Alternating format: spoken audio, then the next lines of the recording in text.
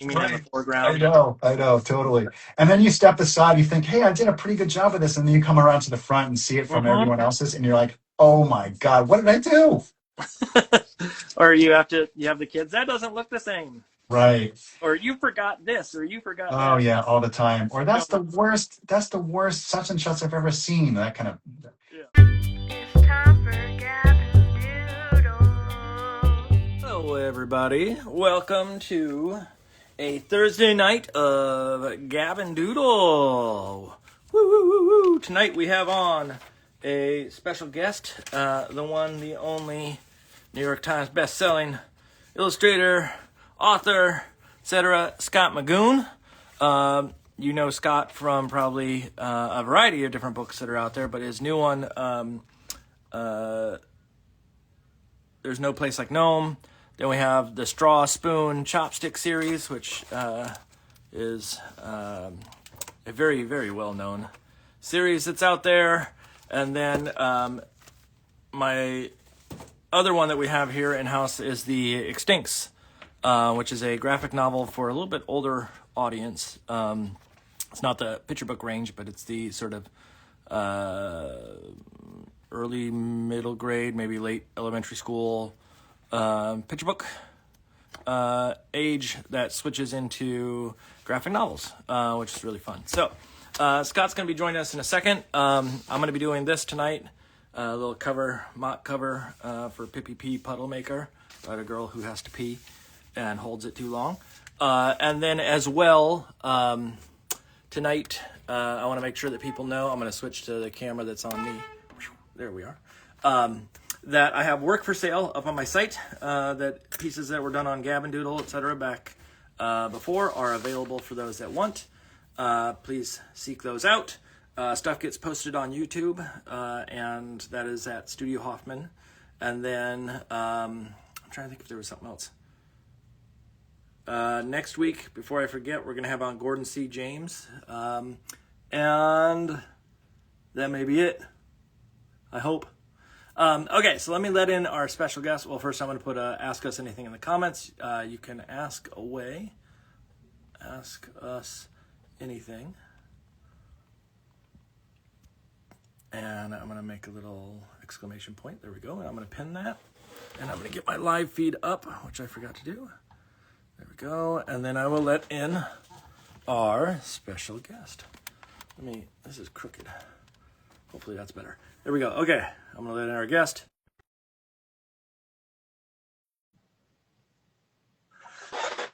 Let's scoot back a little too, as it will tighten up my shot. There we go. hey, Hello, how are you? I'm all right, my man. How are you? I'm doing okay. I know That's good. it's been a while since we've run into each other, I think. It has been. No, it has been. Let me just turn up my volume so I can hear you. Oh, okay. Yeah, I'm not too quiet in the background, but It's just thanks me. for joining us. Oh my God, my pleasure, my honor. I have been following you and your show from afar, and it's weird to be on this side of the production as opposed to watching on YouTube and Instagram. But it's a pleasure. It's an honor. Thank you. I hope Well, we're gonna have a good time. I assume we will. It's post Thanksgiving. It's post some stress. So now hopefully we're in that stretch where we're not quite to the heat of the That's right. holidays yet. That's right. But That's right. uh, I know that you live in the area, and so I've run into you a couple of times. But I know that we run probably in a lot of the same sort of circles. Like I know at one point I think you came to my school to speak in You Aaron's mean class. you mean when we were kids? You mean? No, no, no, no. To Montserrat. Did you come to I know. Montserrat at No, some I'm point? kidding. Yeah. Of course. No, of course. Yeah, no, I was there. It's been a long time, but you're right. I was there Yeah. Okay. and gave a couple presentations. And what a great school. Good students. This was, again, a while ago. They're probably all in the business by now, putting us Yep. out of work. Yep. Yep. But that's okay. That's how it works. And yeah, and Beverly, what a lovely town. It's always a pleasure to get up there. They have a great record shop up there called Soundtracks that I get to regularly and Yep. check out the vinyl collection there. And Oh yeah, you're a yeah, big vinyl. You're a big vinyl head, right? I mean, somewhat. I mean, there's somewhat. I kind of got into it during COVID. Here, I'll show you my collection. It's really small. It's really just right there down in the. That's Can you That's see quite that? a few. I mean, that's you're talking. I don't know. I can't do the math that Couple quick. hundred, probably. Yeah, Yeah, couple I hundred. have I have a in the background when I was in college. I used to listen to vinyl, and so there was lots of like little indie bands and whatnot that I'd get 45s and whatnot. And I don't Yeah, know where my record player is. I don't even know how to plug it in anymore. you've Like, lost all records. yeah, it's all gone. But um, so thank you for joining us tonight. We're big fans in the house. Likewise, likewise. But Thank you. and so for those that are out there listening, watching, can you give us a quick rundown of who you are and what you do? Yeah. I'm Scott Magoon. I'm an author and illustrator of approximately 40 picture books, 2 graphic novels, as you kindly noted. Thank you. And I've been doing it full time for 10 years. This is my 10-year anniversary doing this as a full time author illustrator. I was a freelance author illustrator years prior to that. I was Okay. working full time at Houghton Mifflin Harcourt as the art director and full time as a book designer at Candlewick Press before that. That puts us back about 25 years. So that's probably Yeah. far back enough. I don't want You to don't go want to back. go back any further? I Yeah. don't have to go back to the 1900s, do I? I can stay here Yeah. in the 2000s. And I've been doing it. I've been blessed to be in this job and be able to do this for gosh, yeah, about a little over 20 years total. So Yeah. 15 years doing it, full time, and to some success. I mean, I'm writing, I'm illustrating. I've gotten a couple nice accolades over the years. I don't work for the accolades, but it sure is nice to get those and Yeah. to encourage us to be on the right track. And I've got I don't know if we could shift personal. I've got 2 college age boys now. We're empty nesters. My wife and I are just recent empty nesters as of Oh, September. Oh my God, it's a thing. how's the home gym? Oh God. Unused. No, it's different. We're getting used to it. My wife is much further along than I am. She's just like this is great. They're gonna be back before you know it for various holidays. I'm like I know, and I'm kind of eventually coming around to it. Yeah. Yeah, so that's kind of where we're at on a personal note. And I'm just working on a couple new books here. I've got a one here. It is called. This is the F and G. It's called Bats on the Bus I saw with that one. Allison Jackson. That's coming out next Halloween, and very excited about that with Christia Taviano Books at Little Brown, and working on a book now with the team at Simon and Schuster by Carolyn Perry called Nighty Night. And I'm in the middle of that one. I'd show you more art, but I don't think I'm allowed to yet, so I Mm. can't really show you Keep that it. yet. Keep Yeah, them wanting more. That's what you. Yeah. Yeah. right, Hold off. right, or Hold off. something. They've seen enough. Uh, Yes, yes, so tonight we're gonna draw. We're gonna talk. We're gonna do yeah, all the fun stuff. And I know that yeah. uh, I sort of ask ahead of time if there's a theme or something. But Oh no, no, it's no. It's fine. I showed what I was gonna do, which is a I little love mock it. thing. But do you have any idea what you're Yeah, gonna make? I have some idea. I think I'm going to do a bunch of my characters, and I'm going to do mostly on iPad, but I'll switch it off eventually to my sketchbook and do some drawings in my sketchbook. And yeah, I think we should just dive in whenever you're ready. Okay. I got to tell you, man, this I'm sure you've seen it. This transition, this liminal space between the headshot and the downshoot is the test of everyone. Like this I've is seen it. it. You, Yeah. you have seen it all. Mine's like it's quick. It's a very fast rig, so it's a I question of love it. how people have it set up. But That's the um, thing. Yeah. uh, so iPad. Are you Procreate primarily now? Yeah, I love Procreate. I used to be totally a Photoshop guy. Now it's sort of like, I liken it to Photoshop is like my tractor on my art farm, and iPad is like my car, and I can just go wherever I want with my iPad and just do all the things. But if I need Yeah. some heavy lifting and some Okay. backup and a backhoe, I pull in the Photoshop. But Gotcha. that's a long answer to say yes, Procreate. Yeah. Yeah. There you go. No, it makes sense. I was like, I didn't follow it at first, but now I get it. I get it. Yeah, yeah, It's especially with you having sort of the art director background, sort of like how does that, the reliance on Photoshop in that situation. Then now we're everybody's so mobile with Procreate, and right. there's certain things you can't do on it though. I will say that much. There are absolutely, of course. But there are some things you can't do with Photoshop and Yeah. without a Wacom tablet. So Yep. it's you know, it's a trade off, and you know, everyone works however they work. So Yep. Yep. it's nice that we Absolutely. have these options now. I mean, you know, 10, 20 years ago, we didn't have these options. We had I always joke my reference point for a lot of people is using Quark, and when you could see the Yeah, images, it was just a gray block, and you had right. to hope that it would work. Right, that would work. Oh my gosh, I remember Quark. We used that at Kennewick, and eventually they switched to InDesign. Yeah. Love InDesign. I use it almost every day as well in conjunction with my art and laying out a book.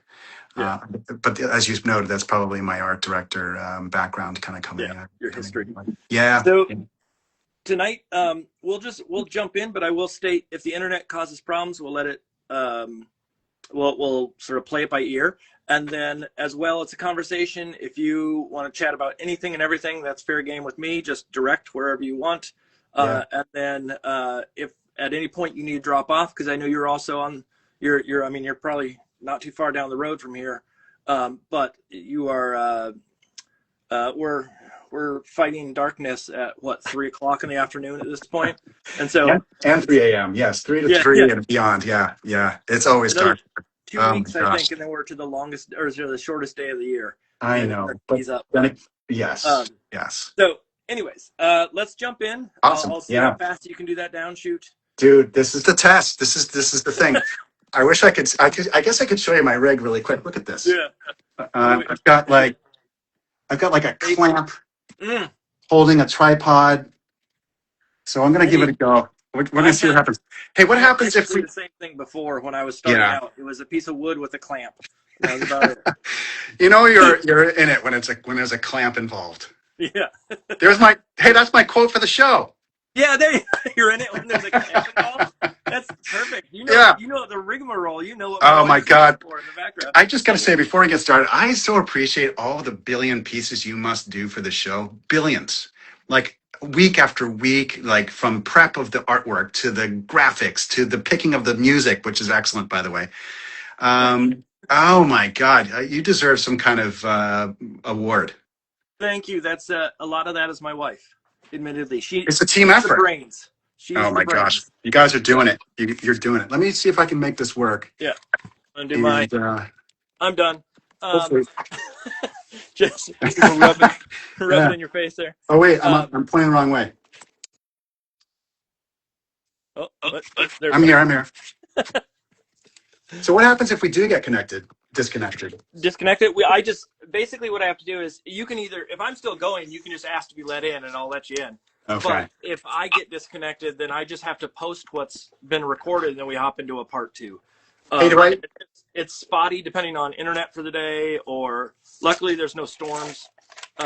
And sometimes it's just Instagram that causes problems. There was I forget who the guest was years ago, where Instagram actually shut down across the country and in the middle of one of the shows, and that was not fun because we didn't know what was going on.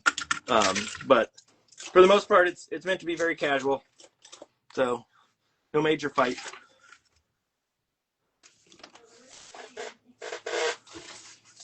Uh-oh. Can people hear me? Oh, I see Oh, what's there we going on. go.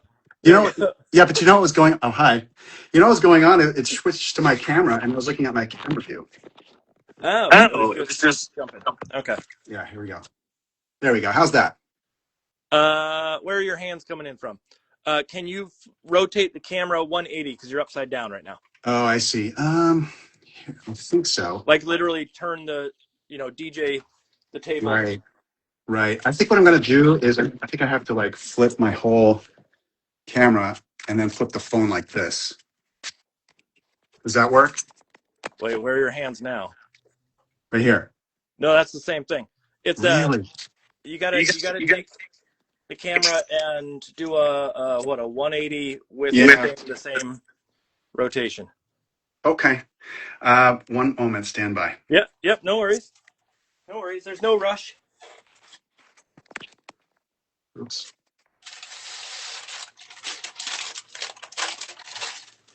I'll watch. I have a feed here that I can watch, so I'm just sort of keeping an eye on it.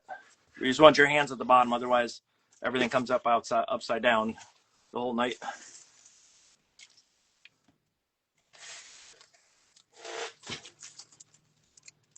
And when you're using a clamp or something like that. How's that? Sideways. Sideways. Yeah, we're getting there. 90 more degrees. Oh my gosh. Now it's the wrong way. This is where your all your skills, your digital skills upside down, all your digital skills throughout the years get put to a test of which way to rotate a camera. Oh my God, totally. All right, I think I'm on there. I think I'm getting there. Oh, that's it. Yeah. There you go. Let me just And zoom then in a you little can, bit. yeah, Yeah. you can zoom in and zoom out with your fingers. You can pinch and do all that kind of stuff on your screen. But that's perfect like that. People should be able Really? to see that. Yeah, that's What good. about if I do this? Is that better? That's better. Sure. Okay. That works great. Well, So, clearly I failed the test. yeah, it's okay. It's okay. We don't shame in this household for that. All right. But Well, let me just say to everybody, thank you for sticking with us through that. this And, is that was appreciated. If anyone is still on. no, they've come to know that it's the amount of people that watch on YouTube and watch after the fact. Hopefully, it's all cleaned up by them. They know that the show actually is operational. So Like the Death Star. I think we're good. Okay. So what I want to hear from you though is just I like to start by asking people a little bit about the background because you do so many interviews, you do so many things with little kids where you talk about sort of your history with art in general. Right. But can you give us a little like taste of you as a kid? Oh my gosh, sure. I know that you like books. I love, how much?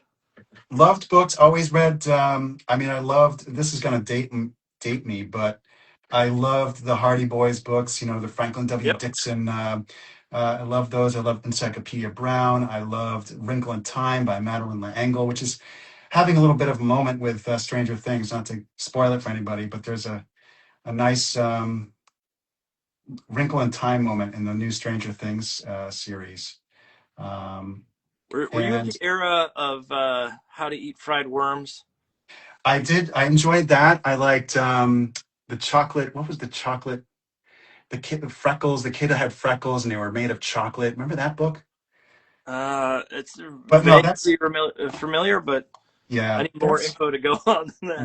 Right. No, it was. I can't remember the name of it. Maybe someone in the audience can chime in the comments. But yeah, it was. That was the era, man. Yeah, and so I loved those books. I loved a picture book called. The Little Red Lighthouse and the Great Great Bridge by Hildegard Swift, illustrated by Lind Ward. And what a gorgeous book about, true book. Well, true in that it's based on a real lighthouse. But it's the lighthouse on the Hudson River. People coming down from the north onto the George Washington Bridge, you can see it down on the right side. Yeah. And it's still there. And it's such a great book, beautifully illustrated. I think of it all the time still. So yeah, I love books, but I also love drawing. And both my parents are very creative. My mom's a florist, and she's a fellow lefty, and very creative. And my like the fellow lefty, as in like the world was against you. You're fighting an uphill battle. Well, I mean, you could say fellow righty for all I care. It's just a fellow lefty, someone that used our left hand. That's all I meant. But yeah, no. Yeah, no, I know. Right. Just right. that idea. It really is. I mean, as an artist, the amount of smeared work that you probably had This throughout is your life. This is why I love the iPads, because there's no smudging of ink on this thing, or charcoal or anything like that. So it's that's a nice little boon. And my dad was very creative too. Still, they both are still with us. God bless them. They are both still very creative. And my dad is an excellent woodworker. Worked with his hands, built several kayaks and restored sailboats. And so this was very much in my childhood, growing up, watching them and seeing them be creative and in the arts in some capacity. yeah.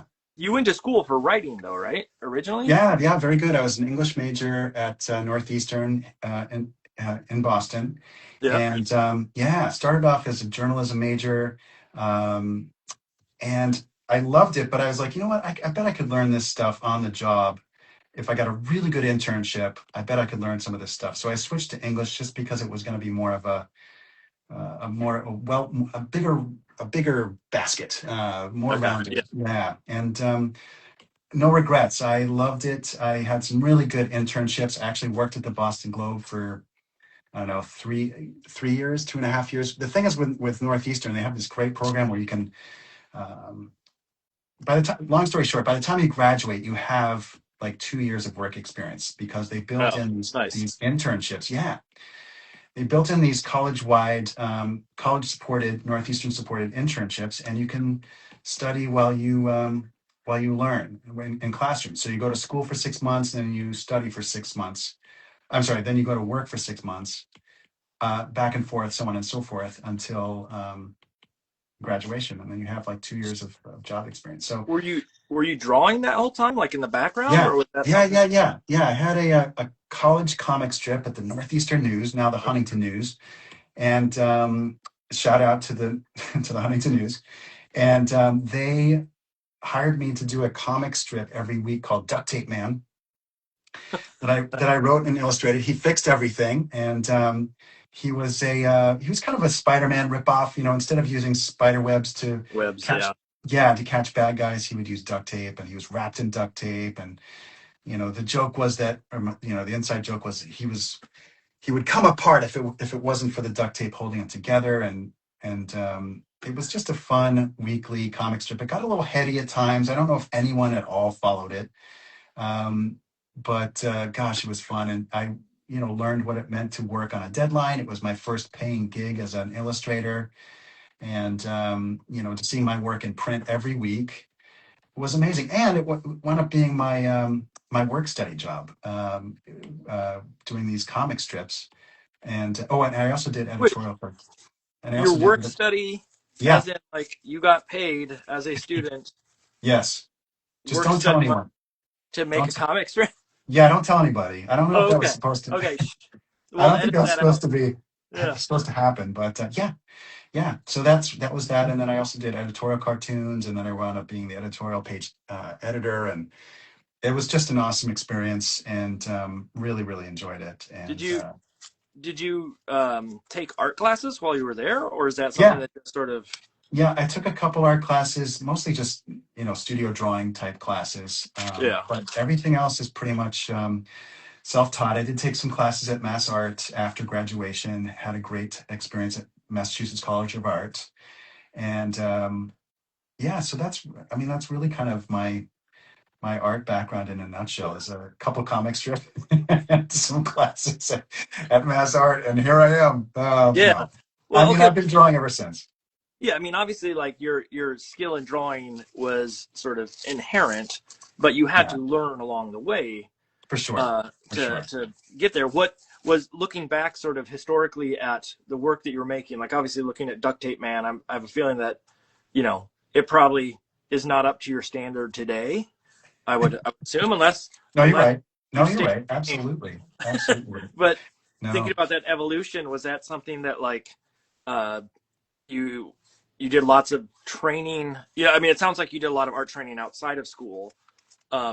for But was sure. that a easy thing to do? Like, was that No. inherently just easy in your background and you got it, or was that something that was a real struggle at that point in time?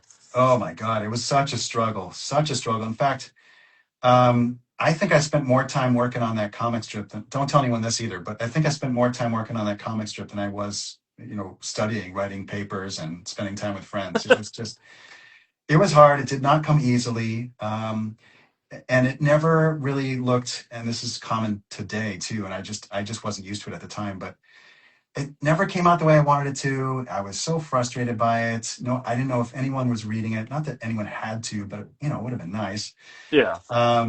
So I kind of gave up drawing for a couple of years, and I went into the .com world and did a lot of web design, which was fine. It paid the bills. I was starting a family, and it was a great industry to be in for a couple of years, and then it all crashed, and Yeah, yeah. I got laid off, and that but that was fortuitous. That led me to publishing. Getting laid off from the .com world led me to Candlewick Press and Fable Vision with Peter Reynolds, and I was there for a couple of years with Peter and as a freelancer, and that was an I amazing experience.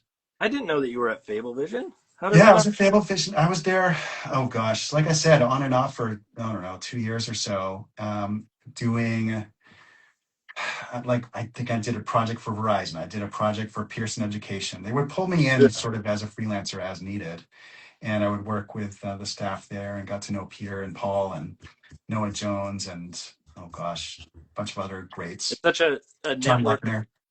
I mean, I was down the road probably at the time at Soup to Nuts. Oh my God, no Coach way. Tom Snyder, and then just up the road, Yes. Big Blue Dot with Scott Nash, and Yes, of course, it's right like there. Yeah. a little hub I of folks that know. knew each Oh, other. oh my gosh, what a farm system to kind of Yeah, get yeah. the next level of the next generation of artists going. And they're all out there, like Renee Carilla from I Fable. know. I just saw Renee on Sunday. What a delight. Oh, What a was that great with artist. AJ? Yeah, it was. I saw Yeah, that I you was had him on. host. Yeah. He's a former Montserratian, or is he still? He taught there for just a little bit when I Yeah. was the coordinator of that program, and now he's in a crit group with me, Oh, or is I'm he in a crit cool? group with him, one way or the other. Great guy. Um, but yeah, no, he's lovely, and He's the he used to best. work at Soup to Nuts back in the day for a I while didn't know as that. well. There's a cohort of kidlit folks that have rolled through Yeah. those doors of those three companies, because they're all right down in that, like, literally 5-minute drive from each other. Yeah, I know. I would have. I tried to get into both Soup to Nuts and Big Blue Dot, and it just never came to pass. But fortunately and faithfully, I got to work at Fablevision for a little Yeah. while. And Well, that's not like it's a low tier of any not at sort. all. This No. is amazing. I went and I interviewed at Big Blue Dot with Scott Nash back in the day before I Yeah. ever knew who he was. Really, it was sort of Right. through recommendation. Now I'm like, oh, that was Scott that I actually talked to. Right. Now I know Scott, Right. so it's not like it's a Right. Another big great deal. guy. But yeah, we're all interconnected in some way. All So right. Yes. I want to go back though real quick and talk Yeah. about sort of making and the artwork side of things. Sure. The idea that you hope and you pray that people see your work, especially in that early stage.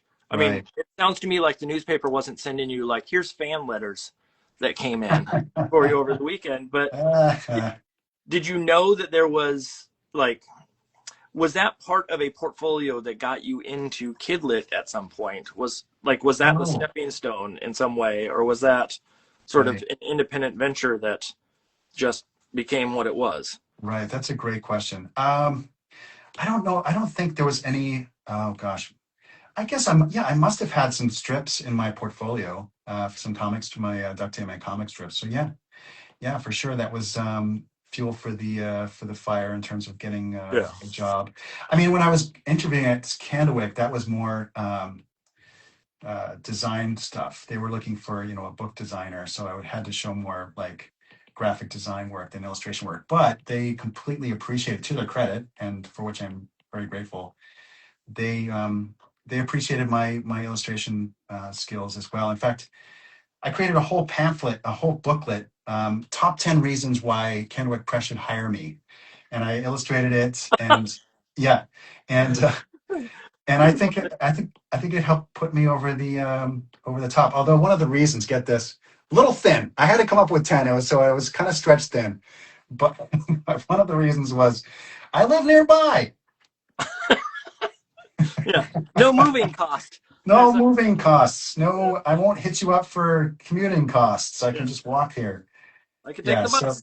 I Yeah. can take the bus. Yeah, not even. It was like it was crazy close. But That's a fun idea though, of like, yeah, there's always those, the interview questions of like, what are your strengths, what are your weaknesses, and the standard sort of fare that you get in an interview. But to have someone make a book specifically to say why they should be the one, and right. it's bound or whatever it may be, is such a funny a funny concept. Do you know? Thanks. Did you hear from them afterwards, like what they thought of that? They told me right as I was sitting there talking to them that they thought it was great, and we actually, I think Chris Paul and I, Chris was the art director at the time, and Yeah. later my boss, but I think we went through it and just like spread by spread and kind of took a look at each drawing, which is something, I didn't really know at the time, but it kind of was part and parcel of what we did as designers at Kennewick. We would go through each illustration and just kind of talk about it and analyze it. And that's kind of what she did with my little booklet. So I really appreciated the time that she took. Um, I remember not setting it up in Quark, and it was I think I set it up in Illustrator, and she was like, "How are your Quark skills?" And I'm like, "They're great." And Yeah. I didn't know Quark at all, really. So Yeah. Run that home and was study up. I did. That's exactly what I did, and it all worked out. And it turns out that everybody hated Quark. It was just a crappy program. No offense, but to any Quark fans out there, but it was just so kludgy. I don't know. That's just me. I John still Quark is prefer. watching tonight, so you got to watch your mouth. Yeah. I You got mean, tuning might in. be. Yeah, might be. I'm such a bigger fan of InDesign. Sorry, I think it's just so much easier to use. What's the PageMaker? Is that the other one that Yeah, was? yeah. PageMaker, Aldis, I think used to make that. Yeah, back in the day. Yeah, way back when, that I mean, now 1900s again. there's like free online things that are akin to InDesign, but I just think probably for you and me, we grew up in an era where Adobe was the the mainstay, and so that just became our bread and butter. Like Yes, I know those more than any of the other programs that are out there, um, yes, and I rely on them to do the heavy lift. Like you said, right. they're not flexible in the sense of being able to walk around with them in the same capacity, but No, not at all. Not they at can all. lift a heavy weight if you need. Um, Right. so I'm wondering a little bit like the art director moving into that art director role. Yeah. Um, I mean, obviously you had some interest in narrative work, you had interest in books and things of the sort, Hmm. but did you know at the time that like was because a lot of people will get into art directing or into careers at studios with the Right. intent to sort of get a foot in the door and hopefully figure out how they can, bring about their own narrative stories to life. Right. And was there a moment there thinking about sort of historically, were you looking at it going, oh, this is my opportunity to get my foot in the door, and then maybe someday a book will come out of it, or was that Oh, something? definitely. Oh, yeah, 100%. I knew that I hoped that the book design, as much as I loved doing the book design, I really knew it was going to be a means to an end. It was sort of a stepping stone to hopefully making connections in the industry and making connections, yeah, in the industry to eventually do a book. And that's kind of what happened. I had been working there for a couple of years. I was at Kennewick very long, maybe 3 years. And it was probably my, second year in, and I'd been working with editors day in and day out for all that time. And one of the editors, her name was Carol LaRoe, and she is still an author and illustrator out there working, creating books. And she was I don't know, a collaborator on books at Yeah. Kennewick. And sorry, I'm just trying to focus on this here. And she came up to me one day. She's like, "Scott, do you know any? I've just got a book signed up with Harcourt. Um, do you happen to know any illustrators who might be interested in it?" And she told me a little bit about the story, and I'm like, "Oh wow, that's amazing! Congratulations! I'll think about it." Because she would always come up to me and ask me in a Candlewick way, or a sort of in the Candlewick universe, "Do you know anybody that can illustrate this Candlewick manuscript?" So that's what I thought she was doing. So this was a Friday, and by like Sunday, I was thinking, "Holy crap! Is she asking me if she wants me to illustrate her manuscript?"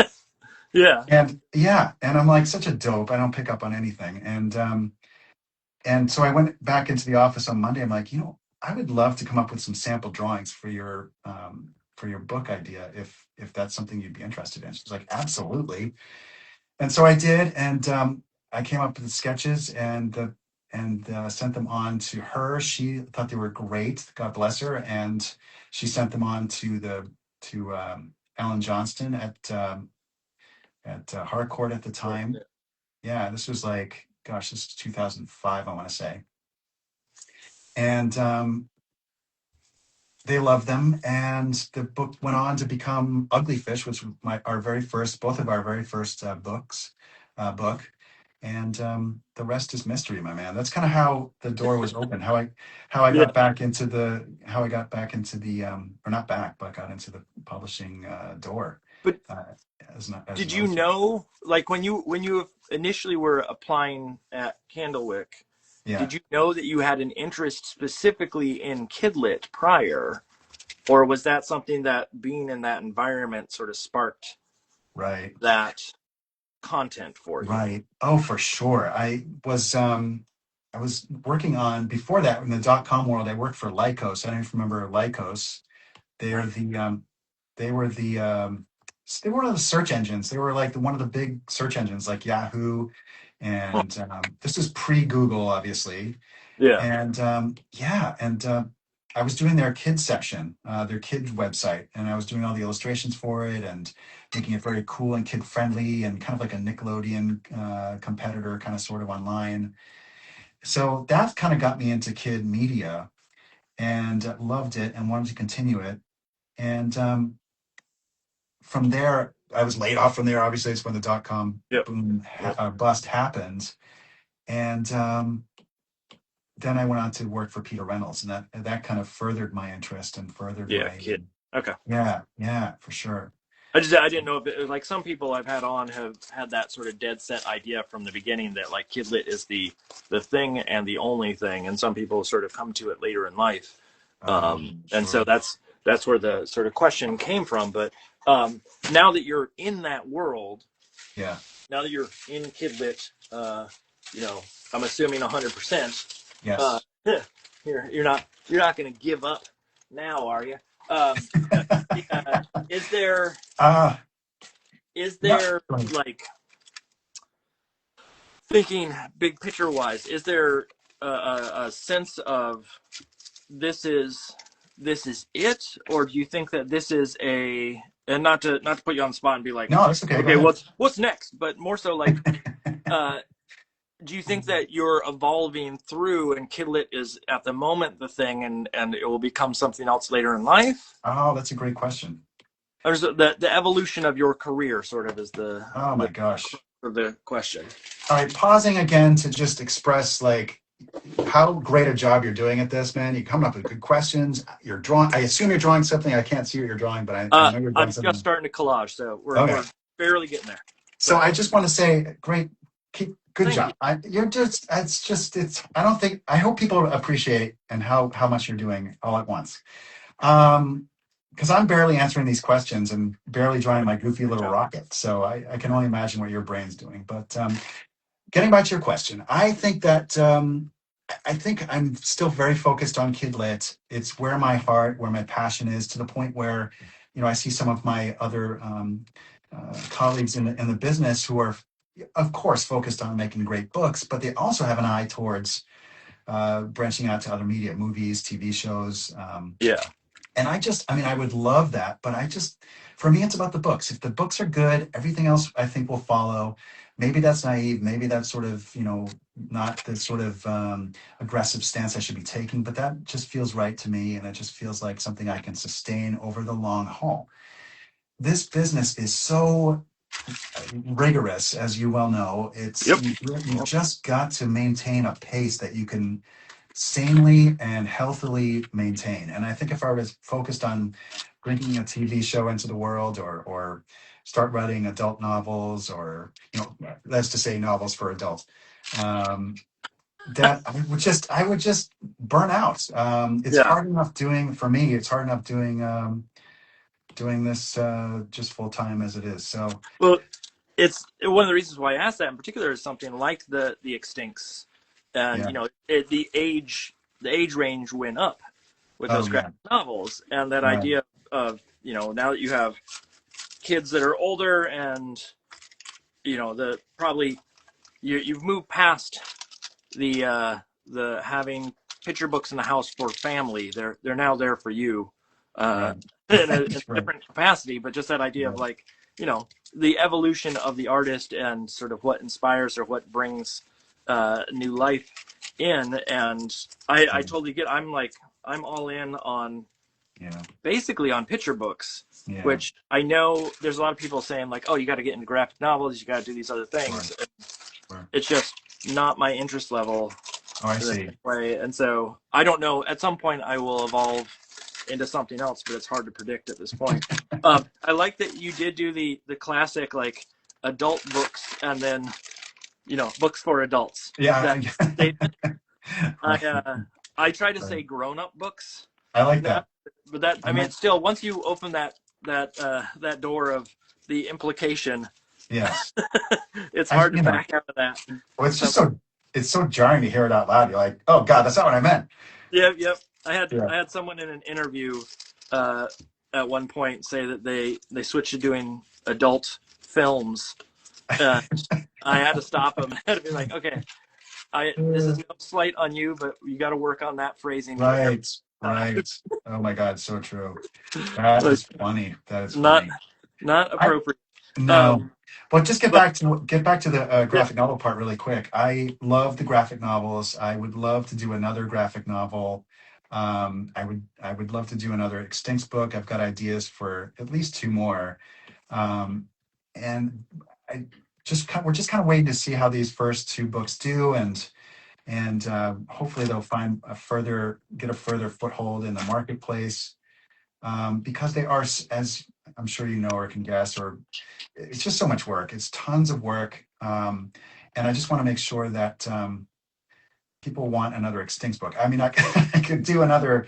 I have some ideas yeah. for other graphic novels, but I don't want to put something out there that no one's like really clamoring for or wants. I mean, I don't know. Maybe that's Let's short. Maybe that's short-sighted. Maybe I should just do whatever the hell I want as an artist yeah, but and all I that. think But the argument can be made that it's a flooded market, and you want to make sure that you put out quality and not just yeah, yeah. more because There you you know go.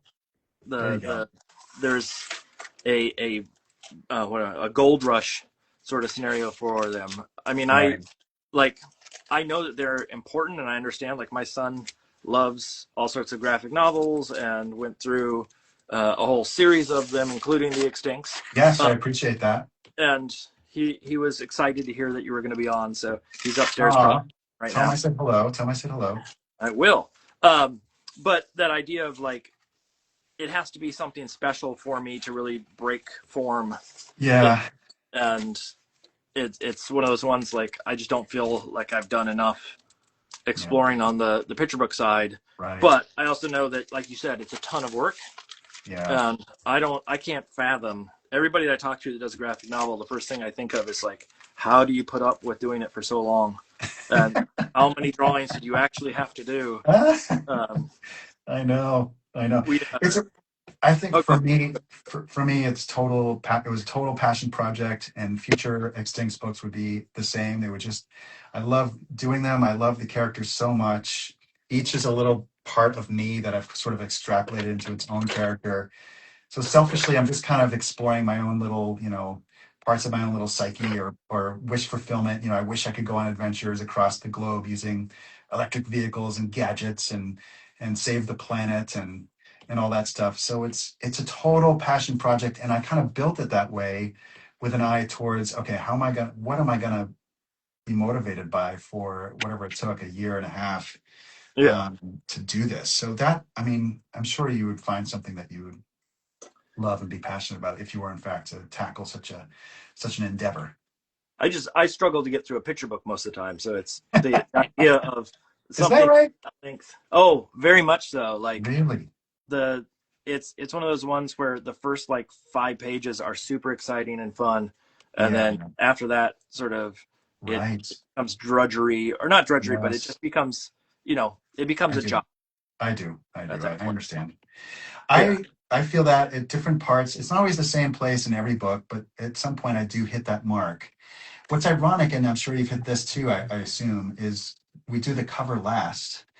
Um, and that's like, arguably the most important part of the book. It's what everybody sees first. It's what's online. It's what's on the library shelf. And usually when it's time to do that, I'm so burned out on the book. I'm like, oh my God, the cover. I Yep. can't even. So hmm that's kind of like so ironic that we have to face Well, that. have you ever done an educational book though? Because Um, educational books require it first thing. Oh, really? I haven't. Yeah, no, there are a Okay. couple of books that I've done where they've wanted the book cover before you actually even start any of the Oh my interior, God. Oh which my to me God. is, I understand the sentiment of like you're more excited about it at that point, but it also Right. becomes really dangerous because you set a tone that Right. you may not be able to maintain through Right. the rest of the project, and so that Right. becomes a danger zone of some sort. Right. Um, I saw a great quote on one of your recent videos. It was like the sketches write a check that the final art can't cash.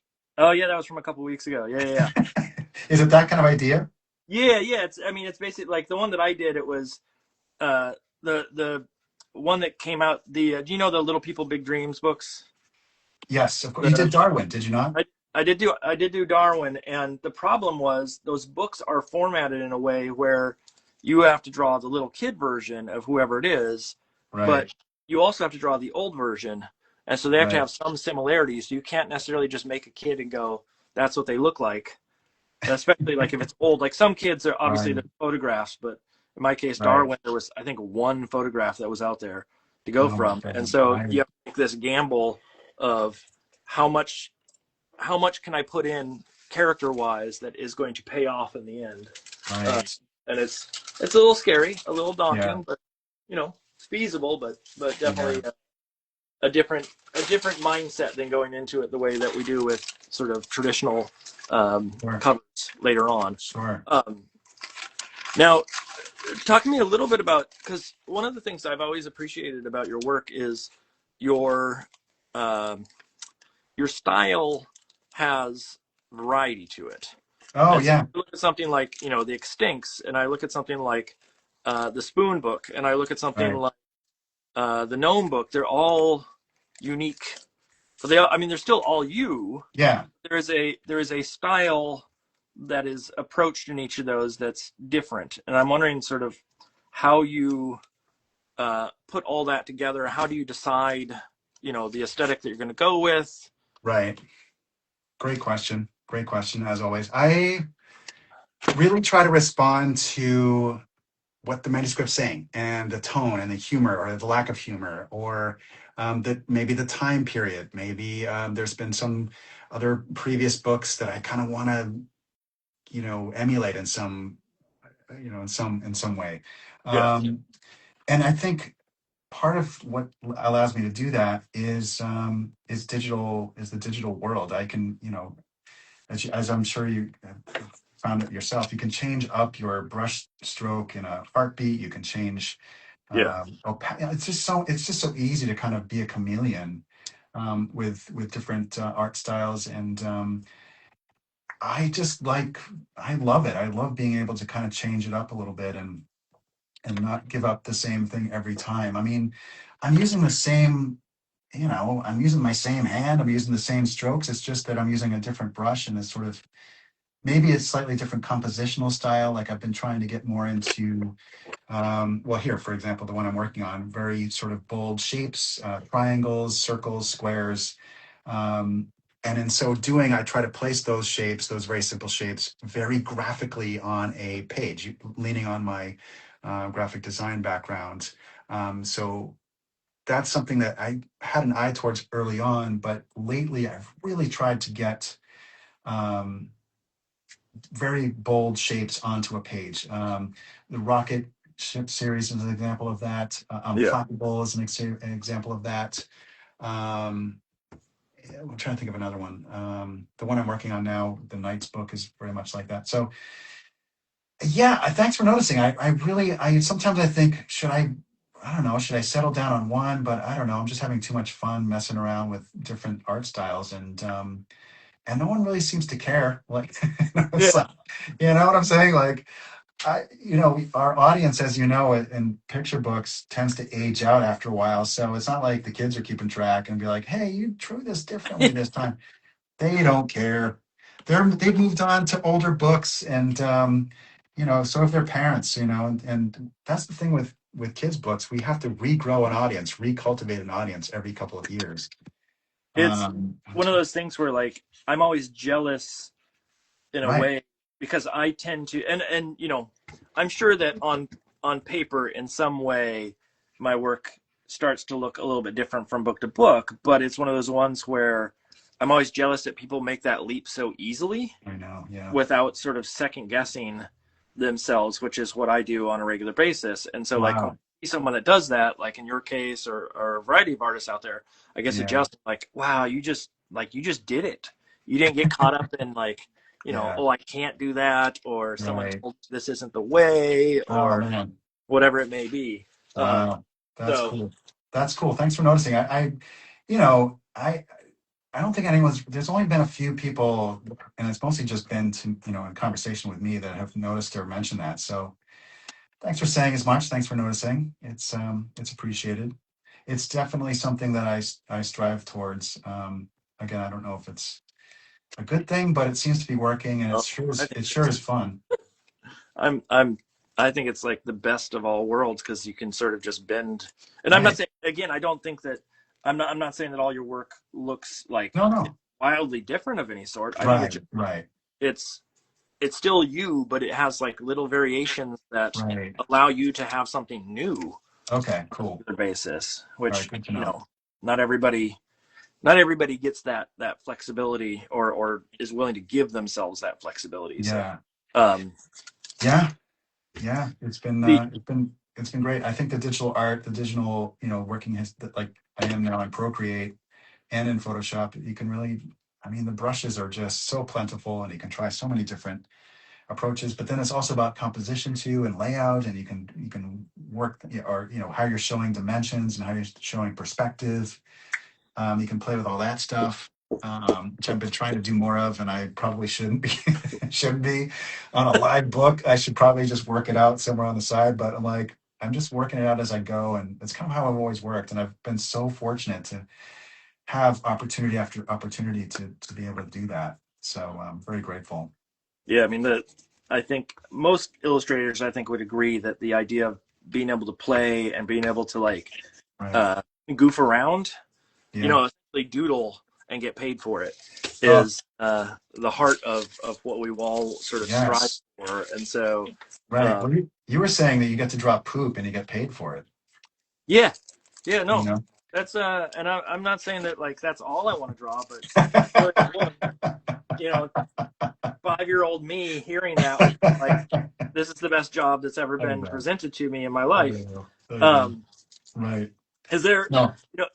thinking about style, is there a process that you went through, like especially when you were starting out, or that initial book that you did while you were at Candlewick? Was there Yeah. a lot of like trial and error at that point, or were Oh, you sort of locked in on a style for the most part at that moment? yeah. For Ugly Fish, that was.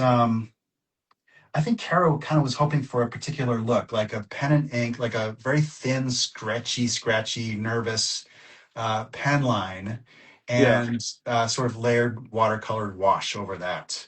And I tried to do that. I did all the line traditionally with a. I think it was I don't know if it was a crow quill, but it was a ink and pen. And I tried to do straight up watercolor, but it just could not do what I wanted it to do. And so I just went into Photoshop and did it that way. So I scanned in the artwork. I'm sorry, scanned in the line work, and then colored it digitally. So there was a little bit of experimentation, yes. Um, but I just kind of, I don't know, just kind of went for it because Kara kind of gave me that initial, hey, I really like this kind of a look. I'm like, all right, let's try that. So that kind of yeah, got me going on it. Yeah, that was a super fun book. I think I recently, like in the past, oh gosh, I don't know, a couple months went out of print. Unfortunately, get your copies now. yeah. There's, that's always I did get one email at one point of like, yes, it went out of print, and one of the books, and like it was shocking a little bit because you always like I just always under the assumption that it sort of would sit out there for as long as I know, time, and then all of a sudden it's no, now I have a finite amount of those books that are out there. I know. Isn't that And something? Isn't that? I I hope know. I hope that people get to see them, or I I covet know. I covet my author copies a little bit harder than what I would Same. Yeah. previously. Same. Totally. Yeah. Yeah. Hey, how's your piece coming along? It's slow and Yeah. steady. Yeah. It Good takes man. time. I'm trying to figure out. I'm in this moment of trying to figure out sort of aesthetically what I want to do to loosen up more than what I have been. Because I feel like Yeah. I've been sort of the same piece, just different variations on it, Yeah. variations on the theme. And I want Hmm. to play a little bit more with line, and I want to play a little bit more with some sort of approaches that I come with to the work. And so I'm trying to figure out sort of aesthetically what's um, the range that I want to play in. And so hopefully tonight we'll figure that out All somewhat. right. All right. It, it's a gamble. Yeah. I don't I really like know it. until I see it, sort of situation. I like Um, working with that. so with all the books that you've done, Yeah. and the what'd you say, 40 something? Is that right? 40 picture Coming up books. on 40. Yeah. Hmm. Can you name them all first of all? Are I we bet I probably could come very close. Yeah. really okay? Yeah. I'm at I think I'm at like 16 and I forget a couple of them every single time, Oh, or I wow. misname them because they've gone through different stages of titles in Yeah. the process, Oh, and so I sure, call them the sure, wrong thing, etc. sure. But are there ones in particular that sort of stand out to you as your, not necessarily the most uh, glorified version of, the one, not necessarily the ones that win awards all the times, but the ones Right. that you sort of saw as monumental in your evolution, Oh, wow. that changed your thinking about picture books and Right. just Oh, well, the easy answer for that is Rescue and Jessica, A Life-Changing Friendship. And that was my only sort of book so far that's kind of loosely based on a true story. And it was written by a husband. You may know this story. It was written by a husband and wife who were gravely injured in the Boston Marathon bombing. oh yeah, yeah, yes, And they wrote a picture book loosely based on Jessica's experience, as she sort of adopted a service dog to help her navigate her days post bombing and kind of being a double amputee, below the knee amputee. They both wanted to write a book because he had lost a leg a leg below the knee as well. They wanted to sort of demystify life lived with a handicap. They wanted to, explain to the world about service animals, service dogs in particular. So it really was on a little book with a huge mission, and I couldn't have, been more grateful that it kind of came to pass because you may know I was running the marathon the year of the bombing, mm-hmm. and yeah, and I saw both bombs go off, one in front of me and one behind me, and my family was there as well. So it was just a big, nasty experience. And for years, I wondered, what was I doing there? What was the point of me being there? It was so dangerous, and surely I can make something useful out of this experience. And for years, I was just kind of put it aside and just didn't try not to think about it too much, in terms of how do I make it right, um, until Candlewick called, because they knew that I had run that year. They knew me because I worked there for so long as a book designer. Um, they knew that I ran the race.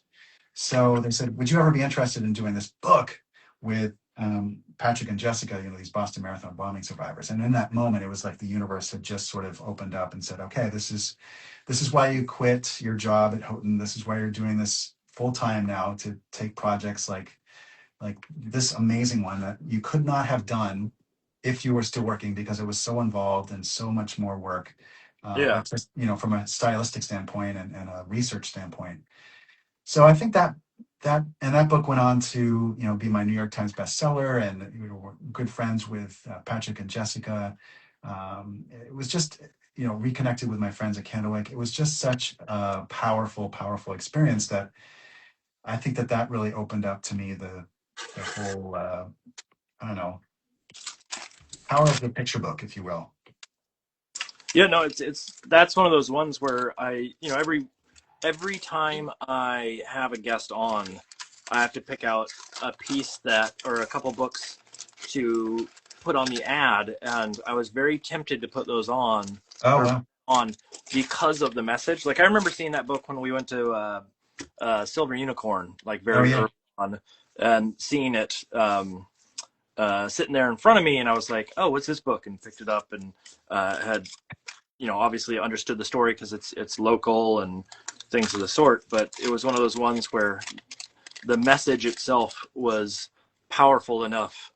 And then for those that don't know, my wife will probably, I think she's probably okay with me saying this, but she has some physical limitations as well. Okay. And so the idea of a book that has that kind of message and that kind of power is a good thing to work on. And I can imagine that you probably have had like many, many heartwarming stories fall in your lap from book events related to that. Absolutely. What have you. So, yes. And as have they, and rightly so. I think it was such a therapeutic experience. I mean, it was for me, so I can't imagine for them, going through what they went through. It was just such a therapeutic experience for all. Hello, everybody. I guess this is part 2. Instagram just quit on me. It straight up, it sounds like people had noticed, but I hadn't noticed, and then all of a sudden it literally just crashed. So I'm going to try to get our guest back in here real quick. It's going to take me a second. I'm not sure what exactly happened, but it just stopped. We are going to, one of the things that's going to happen over the next year, at least, I'm going to start looking into other ways of live streaming on multiple sources. But let me see if I can get our guest back in. So Scott, if you're watching, let me see if I can get this. He may be in the middle of a story, talking to us as we're going here. There we go.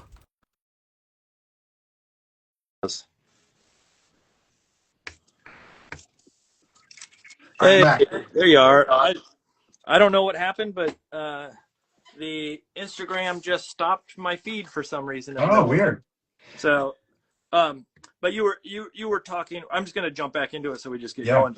So you were talking about working with Amy and the start of that book.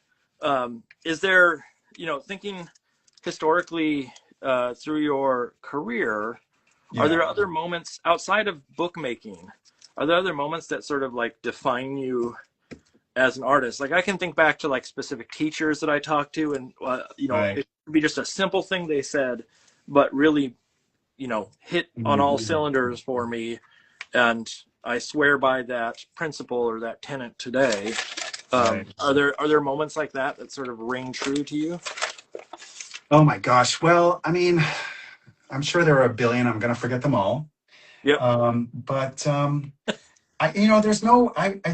People ask me in my school visits something along those lines, and it wasn't any really one big moment. It was just it was a billion small moments that.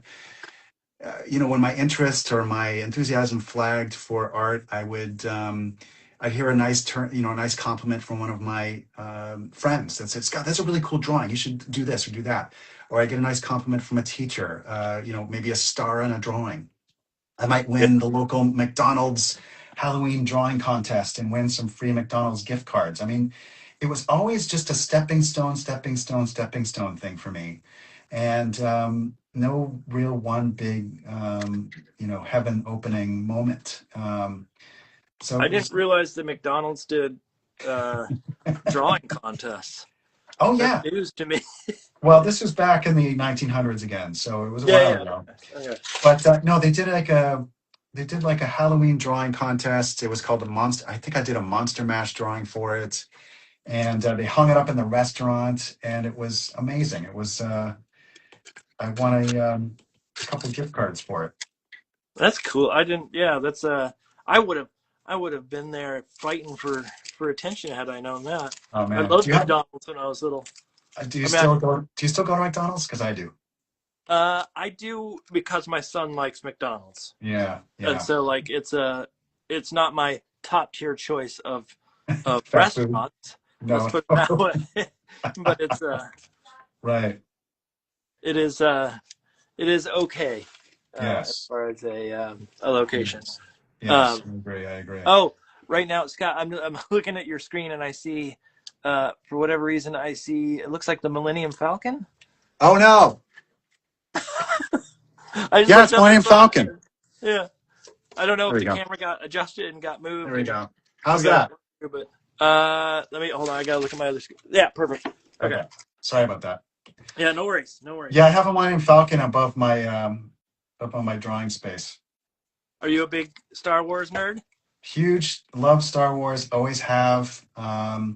Have sort of fallen off a little bit lately, but I still love it. How about you?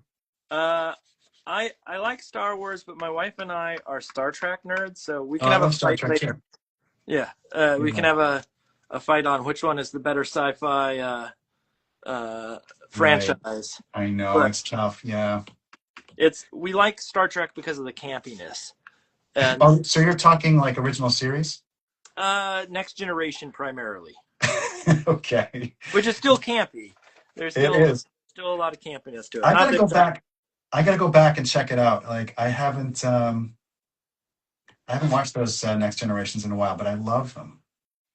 it's it is worth a viewing. Yes, if you have not seen them in Okay. ages, especially Okay. because they did not age well Oh, really? as time goes on. Not because Oh of like no.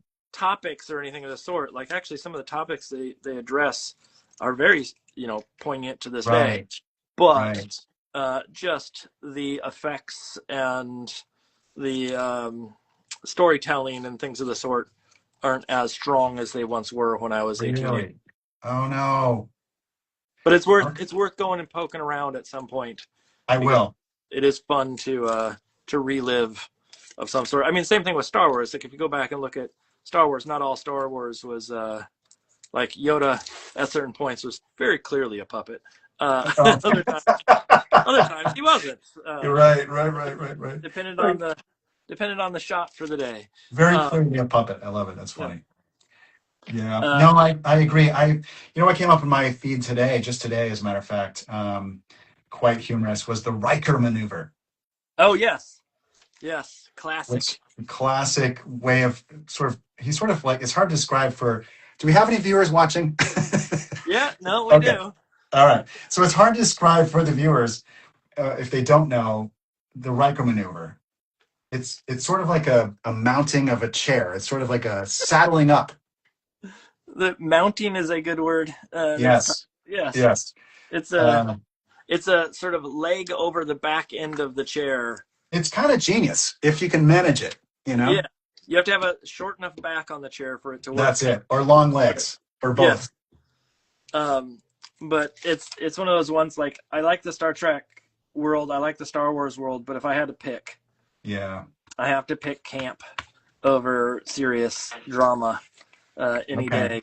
Okay. So, But uh, surely there are parts of Star Wars that are campy enough for you, like there definitely are.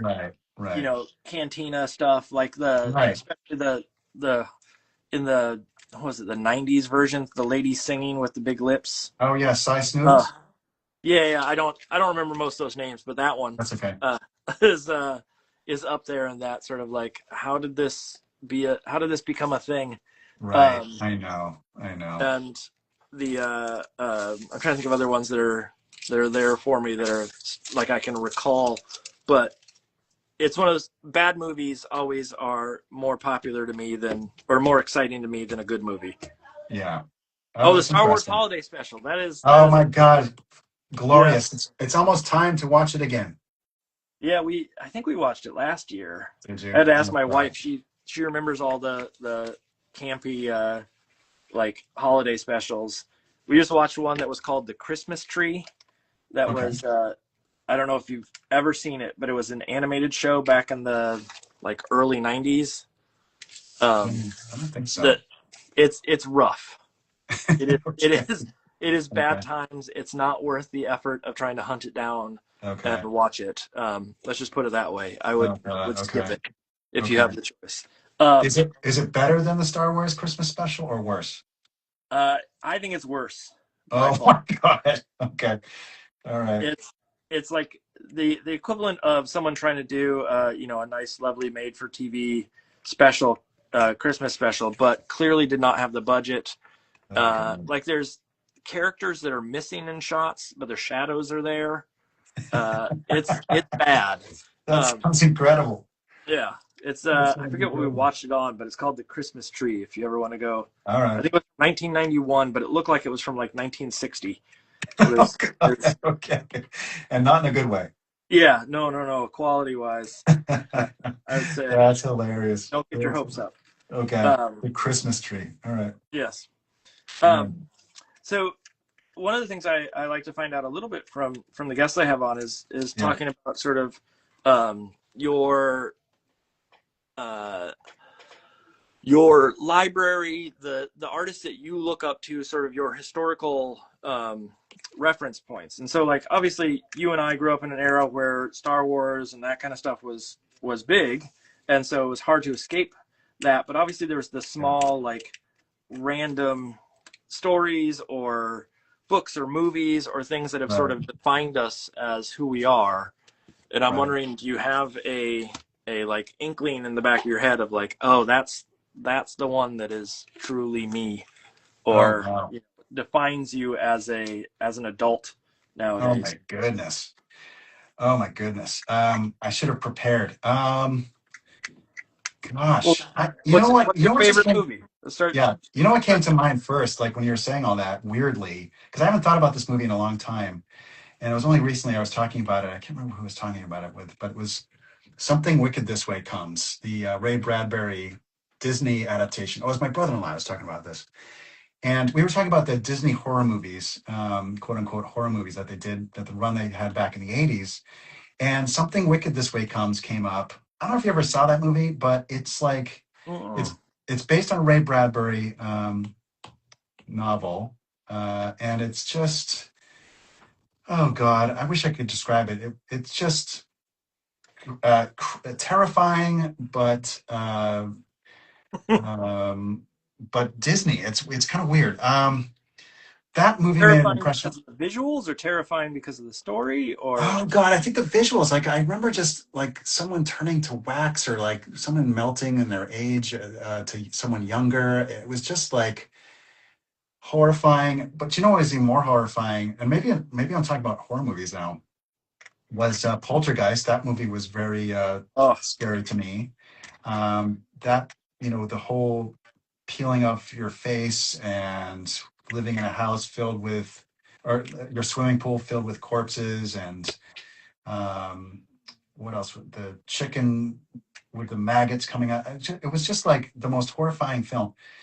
And I probably saw it when I was in fifth grade, so it was very formative time to do, see to do see you have that. older siblings? I don't. I'm the oldest.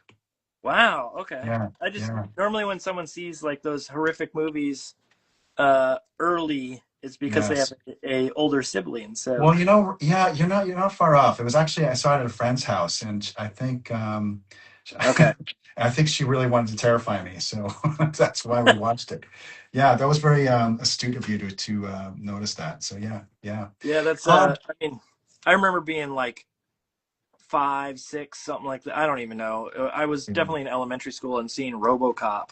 oh yeah. Um, the initial scene with the hand being blown away. Oh God, Like horrible. there was some horrifying things in that movie that I saw at way too young of an age. Yes. Um, Yeah, both all the RoboCop movies are very violent and oh yeah, disturbing in their way. yes, Yeah. more Uh, so more so than Let uh, on. they should be. Yeah, yeah. No, I It's totally agree. That's a great point. I was really into Hitchcock movies too. That was a big thing for me, especially in college years. Loved Rear Window. That might be one of my favorite movies ever. mm, that's up Um, there for me too. yeah, it's just so good on so many levels. I mean, the sets, the actors, the story, the fact that they're looking out. Jimmy Stewart's character is looking out at um, potential paths his life could take. Every window is a window into different ways his life could go. Just that kind of level of stuff in that movie really geeks me out and really inspires me. Have you seen the Christopher Reeves I one? haven't. No, I should. Is it any good? I have seen clips of it. I have not seen the whole thing because Okay. I like the Hitchcock one Yeah, same. clearly, and I don't think you can beat it. Right, I agree. But it's one of those ones that, like, from what I remember seeing the clips, is definitely not it doesn't live up to Okay. what it should be. Let's put it that Okay. way. Yeah. So I won't go out of your way to Okay. let that one down. Um, but it's it's a known piece. Right. I might actually start over. I'm not feeling this one Oh, yet. wow. Okay. Yeah, I know it's already an hour in, and I might make the leap of faith and do a whole new piece based on the same thing. Well, I'm But going to switch over to my sketchbook and just start sketching a little Bigfoot action. So maybe you and I have a little energy yeah, switch up. yeah, a boost. Yeah. Uh, it's one of those ones where like aesthetically, I'm just not feeling this Oh yet. man, So it's time to make that leap. I blame There's myself. let me ask you. This is a good question that sort of relates to that in the sense of when you are struggling, when you are having a hard time Yeah. with a piece. I mean, I think there's two mindsets. There's the mindset of just see it through and go, you Yeah. know, this is if I just keep going, I'll figure out something. But sometimes there's a point where you gotta stop and reassess. And I'm wondering 100%. sort of how do you know when a piece is working? How do you know when to stop? How do you know if it's, you know, salvageable? Right. That's a great question. I always, God, I want to say always, but I hit those points on almost on a daily basis, and because because it does happen on the regular like that, I have that voice that says, "Okay, let's put this aside. Let's let it cool off."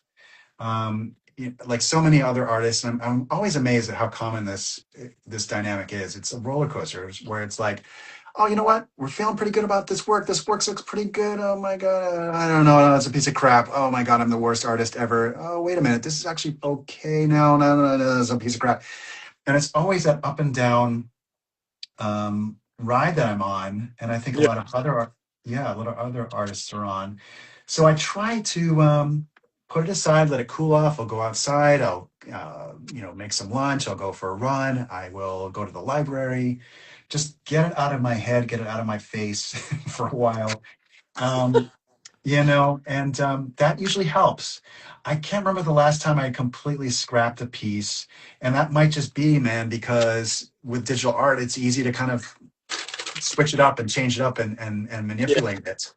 Whereas for something like you're working on, you can't really do that as easily. So I can't remember the last time I chucked a piece whole cloth. There have certainly been retrofittings and patches made over over a piece, Yeah. but I never have thrown something out whole cloth. I don't think not in the past couple of years anyway. Is there oh, by the way, there is someone in the chat, Okay. uh, Beckett Magoon, Oh yeah, good who old Beckett. says, Oh my uh, man. let's see, can I ask how Scorch is? I'm assuming you know who this person is. I do. That is my. I guess it's okay to say, but he's my nephew, and he's dialing in from the great north, up north, and it's great to hear from him. And he's an artist too. He likes to draw. He likes to create. So I'm glad he's joined us, and I hope he When, sticks. when you say Great Sticks North, around. what does that mean? Like Canada? Does that mean? Oh, What? sorry. I didn't want to give away his location too Oh, okay, specifically, but okay. No, no, no. You don't have to give away. But it's just but yeah. when I think of Great North, I think of the Great White North, and then that immediately becomes No, oh Canada. no. North of us. Let's put it that way. Okay, okay, Yeah. gotcha. Yeah, Yes. we don't need to dox That's your nephew. right. That's right. That's right. Oh God. Not Well, hello, Beckett. Hey, Beckett. How you doing, my man? Good to see you here. with I forget what we were even talking about now. Oh, we're Was talking it? about throwing stuff out. Oh yeah, yeah, yeah. Thank you, thank you. I mean, obviously that idea of you can continue on digital stuff and you can hit undo, as many times as your Oh, cache will let you. right. But how do you know when it's like there clearly has to be some moment when you're working that you go, oh, this is Yeah. like the direction. I don't want to say that, Right. rather than looking at it in the sense of when do you quit, but Right. rather when do you keep going, or how do you know that something's going to work Right. out, um, and it's a path worth pursuing Right. in that same capacity. Right. I think it's just, I think a lot of that sort of confidence and that sort of knowing when to know comes with experience. I don't know if there's a good, it's been so long since I've, just started out, but I just know when something is salvageable, when don't give up on it. You just need more time with it. You need to work on it. You need to work it. It's just a Yeah. sense I think that I have. Not to sound too woo woo, but No, yeah, that makes total sense to me. I mean, it feels right yeah, is probably the best answer to that sort of yeah, question. yeah, yeah, Just some people have like distinct like, well, it needs to do this or it needs to, like there's certain goals they set ahead of time that all of a sudden if it doesn't meet those goals, then oh you God, got to keep going. But yeah, I'm no, always of the mindset if it makes me smile, then I'm going the right direction. for sure. Yeah, that's kind of how I feel about it as well.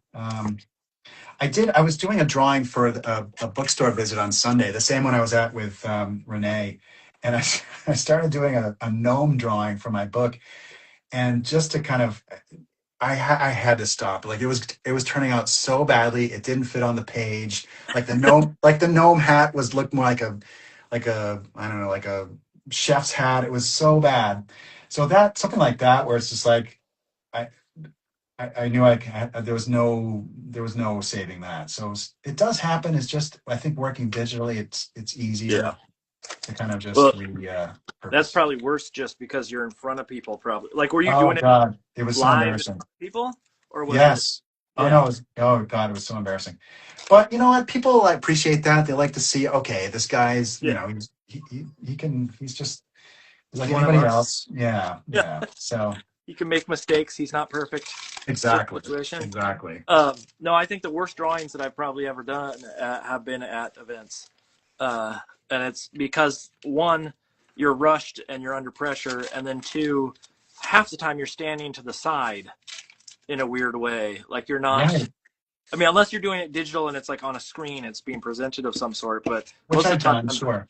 yeah, I'm standing at an awkward situation. And so I can't really even see 100% where stuff lines up. Or, you're trying Right. to manage a little kid that's screaming in the Right. I foreground. know, I know, totally. And then you step aside, you think, hey, I did a pretty good job of this. And then you come around to the front and see it from Mm-hmm. everyone else's, and you're like, oh my God, what did I do? Or you have the kids, that doesn't look the same. Right. Or you forgot this, or you forgot Oh that. yeah, all the time. Or You know, that's the worst such and such I've ever seen. That kind of, yeah. which doesn't happen often, but when it does, you're like, oh man, come on. Half the time when I do those events, I tell the audience ahead of time, I have not drawn this character in however long, to give Right. them that warning that this may not be exactly what you expect it to be in the Right. end. Because Exactly. it's been 2 years or more since I've Right. last drawn that character on a regular Totally. basis. So Totally. good luck. Good luck if this thing's going to turn out the way you I want. know. I know. Um, Now Yep. you do a lot of school visits and stuff, right? I have been doing a lot of school visits. I love them. It's a chance to connect with the audience for whom I'm making these books primarily, which is young readers. And it's I mean, it sounds like common sense, but there's so many gatekeepers that keep us, kind of separate from our readers. It's nice to go on a school visit and meet the readers of our books firsthand. And everybody loves a school visit. Everyone has a little time off in the day. The students have their time off with me. The teachers get a little time off. Mm-hmm. I'm recharging my creative batteries, and like I said, meeting with the kids. So everybody, it's just a great vibe. I think at school visits, I love them. I think it's one of the best parts of my job. And I mean, don't get me wrong. I get nervous and dread them moments before I go on, Yeah. but once I'm on and kind of doing it, it's awesome. I love it. I love it. Do you have a routine of sorts now that like it's easier once you get going, or is it sort of you wing it every single time at this point?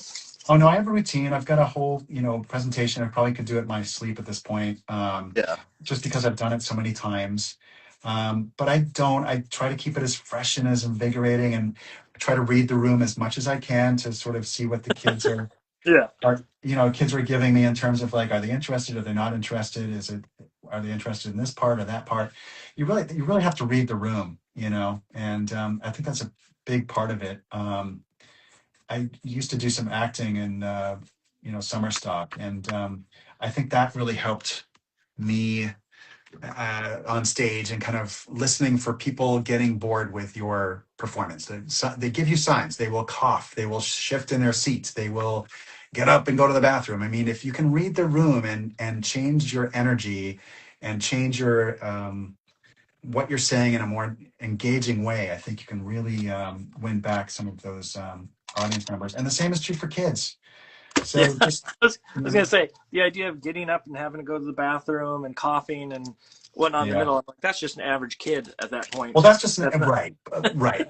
That's just an average kid. So they will fidget, fidget, fidget, and you yeah, have to kind of read that and just be like, all right, well, let's see if we can change it up and give you something else or something new to think about or look at. Or so I don't know. I think that's a huge part of being a successful presenter to children is just being able to pivot and kind of keep the energy yeah. at a place that they find interesting. I mean, that's the trick.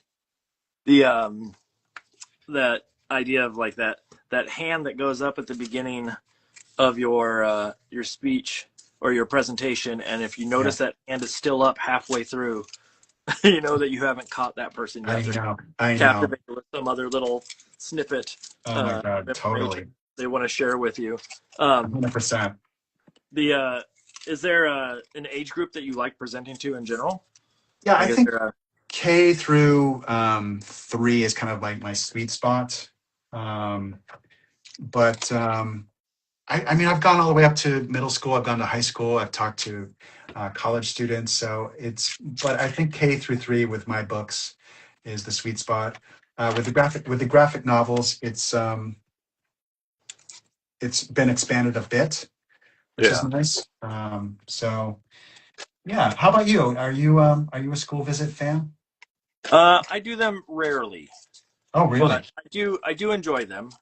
Um, Part of the challenge that I have, and this will probably make sense once I say it, is I'm so used to speaking in front of college age kids. Right. And so like there's a disconnect that I have to somehow navigate Right. of I use terms that I'm so used to just saying in the classroom, and then I have to correct myself and say, oh, they don't know what a publisher is, or they don't know, what an art director is. And so I Right. have to backtrack and say, okay, I don't Right. actually make the books. There's a company that makes them, and Right. I send my stuff to them, and blah blah blah. And so there's a little bit of me having to correct in some capacity, but I do enjoy it. Right. But that's a little bit of a challenge. And then I have I mean, what you said was absolutely true in the sense of the teachers enjoy it because they get a little break. Oh, totally. They can tune out. But I always in the back of my head think, oh no, they're watching me, judging me, going, hey, he's not as good as the last guy that was here situation. I know they're not, Right.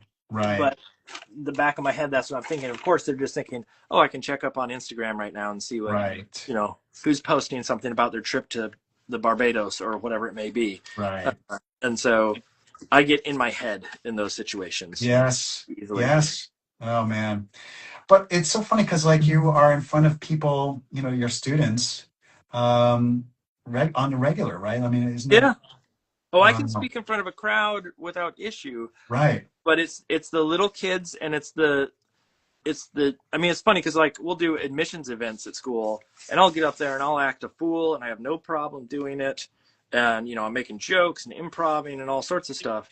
But you Right. get me in front of kids and I sweat like crazy, and there's some Oh disconnect God. in that sort of world that I can't wrap my head around 100%. Yeah. Yeah. Um, Wow. but in the end, uh, at the end of it all seems like silly because it's just a bunch of little kids, and they love you no matter what you do. Kind of, they all Totally. pick up on it and get the vibe. But I just have to get past that hurdle of you know not feeling like I'm being judged.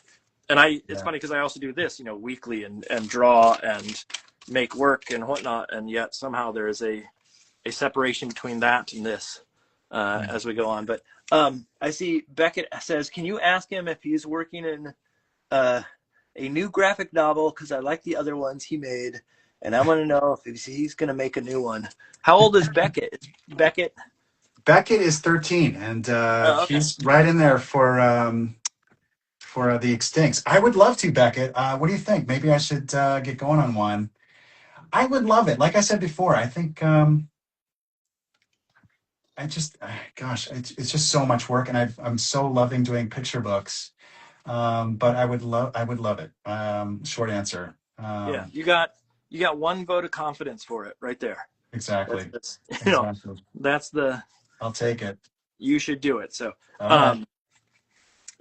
if you end up making another one, you have to dedicate it to Beckett because I absolutely will. I absolutely will. he asked for one. I've dedicated at least one book to him, so I'll have to do another one. Okay, so this actually that poses a good question. I'm at a point where dedicating books, they send that, that email, hey, who do you want to dedicate the book to? Yeah. Or, what materials do you use, all that kind of, et cetera, et cetera. And I'm at a point now where I dread that email because I don't know who to dedicate I work know. to at this point, because I think I've dedicated it to all the like core folks, and now it's like, now I'm branching out into another I don't know what you want to call it, like another layer, and then it's who do I start with, etc. Now Yeah. that you're 40 books, have I you know. like tapped out how many people you've dedicated to? I know it is a challenge. I have a running list, and I've kind of got like headers for each group of names. So like someone who's helped me on my journey, or someone who has been through a great struggle. So, and if a book has something to do with one of those Yeah. themes or ideas, then I'll sort of throw them a dedication. Um, yeah, but it's funny, like I always do it in retrospect, kind of as they ask me, the publisher asks me when the book is done. But really, I really should be mindful of them as I'm working on the book. If it's truly being dedicated to them in this, to their spirit or to their to whatever. But it's never the case. They always kind of come up to me afterwards, as they, I'm sure, do with you. But Yep. It's always yeah, like after you put it out there, it's you're pretty much done with the book, and then all of a yeah, sudden the email comes in. You have to right, think very quickly of, what do I right, do? What do I right. do? Well, my next one's going to Mark Hoffman. No, don't you dare. Yeah. For an amazing show. You're being too much at this point. This is but just Oh, man. that idea of like, the people, the core folks, like there's so many times you can dedicate it to your wife or to Yeah, your kids. I know, They go, it's like, true. it doesn't mean anything anymore. And so I Right. gotta figure out ones. One of the ones that I'm trying to, I don't know if I keep thinking like I gotta dedicate it to my high school art teacher. And I keep Right. thinking I already did, I think, Oh, really? but I don't know if I did. And he's elderly, and I want to make sure that I Oh, dedicate it to him before he. that would be so lovely. Yeah, but I keep thinking I must have done it already, and so I have to go through Right, and search the books and double check right. at this point. Oh, Uh, man, that'd be something. yeah, there's some folks that are out there that would be good to put it in their honor. Yeah, for sure. I mean, they need to pay me first. They got to, like it's a print on demand situation here to get your name in the book at this point. That's actually That's a right. good scam right there. Right. Is there, as you are working on stuff, like there's this point where you work on books that have had the same author. Like if we look at Amy Rosenthal, like Yeah. you've done enough books with her that I assume that after the first one you had a conversation about the second one, or like there was less of a barrier that was Yep. put up. Um, is there like books that you worked on that you feel like you've had that sort of relationship that you've been able to connect with the author in the same way, or with Yeah. the capacity in which you're actually working is not sort of secluded in some sense? Yeah, for sure. I mean, I felt that definitely with Patrick and Jessica on Rescue and Jessica. That was very collaborative. Just because it was just such a personal Yeah. story, and we could work in details from their life into the book in a way that made sense. And then Eric Litwin for the Nuts books that I did, from Pete the Cat fame. Yeah. He's a great guy. He's a great collaborator, and was such a oh my gosh, just very supportive as well. And he writes all of the music that goes with the books. So he was really a good partner. Let me think who else. Are I these mean, ones I that had you been reached out to, or is this like publisher actually saying, "Hey, you can talk"? wait, sorry, I missed that first part. Can you ask that again? Are the publishers actually saying, like in the case of the marathon book, Yeah. uh, uh, did they suggest that you talk, or was that something where you sort of reached out on your own? That was what I did was the sketches first. Oh, this is looking bad. And we met in person at their home, and we kind of went over each spread a little bit. And they were super rough sketches, and then they sort of filled in details, saying, here you could do more of this because this is something that we do in our life. Yeah. Okay. Um, so that kind of thing. And the publisher was there with us, so we were working on that at the same time Yeah. It with was them. So approved. it was Yeah. approved. Yeah, it was really nice. What a great experience. I've had a couple of times where I've been able to sort of meet with the author ahead of time for various reasons, and it's always kind of really nice to have that conversation, as long as they don't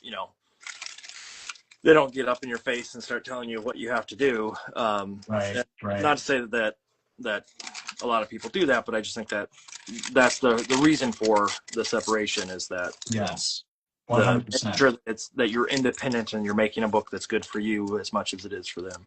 Um, 100%.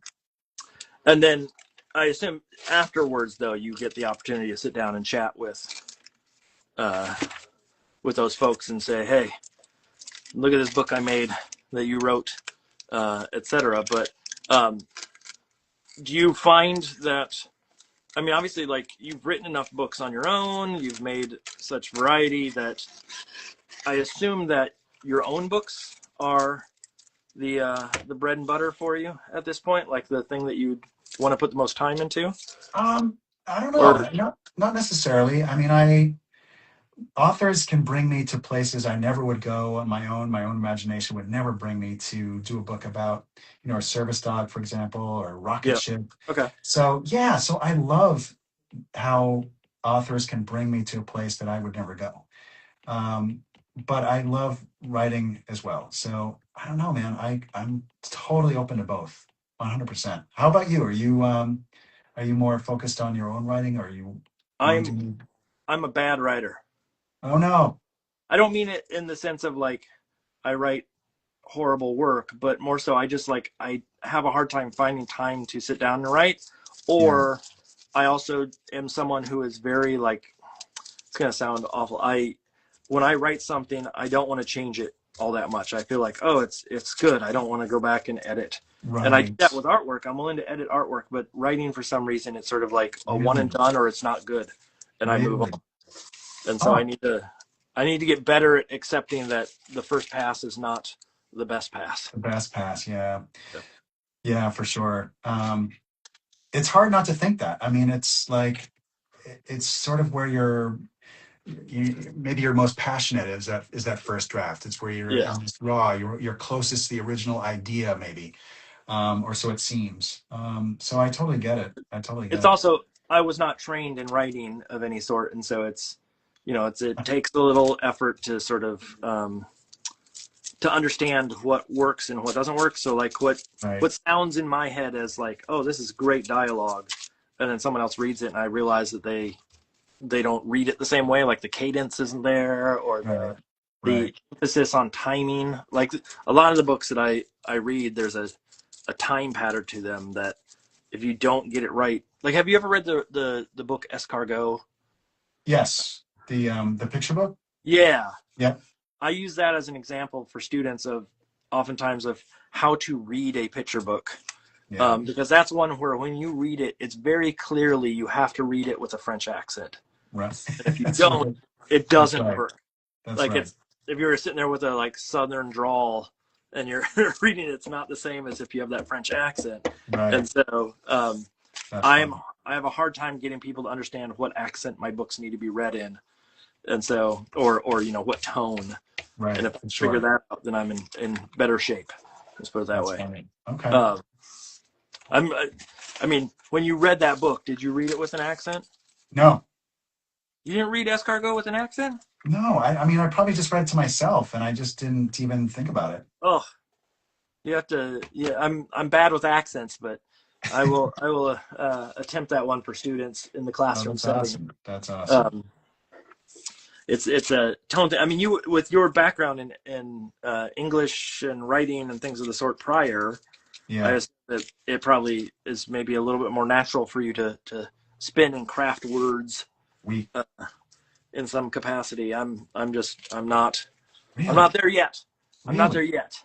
The But key word you're is well, yeah. There you go. But I mean, like, you are in front of people a lot. yeah, but I say things wrong. That doesn't mean that I do a good job just because I'm in front of No. people. All right. All right. So Fair. I get teased for the way I say things all the time. Yeah. Um, Funny. my I put up a post today for the Kidlit art postcard, and Oh, someone good. asked me, Kate Cosgrove, who's a lovely Kidlit illustrator author, asked what words do I struggle with, or what words do I have an accent for? And one of the ones that my wife and son tease me all the time for is WOLF, i.e., Wolf. yes. But I say woof. No I have no way. L in Come it. on. Come on. I know. I know. I'm. They're right. I need to work on getting that L in there at some point. But it's one of those ones where I have always said it wrong, and I can't wrap my head around how to say it properly. Um, but Wow.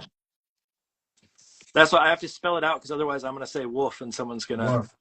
wolf. That It's is so funny. it's like a dog, wolf. Wolf. Um, and so asking me to write is I'm going to spell things wrong, or I'm going to say it wrong, or I Right. forget. There was some word that I tried to type the other day, and I just could not figure out how it was spelled of any sort. And so and spell check couldn't even come close. It wasn't even like suggesting words that were similar, because it was so off. Everything was right. It was Oh, not that's unheard of. funny. That's Um, funny. tell me a little bit about your writing process. Like, Yeah. how much time do you spend writing? Is there like a dedicated, you know, time spent writing versus making the artwork? What does that sort of look like? Yeah, for sure. I have been trying to write more. Do, I tend to have to write in the morning when my mind is sort of fresh and full of energy and the night's dreams. And so I tend to write more in the morning. But if I get burned out, like this goes back to what we were saying before, if I get burned out on a drawing and I just need to take a break from it, let it cool down, I'll then switch over to writer mode and just start to edit to manuscript that I'm working on. Um, I actually really like editing. I like sort of the chipping away and kind of the deconstructing and reconstructing and rewriting. I actually really like it. I wish I was better at it. Yeah. I really do. And I so admire, the Mac Barnetts out there who can just turn Yeah. out super clever story after super clever story, and, the Sophie Blackhall's who can do everything, it's just, it's admirable. So, but I use Scrivener. It's a great app that it keeps all of my research in one place. All of my drafts are sorted. I use the Save the Cat beat system when I'm writing. So Yep. Yep. I have all my beats kind of organized that way. So yeah, it's even though I was an English major, it still does not come easily for me to write. So but I love it and want to do more of it. Do And you? yeah, How do go you ahead. come up with the ideas? Like, is that And I'm not like that's a hard question to answer. I know that's sort of like a Yeah. blanket thing, but Right. like, do your ideas generally come from a certain sort of process? Like a lot of my ideas come from sort of conversations that, in a Right. car driving, and all of a sudden, Right. uh, it it That works. Yeah. yeah, it sort of rings true in that moment. But I'm wondering, is there like a a setup that makes it easier to come up with the idea at least? Well, for example, I mean, I kind of like you. It kind of happens in life. So, but there was one time with the "There's No Place Like Gnomes" book that came out in September. 2 years ago, we had four foxes living underneath our garden, our backyard shed, and next to our shed, we have this garden gnome. And I was like, "What are we running a hotel back here for animals?" Yeah. And that's kind of how that story began. It's a story about this gnome who operates a hotel, a hidden hotel for animals that are displaced by, their habitat loss. So that's kind of how that book came to pass. Was a very life, actual backyard, story. I literally got my own backyard. Yeah. Um, so that's just one thing. The extinct stories kind of came out from the characters themselves. They kind of grew out from the characters. I knew I wanted to do like a team of animals like Aaron Blaby's The Bad Guys series. I thought that was such Yeah. a Yeah. fun series. And I just love the idea of a team of animals, especially extinct animals trying to save the planet. I think that's the ultimate. I think it's such a great irony to have extinct animals Yeah. trying to save humans, trying to save the world after being extincted by them. I think that's just such a great thing. So those stories came out of a desire to tell a story from a particular character standpoint. Scratch, the character I'm drawing here, was in book one, and he's trying to find a family and trying to connect with this father figure that he so desperately wants to impress. So it's just, I don't know. I mean, not that I have a great relationship with my dad. I don't have to search for my dad, but I think I'm saying all this because it was another way into the story, was through the characters in the adventure team.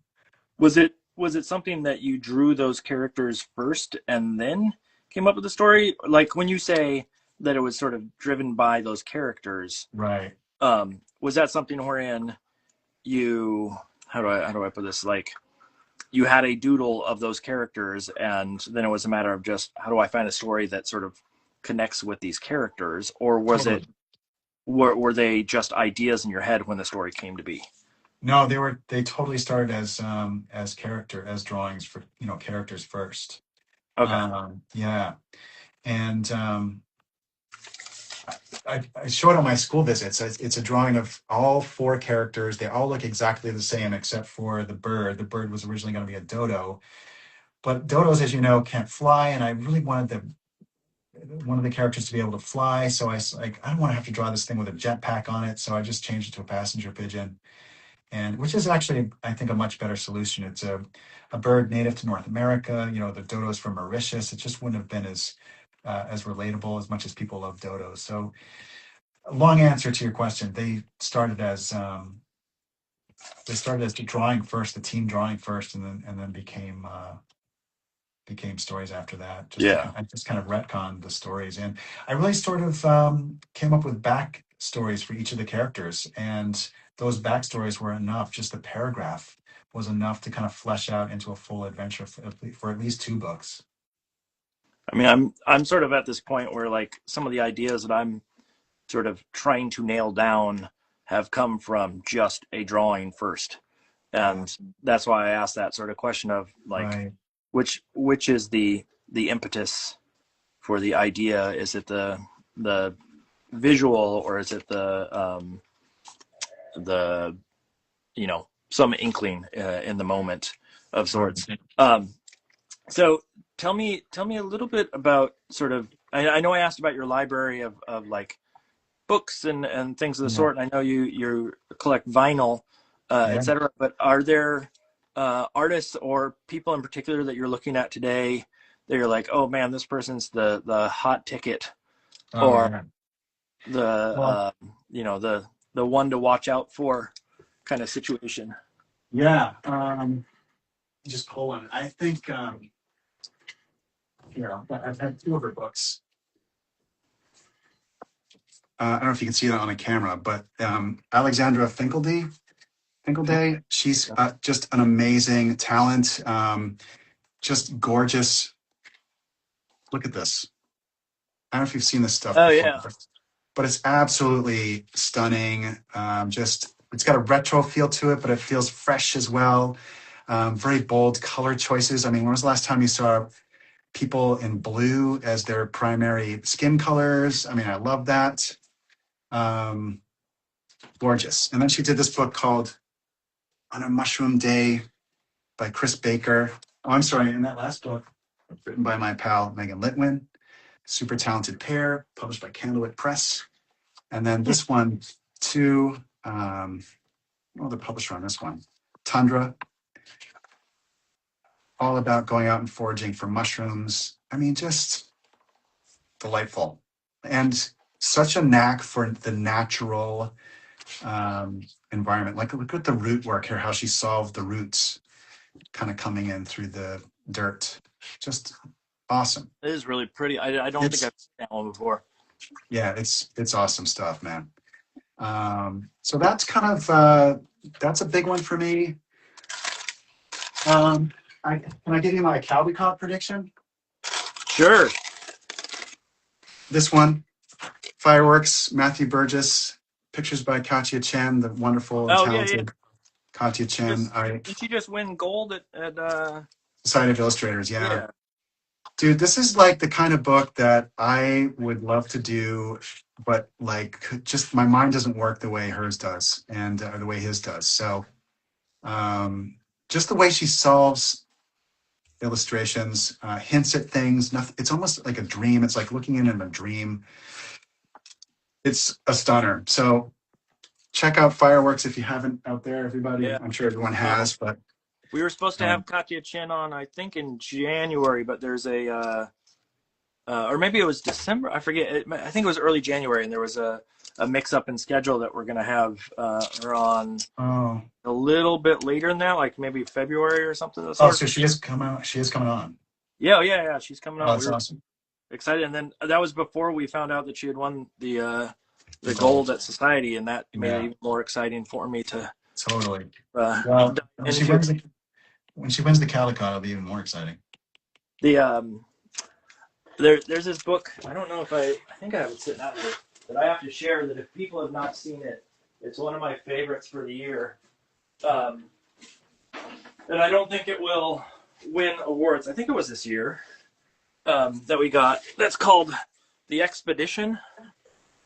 Cool. Oh, I love it. By Clara. I mean, it's Tuvalisa Rangstrom and Clara Bartleson.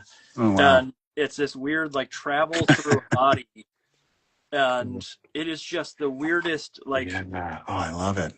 This doctor, that's the doctor, this little, like, baby-looking figure. Cool. There, and it talks about the body in weird sort of, like, poetic ways. And I don't even remember if this... Does this say when it came out? Oh, no, this is actually...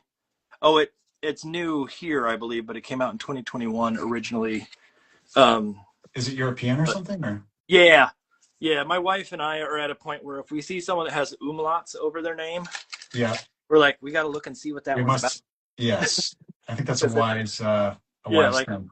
What's special about it? And it's always some really fun, like weird twisted tale that normally wouldn't sell here, but Fireworks is up there for us. In fact, that's we got it originally through the library, but it's on our list of need to own, and it's next time we go to a store we're getting it.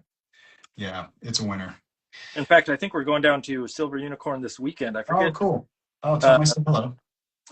Yeah, it's who's my wife's upstairs. She'll remember who's is it maybe Matt Tavares. I forget who it is. That's yeah. I think you guys are doing a dual event. Yeah, and so and Christopher Denise. That's who the other one is. Oh, awesome. So we're gonna go poke our head in there and say hello to them and whatnot. And so we'll probably end up picking up that Fireworks book if they have it there. Yeah, that's right. For our own copy. Do you go to the library often? I go to the library a couple times a week. Yeah. Yeah. Mostly because I'm working there. I try to get out of my studio just to kind of get some fresh air, see actual other humans, and so yeah. No, I get to the library quite a bit. How about you? Yeah, same. My wife goes more than I do. She's the one that comes home with all the books. Yeah. But we always have a stack of about 20 picture books here in the house from the Okay. library, just a nonstop influx. The Yeah. the hard part is we have essentially like three different library systems that we use. One here in town, one that's where my school is, and then one that's um, her parents. They're nearby, so there's always books coming and going from different That's awesome. libraries, and keeping track of which ones are which uh, Right. becomes a bit of a challenge. But Bit tricky. uh, Yeah. it's a when you get to the point where you walk in and they know that, like, oh, you have books saved on the shelf for you. Here, let me go get them. That's when you know you've made it as a library or a library Superstar. customer. Yeah, Yes. there's certain it's the equivalent of walking in and they go like the usual, and okay, You're let the me go get norm of, myself. yeah, you become the norm of the Yeah, shared yeah, library. Yeah. Right. yeah. That's funny, man. Um, That's where awesome. remind me what town are you in? I'm in Reading, Mass, so not far from Red. you, I don't think. Yeah. Wait, Reading's like down 93. 93. Yeah, yeah, yeah. You're not that. You're just down the road. I know, 20 minutes, I think, from you, Yeah. Okay. maybe half an hour. You probably come up our way to get all the deals and the sales tax. Tax free, Oh, baby. yeah. Yeah. Come up Yep. and get all that and clog up all our roads. Uh, it's because we're right in the commercial district here in Salem, and so like Oh yeah. Oh once the man, sorry about holiday, that. oh boy, trying to get out on these roads. Yeah, sorry. Oh God. Um, it's okay. It's okay. I get it. I get it. Um, I just the reason why I ask is just sort of what library is the go-to library for you. Um, Oh well, I've been rocking the Reading Library, the Wakefield Library, but I've also been going to the Athenaeum in Boston. oh yeah. I got a membership there and been enjoying that a great deal. Um, yeah. Now you said you go and work there, meaning like you do writing at the library, or what do you actually? I mean, you're not. Well, I guess you have digital, so you can just bring your Yeah. digital. Oh, that's yeah, exactly. I take my iPad and I just draw at the library. Yep. Do they ever question you, or like, they're like, why is this guy still sitting I in this? know, I know. You'd think they would, but no, they don't. No one really cares.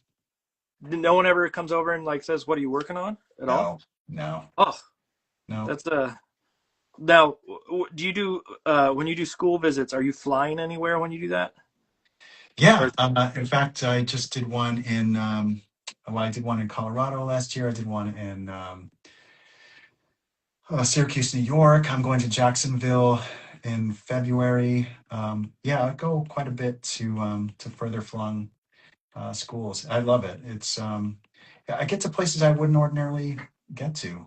yeah, Oklahoma is another one I did recently. So I love it. It's the great reason to do that.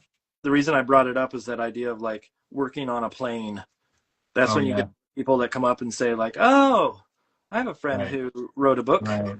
or whatever it may be, or like, "I have an idea. Could you draw it?" I Uh, know. and it's a different environment than the library, but it's also a. I know that there's folks that illustrator friends that like are take caution drawing out in public so they don't get confronted by a lot of folks over Oh, same old it's question. funny. I don't get a lot of comments. Maybe I'm just off-putting or something. I don't know, but Yeah, people just don't you say have anything. RBF going Yeah, on the whole time. yeah. Uh, no, I've had a few random things like that, but I also find it very hard to draw when traveling. Oh, Um, really? yeah, well, I'm not a big sketcher to begin with, so like I bring material wise, but even Right, just the idea of like a bumpy plane ride or whatever it may be is right. not always the easiest location for me to actually like figure out the details and whatnot. I'm too caught up and stressed with the Right, travel to begin with. right. Um, and then if you're doing those travel ventures, are you because obviously it's for school visits, I assume, right? Or like Yes. tour No, it's kind of. almost always for school visits. Yep, Yeah. for sure. And Yep. then do you have a different setup for when you go travel that way in the sense of like what you bring with you, or is it basically the same setup? No, totally the same setup. I run my whole presentation off the iPad, and the same one I'm working on, and then I just do a drawing, like a digital drawing demo on the iPad. I switch over from my Keynote, presentation app Yeah, to Procreate, and it works. And I can just draw, and it gets projected onto the screen, so it works out pretty well. that is nice. That's Yeah.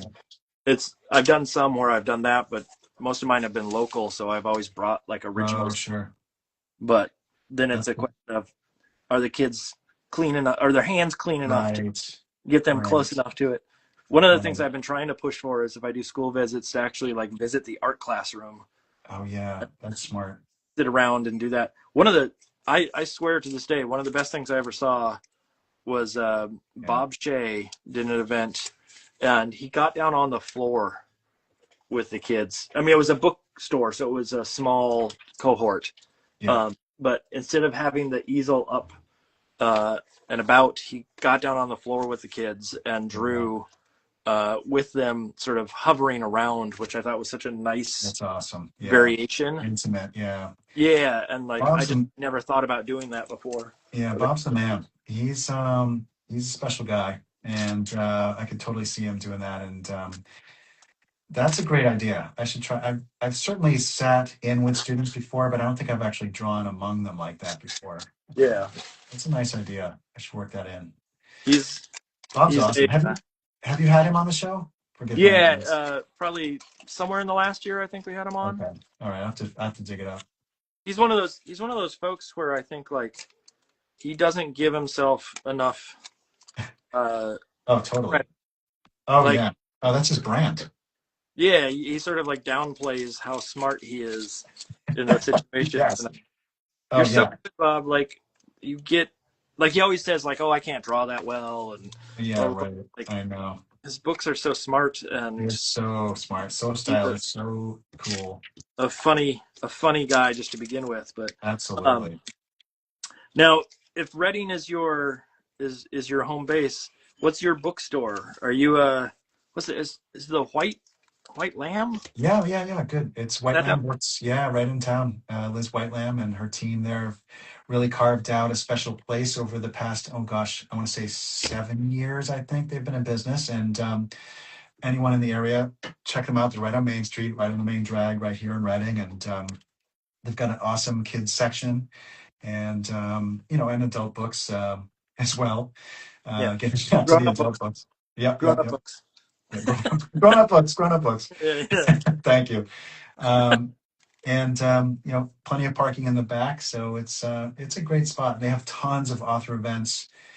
They've got a Wednesday story time with Daisy that's always a hit, I hear. So they've been awesome. They've been a great partner over the years. I do all my launches with them, and they usually get a good crowd. And I'm just so glad we have a bookstore in town. yeah. That's How the about you? one. Do you have one in Salem? Nope, not even close. I mean, we have a Barnes and Noble, Right, but right. I don't really count that at this Okay. point. Okay. So the one that we frequent is basically Silver Unicorn, Yeah. which is I'm gonna guess a 30-minute drive to get there, Okay. and And it's not the worst to drive that far, but it definitely no. is a hike. Yeah. And so we're always jealous of the bookstores that everybody has around or in their town. And so like White Lamb is one of those, we've been to that one a few times, Yeah. or like down in Newton, some of the stores that are down there Oh yeah, sure. are great. But yeah, New Hampshire doesn't have a ton of independent stores that are nearby, at least. Yeah. Have you checked out Jabberwocky in Newburyport? Yeah, we've been there. That's a good one. G. Willikers, obviously. Of course, G. Willikers in Portsmouth. I'm trying to think of all the ones that are sort of local to the area that we've been to, but we basically have gone to pretty much every one of them. Any town that has a bookstore like that, we are going.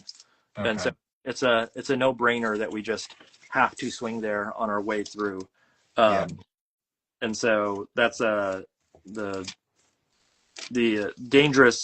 dangerous part is if we're not swinging through and we're spending time that we walk away. Like I did an event down at Porter Square Oh yeah, bookstore, and in Cambridge. yeah, and I think we walked away, like initially I went and bought at the end like 5 books or something like that.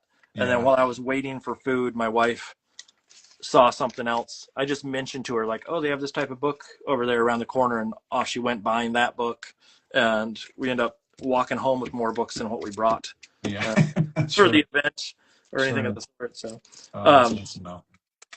now are you reading outside of your age range at this point? Yeah, Like I've kind been of big on audiobooks. Been listening to a lot of audiobooks lately. Let me just find my Audible library here really quick because I can't remember what the heck I've been reading. Um, they're that good. Let's see here. Yeah, yeah, yeah. it's always interesting to me. Like I basically read kidlit. I mean, there are Oh, books yeah, I used to read that were sort of grown up books, but I just haven't had yeah. the I've been- time or patience. yeah. I was reading a bunch of nonfiction lately. Like I read a really good book on jazz. As you know, I'm a jazz fan, a music fan, Yeah. and I read a great book by James Kaplan called Three Shades of Blue: Miles Davis, John Coltrane, Bill Evans, and the Lost Empire of Cool. And just obviously a story about how they came together to make that seminal album, Miles Davis's album. Oh gosh, Kind of Blue. Sorry, I was totally Yeah. blanking. And yeah, and kind of a brief biography in each of those guys, and then how they come together in the studio to make that album. And if you're a fan of the album, or if you're a fan of jazz, or if you're a fan of music making, it's an excellent trip, kind of behind the scenes and into the lives of some of these guys. If you're familiar with them, you'll know that they each had their demons and each kind of fought with drugs, and Yeah. it was just you just don't realize, like, wow, these guys really, like, it really hit them. Like it's not so much a thing I don't think it's as much of a thing today as it used to be, thank goodness. But Meaning Bill drugs Evans in in particular. there. Is that what you mean by hit them? So, The like drugs and addiction, or yeah, yeah, yeah. drugs and addiction, and like, Bill Evans just was playing to fuel his drug habit. I mean, it was that kind of level of drug use, I don't unfortunately. even I don't even know how I got it, but at some point in my life, I got a Bill Evans like collection of, I think it's like his complete works Oh of wow. or I forget how many discs it was. It was CD at the time, so it wasn't vinyl, but it Right. was an amazing amount of books that landed in my lap, and I don't remember exactly where they came from, who's they like. Wow. I think they were brand new, but they got sent to the wrong location, and someone gave them to me or something. I forget what it was, but Huh. uh, awesome stuff. The Yeah. that kind of story and that kind of that sort of like uh, the history in those. I was telling a student the other day. I assume you must know who Robert Johnson is. Of course. Yeah. The blues. Guitarist who Yeah, and I was supposedly sold his soul for, yeah. yeah, sold his soul to the devil to be able to play blues. And I was telling the Nice. student about that story, and I'm like, there's such a rich history in that era of uh, music through like blues and jazz and all this stuff that Yeah. kids nowadays potentially don't know in the same capacity. Right. That we got to get that story out there. Oh, for sure. There might be is there not a picture book about Robert Johnson? There might be. I mean, that's one of those ones that maybe is a little, I don't want to say dangerous, but Right. like maybe a little mature Yeah. for the audience. But I if know you it's true of many of those jazz greats, unfortunately, yeah, because it'd be such a rich vein to mine. yeah, his story is so Pardon the cool. expression. Yeah. Yeah, Um, for sure. I imagine that there's like, if there wasn't at some point, there could be one. I just think you'd have to be very careful, especially with Right. the invoking the devil. The Yes. publishers are a little like, I I don't know if know. that sell to your middle America sort of Right. situation, but Right. That and I forget who the other one was that was in there, but um, yeah, there's some cool stories out there that are Totally agree. that need showcasing. Yep, I Um, agree. It's just like you said. It's just a tough road to hoe with the drugs, with the devil, with all the things that kids really don't need to know about at that point in their yeah, lives. is So, there is if you had to do like a there's a question that sort of popped in my head here, but if you had to do a biography piece, like a picture book on a right. person, there's someone that would like you would immediately sort of lean on as like, oh, that's the person I would That's a good on. one. Yeah, I mean, I would love to do Bill Evans. He had an amazing career. Started in the army, playing in the army, and kind of worked his way up that way. There's so many musicians. Like I'd love to do it. I know it sounds kind of cornball, but I'd love to do a Frank Sinatra one. I think that would be really fun. Um, what else? Miles Davis, I think, would be fascinating as well. I mean, so influential, so amazing. There's gotta be a Miles Davis one, right? I don't know. I haven't looked, but I think that would be an incredible. I think you could probably do something there There's with him. I feel like there at least has to be one of those Little People Big Dream books Yeah. about Davis, or maybe I don't know. There's probably I don't know. They all had such rough lives. It's hard to kind of once you broach this topic, it's kind of hard to to really sell it to kids. But I don't yeah. know. It would be amazing. It would be amazing to work on something like that. Um, but anyway, how What about about you? Do you have a dream? uh? At one point, I wanted to do a book on Carol Burnett.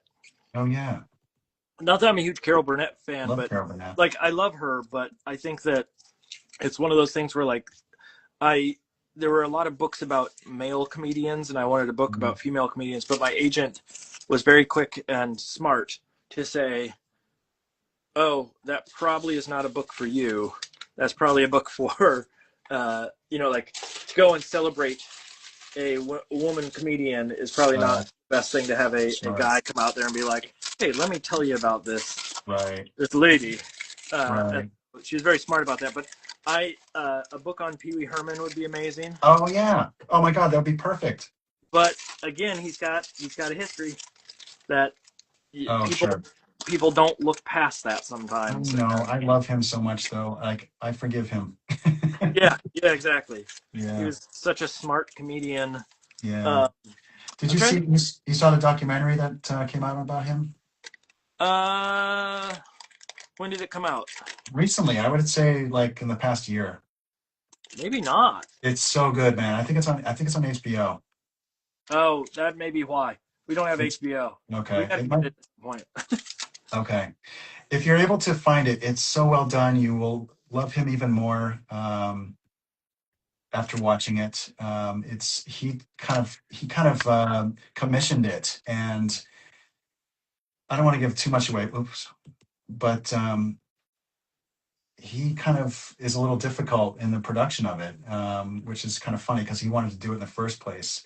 But that friction, that sort of conflict, it makes it all the more interesting and all the more him, Hmm. and kind of just gives you a little more insight into him, which Yeah, I no, think is really he lovely. was he was so smart, and like if you go back and watch some of his early comedy and you learn like the history that's involved in it and like why it came to be, Yeah, it's all that much more right. exciting to sort of Yes, understand and to see all the people that started out like on his show and yes. whatnot. But yeah, I'm trying to think if there's like a historical person that would be in that ballpark. I Oh was my God, the other me question. too. Yeah.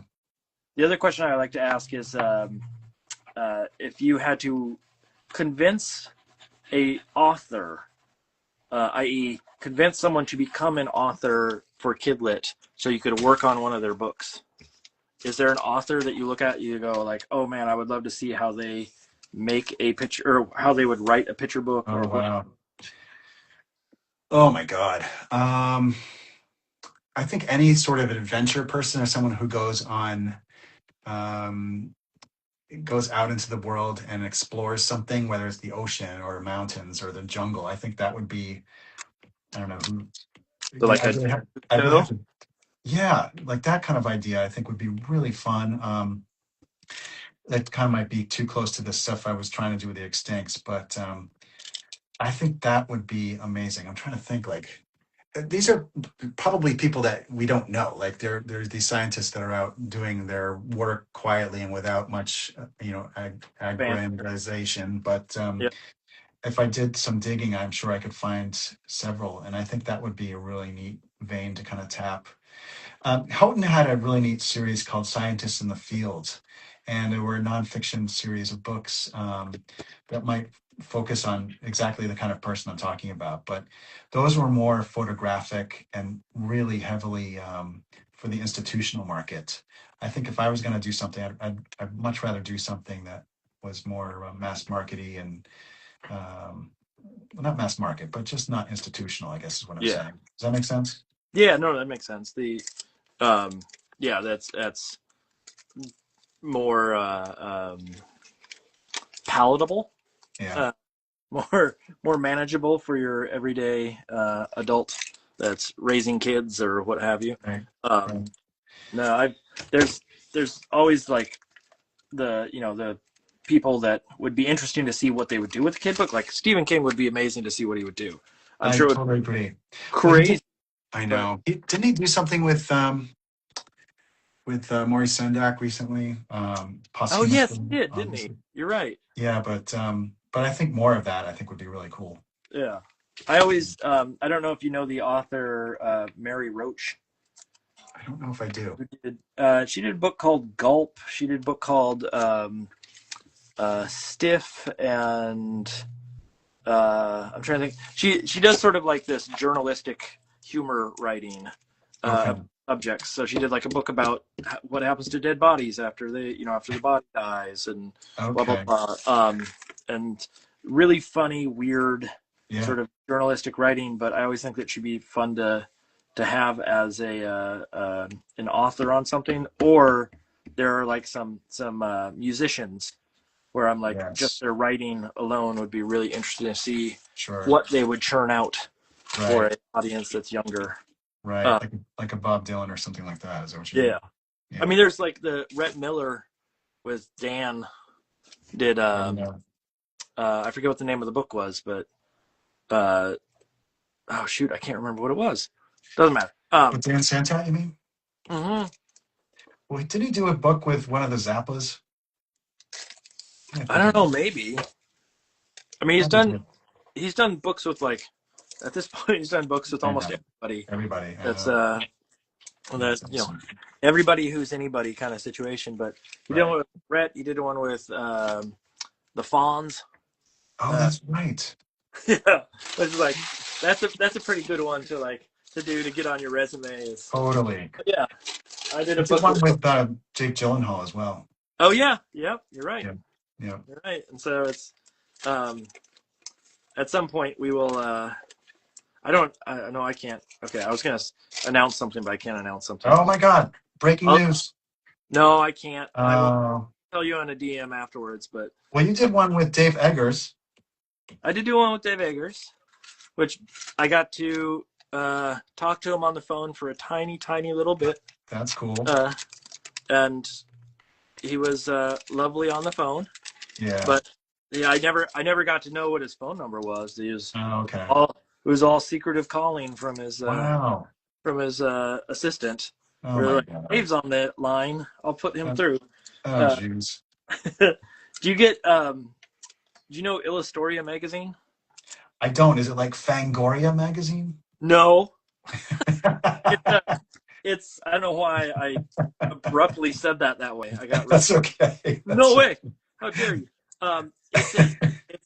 Dave Eggers is a consultant on it. Elizabeth Hadel, who's sort of an indie comic and whatnot artist, Cool. is the art director on it. But it's for kids. But Awesome. it has. I here. In fact, I'll go grab one in the background for anybody that is looking for a cool kids gift. Is to get a subscription to this for your youngins. But it's all these great kidlit illustrators that do this, and they have like issues. So like this is the bug issue. Oh yeah, I've seen that. Yeah, and it's all these like interesting artists that come through, and they list them all, like Zachary O'Hara. One of my faves. Um, Great guy. Tom Bingham, Jessica Bagley. There's Yes. all these artists that are in here that do amazing stuff, and it's really like it's the artsy fartsy highlights. Okay, got it. Put it that way. And there's lots of comics and things to the sort, and it's totally worth it if you have little ones, because it's so much more like it's not. And I do like highlights, but it's Right. the underground comic version of highlights. I gotta get that. Yeah. That's a great tip. But yeah, it's Dave Eggers consults on it, so it's got this a little Okay. bit of McSweeney's kind of vibe to it if you get a chance. So anyway, That's cool, man. Great tip. I'm trying to think. Illustrator. Yeah, it's I mean, there's a couple of great kids magazines and things out there, and we still get them periodically. Do you do editorial stuff at all for like any of those magazines? I haven't. No, I'd like to someday, but I just haven't done it. I just got my first. It hasn't even published yet, but my first one through Highlights. Oh, that's awesome. Congratulations. Yeah, it's funny because it's like always wanted to do something with them, and finally it's come up. But it's one of those ones where like as a kidlit illustrator, you think it would be easy to get your stuff in there, but it's not always. Right. There's a lot of people that want to work for Highlights. Well, that's the thing. Yeah. But that's awesome. What did you wind up doing for them? Can you tell me? They do the first page in it is always some sort of like prose or poem or something of the sort. And so I ended up doing a piece that was for that. That was a poem that was about color. And so it was actually the one illustration, like I've done editorial stuff for years.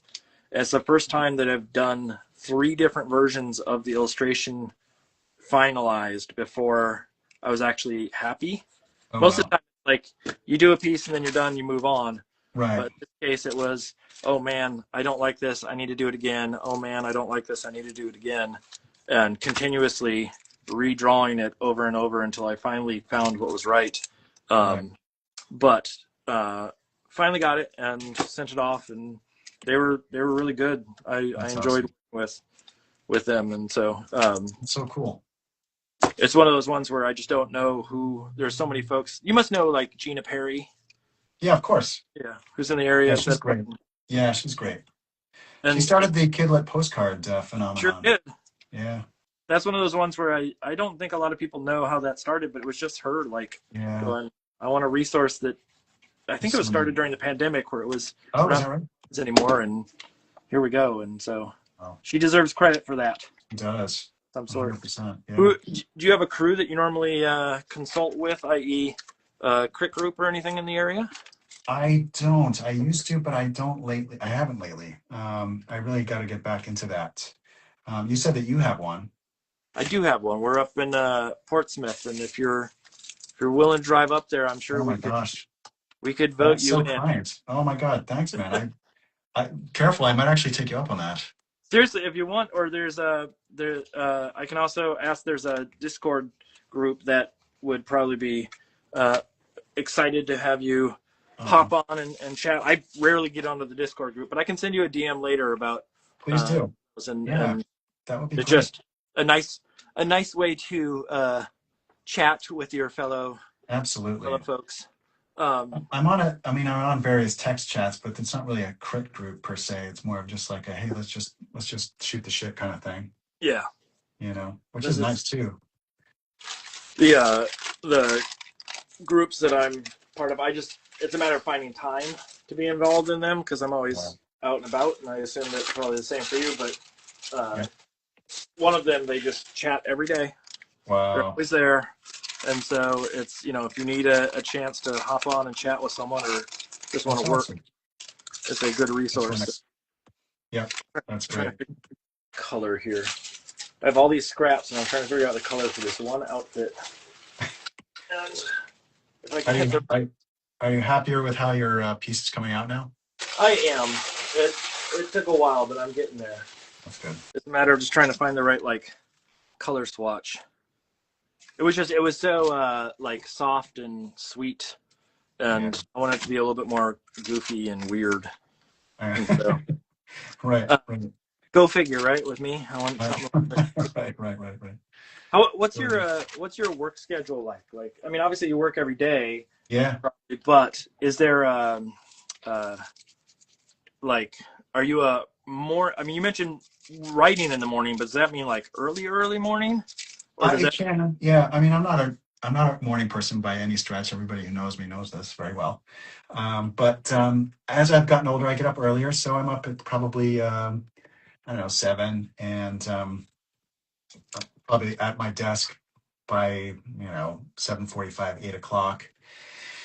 And after some coffee and just kind of reading the news and all that doom scrolling stuff is out of the Yeah. way, and then then I'm kind of off and running. I work until pretty solidly until noontime, and then I might either I'll have lunch or I'll go for my run. I try to run almost every day, just for a couple miles, and just to kind of clear my head and stay in some kind of shape. And I'll come back, and my work seems a little more fresh once I come back from a run or come back from my lunchtime, and usually work until I don't know, well, at least until 5, but often until 6. So it's a pretty long day. Yeah. But you take breaks here and there, and little short breaks. Or I go to the library and work in the library, so there's the drive time to and from, and you find breaks that way. It's easier working longer now without the boys in the house too. That's kind of a blessing and a curse. But No, um, did I read somewhere that your wife is a librarian? yeah, you did. She's a librarian in local high school, Melrose High School, Melrose, Mass. Yeah. And she's been loving it. Yeah, she was English teacher for many, many years, and was ready for a change. And being a librarian was it. And she's loved it. She hasn't really looked back. It's been a good fit. And Melrose has been a great town for her. So Wait, what level did you say she was? Was she high high school? high school, yeah. So she can't get out there and promote you and be like, you new hip artist that you all I need to know. know, I know. No, not really. Unfortunately, I wish. Yeah. Oh God, yeah. Does she give you any insight into like I'm teaching a Sure. children's book class this next semester Cool. that I do, and one of the things I like to do is take them over to the local library that's in town Yeah. and have them chat with the librarian. Cool. And if I can get them to a bookstore to have them chat with the owner of the bookstore about sort of like how do they decide what books to get and how do they know what's Yeah. what's going to be Practical side helpful. of work of using a Yeah, library. Yeah. yeah. And so beyond just like what's the Dewey Decimal System, some of the like things that actually matter to an Right. illustrator. Oh, if you want it to sit well on the shelf, this is what you need to know. Right. And Right.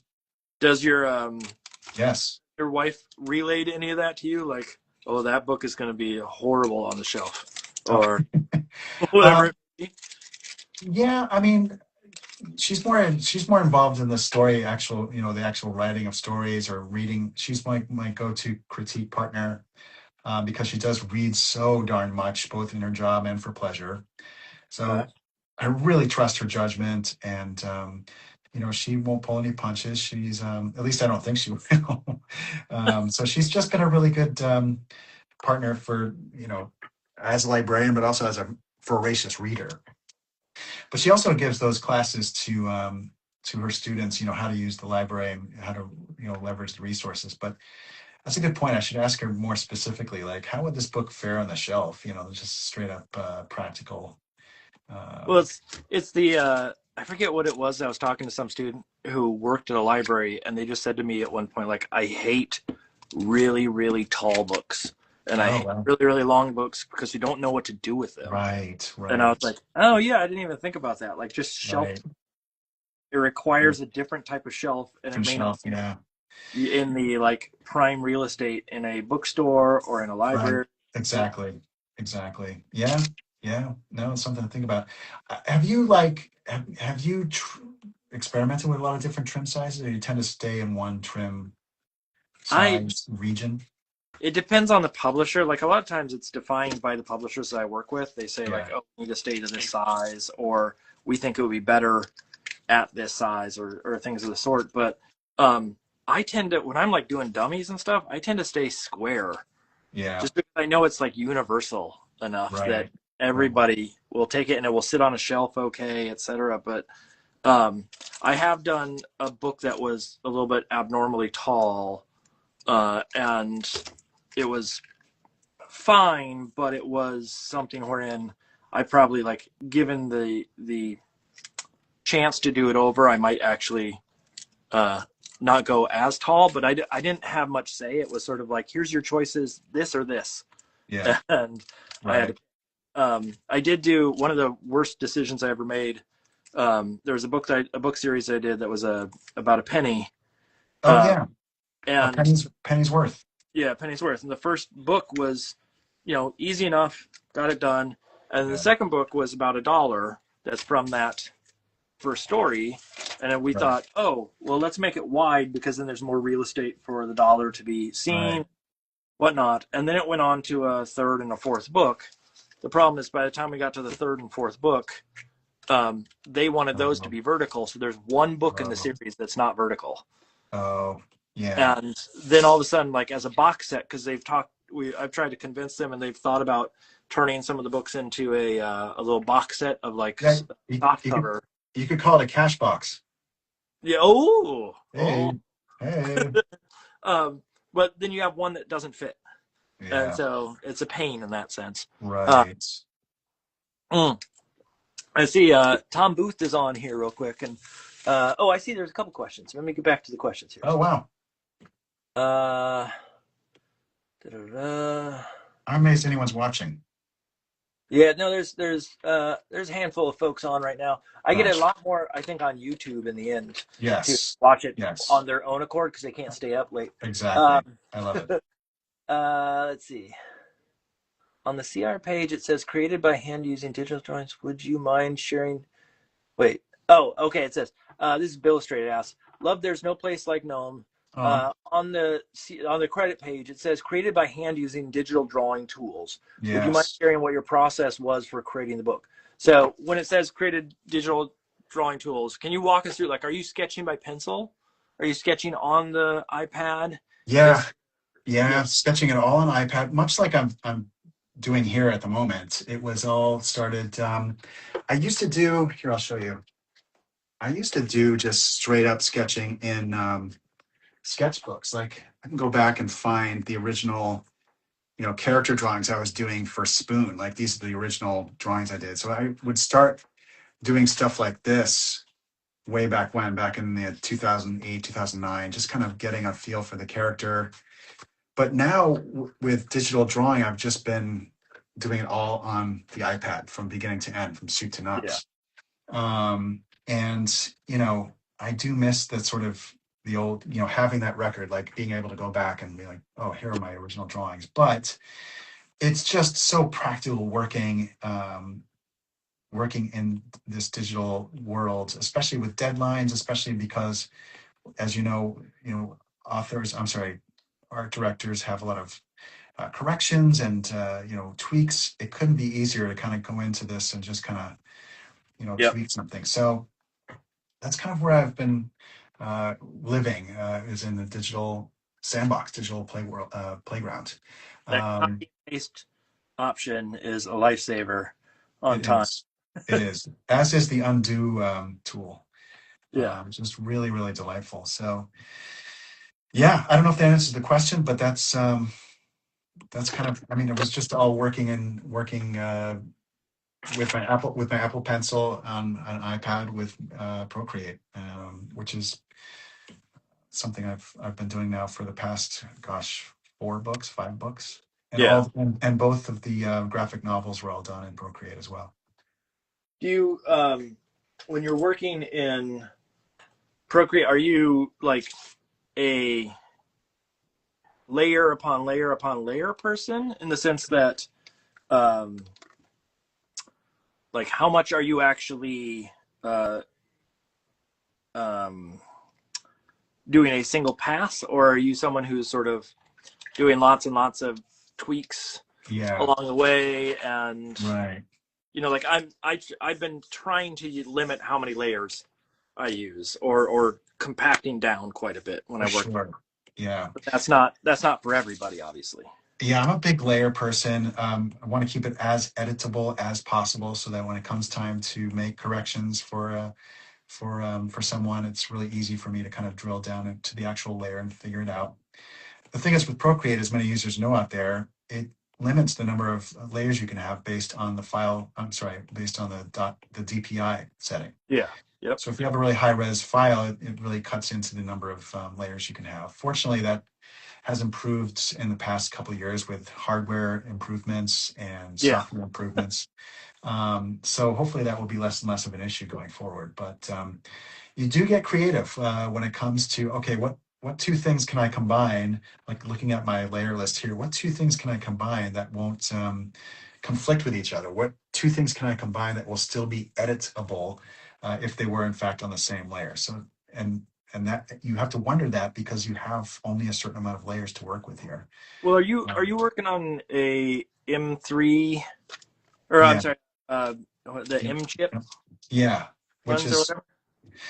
yeah, it came out this one I think I got last year, so it's Okay. pretty new-ish. And I had to upgrade because I was working on gnomes, and Procreate kept crashing, and it just took forever to render something. So I really needed to up the horsepower, and that's why went up to the new Yeah. and I think it's M5 now. I don't know. Don't quote me. That's Um, probably right. The yeah, reason I ask is I was originally working on an old iPad, and then I was having the same problem where I was getting like yeah, 2 or 3 layers max, and then I yeah. switched to M chip, and all of a sudden I was getting like 30 to 40 Oh, layers, it's a and total it game changer. made a huge difference. And Yep. so I always, when someone says like layer issues, I just always wonder about sort of like what generation or what power they're working with, because it can Yeah, I think it's make a huge difference. this is a M4, sorry, M4 chip. M4, okay. Yeah, Yeah, it's probably in that same basic ballpark yeah, of you can have right. lots of layers, but there's still a limitation. I mean, especially when you're working Definitely. something that's like, at least 300 DPI and what do I want to say, like potentially 24 inches wide, or what Yep, have you, depending on sort of the scale that you're working, right. makes such a difference. So, um, anyways, Yeah, uh, it's that process is important for, especially if people are like struggling to figure out sort of how they make their work shine, yeah. how you go about it. So Tom Booth is on as well, and he says, Hey, "What's Tom. one tip you would share?" Do you know Tom Booth? I don't think I do. Have we met Tom? I don't know. Tom's local. He's up in Maine. Um, Okay. amazing illustrator. Has done tons of work in the Kivit world. If you don't know him, go know him. Anyways, he writes, one tip you would share with new teachers about to do some teaching at a college level and looking for pointers from more seasoned teachers. Um, so, have you taught before? No, not really. No, no. So this may be directed more at me, but um, Go for it. obviously the idea of education and how you relate to audiences. You've done stuff with colleges and with youngins and whatnot. You Yes. mentioned that idea of like understanding your audience and when they're falling off, Yeah. You when got to they're read the room. yeah, Yeah. when they're struggling. Yeah. Is there, thinking back to when you were going through school or when you learned from various other artists, are there tips or things that sort of stood out to you as like, oh, that's great advice? Oh man. Um,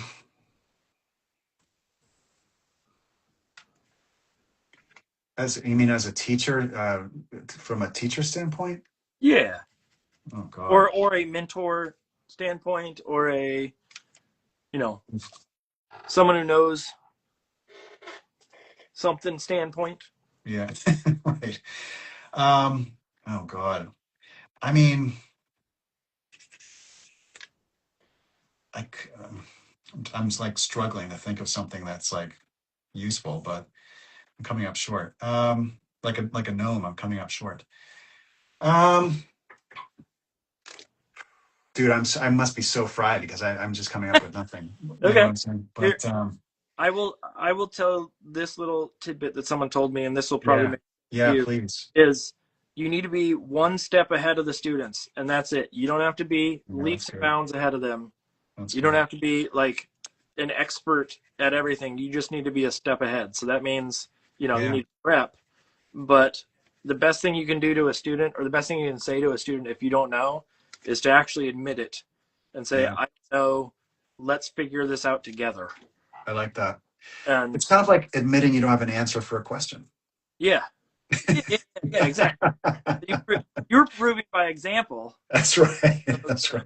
That was that was Uh, really smart of you. That was such a trick that you did. yeah, well, I hand it off to the people who know. I mean, you've Yeah. been there. You've been a teacher. I haven't really been a teacher. So, It's funny to think that I mean, when did you start illustrating roughly? you mean as professional illustrator Yeah. person? Oh, Yeah. God. I want to say like 2005, 2006. Okay. So Yeah. I started teaching in 2004. And Wow. so it's, Yeah. it's got a lot of years under my belt. Yeah. I mean that I'm an Yeah. expert of any sort, but Yeah. still, it's, it's that same mindset. When you first started illustrating, did Yeah. you have a lot of work? And the reason I ask this is there's a lot of kids who are coming out of school who are like, man, I'm going to make a career. Right. And, and then as we all know, illustration is a fickle beast. It's Yeah. not always consistent. It's not always perfect. Right. Um, but sort of when you were starting out, was it um, reliable income, or was it sort of spotty? Oh, it was totally spotty. I mean, I was trying to land work right after the dot-com crash when, all the online websites, I was trying to get work with them and they weren't having it because they were kind of struggling. So it was more, I had better luck with straight up graphic design work and just doing, web design and maybe some magazine layout and newspaper layout. But it was not, did not flow. And Just in, I think I did a superhero comic for a plastic pellet company. It was like Pellet Man or something. It was like, this was like the level of work I was getting. It was just the most random work, but I was, happy to get it. And it was all through like those like Aquint. I don't remember Aquint. They were in TCG. yes. I did this whole animated holiday short called Snow Business to try to drum up business. It was about a snowman who um, was making ice sculptures in the sidewalk snowbanks until one day the snow plow comes by, plows it all away. And as the snowman stands up and kind of dusts himself off of snow, he sees the TCG sign and he's like, oh, I can go there and get a holiday job. And he goes in and long story short, he gets a job through TCG making snow sculptures for snow festivals. And I did this to try to drum up business, and it didn't really it didn't really work until someone at Fablevision saw it, and they said, "Wow, this guy's worth checking out." And so you never know where you're going to get your next Paycheck. pair. Yeah, a pair of eyeballs who you're going to inspire by one project. And, projects have a way of kind of being more valuable sometimes than you realize they will be when you take them on. So wait, Um, remind me. Aquint was like a temp agency or something, right? yeah, but and it had more to do with Like art. exactly, And exactly. yeah, Yeah, I remember the name. I was trying to like, okay, what is like? Why do I remember this name? And I think I applied to do temp work for them at one point. oh, Uh, really? but it was one of those ones where like the jobs that I was applying for had lots of testing, and I didn't have time to go in and do the testing for Oh, sure. what it was. It was some design stuff in particular. It was when I was in grad school, Okay. and by then I had landed something, so it wasn't worth the effort of trying to hunt down. But yeah, that rang a bell. I like, Yeah, why do I know that? very cool. I don't even know if they're still around or what, but They might be. they There's might there's be. it's a good research. I should write it down for teaching purposes because there's probably Yes, a student who's going to go, hey, what's a good job placement place? And I got to remember Aquint. right. Uh, Good old Aquin. Yeah. um, Are there jobs that you look back and you go, oh man, uh, like why did they hire me for this? It doesn't make any sense. Um, no, not really. I mean, I think I've fortunately, well, there was one where I did a lot of banner ads for a travel company, and it was good work at the time, but I was like, why? What am I doing here? But it was again, it was work, and Yeah. it didn't last. It didn't last very long. It was a quick gig, but yeah, I think that was one where I'm like working on banner ads. I mean, I don't know if you remember. Well, we still have banner ads, I guess, but they're a Yeah. little more glorified now. But back, but back in the day, they were no, I don't know anybody who would click on a banner ad, and here we are making them. So it was a little depressing. I feel like banner ads are a thing that like yeah, there was a lot of banner ads are the thing to do, but I don't Right, think we're at a point now where you don't ever look at the ads on something. I mean, you on right, YouTube you skip past things or you find ways to get through without absolutely. having to address those of any Is sort. that that's so true? Like who watches ads? Like I don't know. And there's so Well, much money spent on them. I don't know. you don't have much of a choice on certain things now. We all switched. I Yeah, don't know about you, but we switched off of uh, cable to avoid ads, and now all same. the streaming stations, unless you like upgrade to the highest grade, now you got ads. I know. It's But not really. sometimes, like I went to the YouTube Premium, and there's no ads except for the ones that are actually embedded in the commercials that the hosts themselves put in. And Oh, really? it's delightful. It's delightful. It's like $13 a month. It's like, what a great deal to be able to watch YouTube videos without ads. I should Uh, probably it's the I should probably best. too into It's the doing that best. of some sort. Yeah. Oftentimes we're watching. There's a podcast that we listen to that's called "How Did This Get Made." Oh yeah, Uh, I've heard of that. Yeah.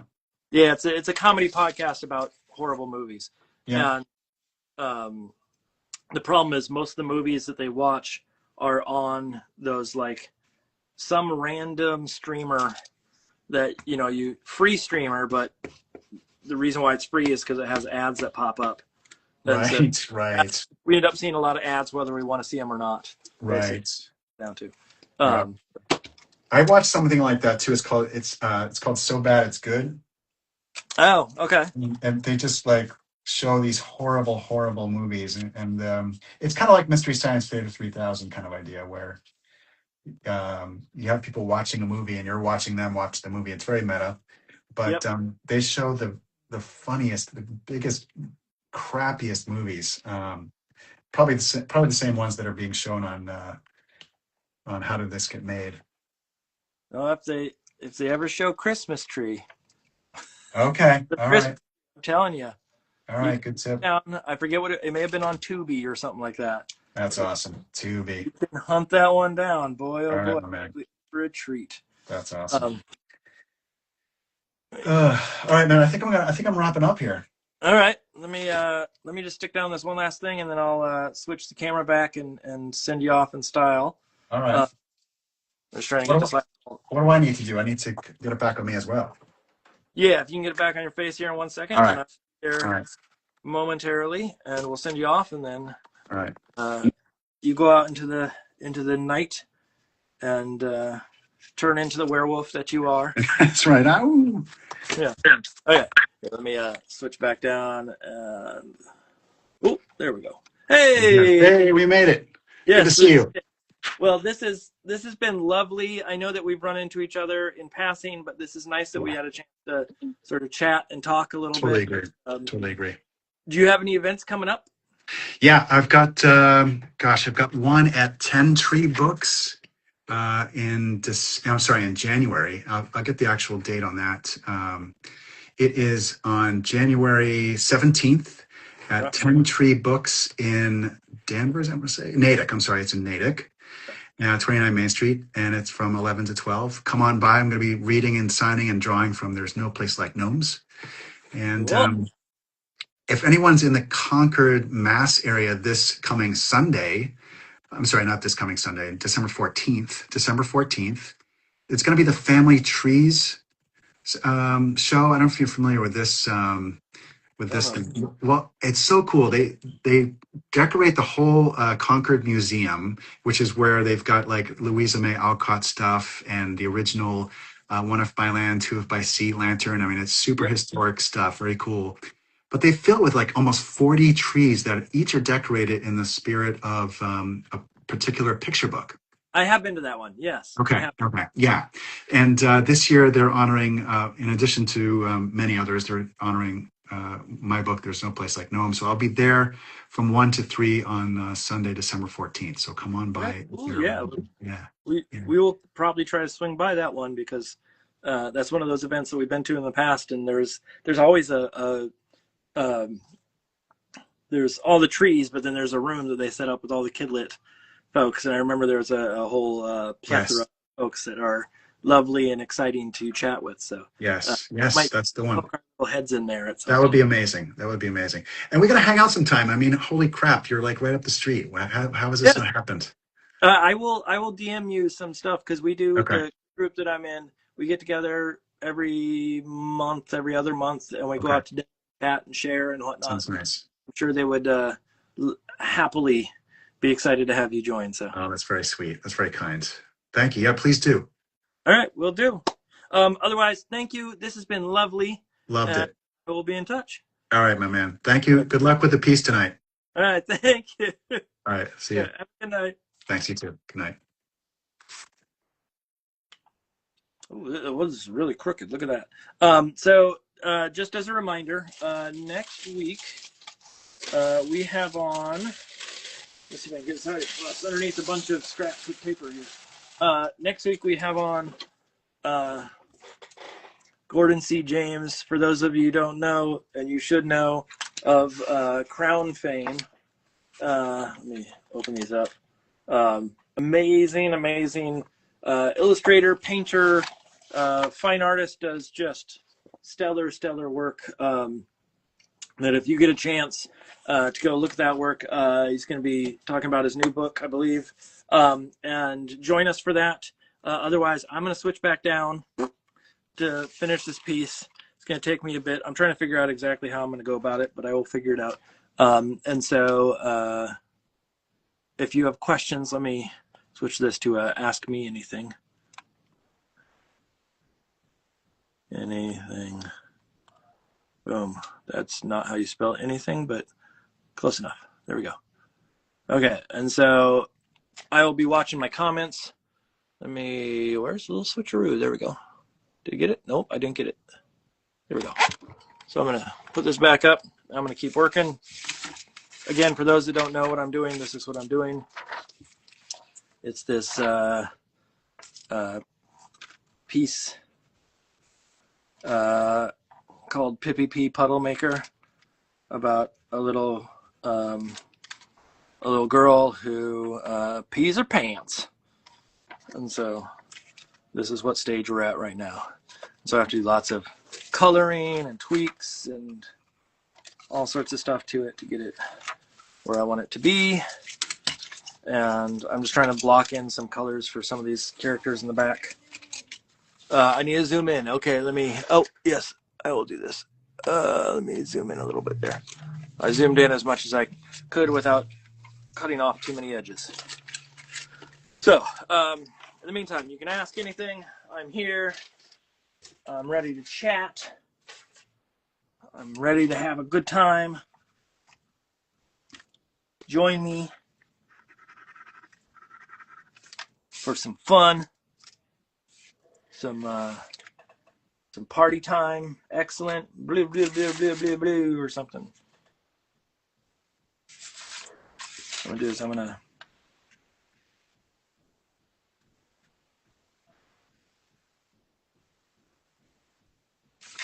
maybe painting these arms here. Now I'm at a point where I'm gonna start like painting and adding stuff based on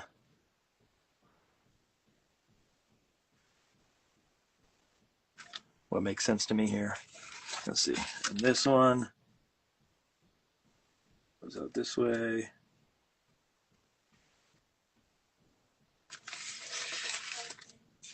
Here's a question. The question is, what kind of paper are you sticking to the background? This is from Gemma Polar Art, looks like. This is essentially tracing paper. So I just use plain old, in this case is it Strathmore I use? What do I use? Strathmore, thank you. Why did it thank me? Just Strathmore, thank you. You're welcome. And it's just plain old tracing paper, so it's got a little translucency to it. It's thin enough, but also thick enough to hold up. I've tried using tissue paper, but tissue paper was problematic. It was a little too thin and sort of tore apart when I started to paint on it, and I just didn't like the effect it was giving. And so I have switched, not switched, but when I tried that, I was like, oh no, that isn't the stuff. And so I'm back to trace. Tissue paper is what Eric Carle used, and so I was like, oh, that's going to make sense, but not for me. But to each his own. So.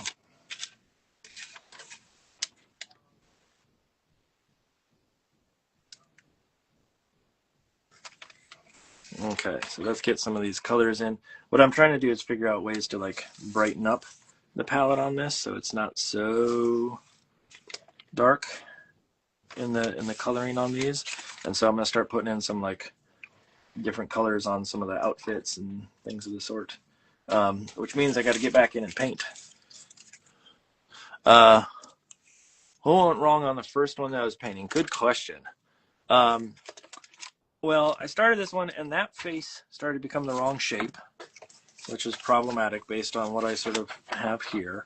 And then it was just getting too soft. I don't know. I didn't like that. It wasn't like impactful in the same way. And so like this one, just shape-wise, this one started to make a little bit more sense to me. And it's not to say that the other one was going to turn out to be awful, but it definitely didn't have the same pizzazz that I think this one will in the end. And so it's a matter of me just finding the right balance of sorry, I'm trying to get colors out here real quick. The right balance of sort of weight in color and shape, and yet still have a little bit of quirk to it. And I thought the other one was starting to become a little less quirky and a little bit more sort of cute. And I want it to have a little quirk to it, or a little, how can I put it? I didn't want the characters to look like they could be pushed over, because in this case, the emphasis on her is that she's sort of a rough and tumble. She doesn't want to change her way as a kid trying to learn to potty on the potty. She doesn't want to cave and have to use that potty. And so I don't want her to look too sweet and innocent in the process. And so I need to give her enough character, and that shape choice or shape language in that other one just wasn't strong enough for me. So I'm trying to get a little bit of a like pea stain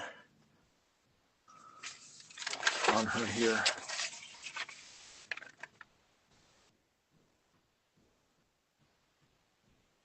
And I will tweak that the color of that a little bit here. Lighten it up a little bit here. Let's put it that way.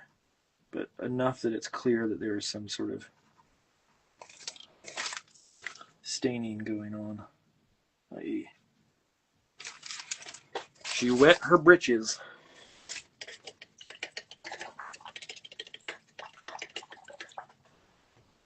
Gnomes and unknowns. Look,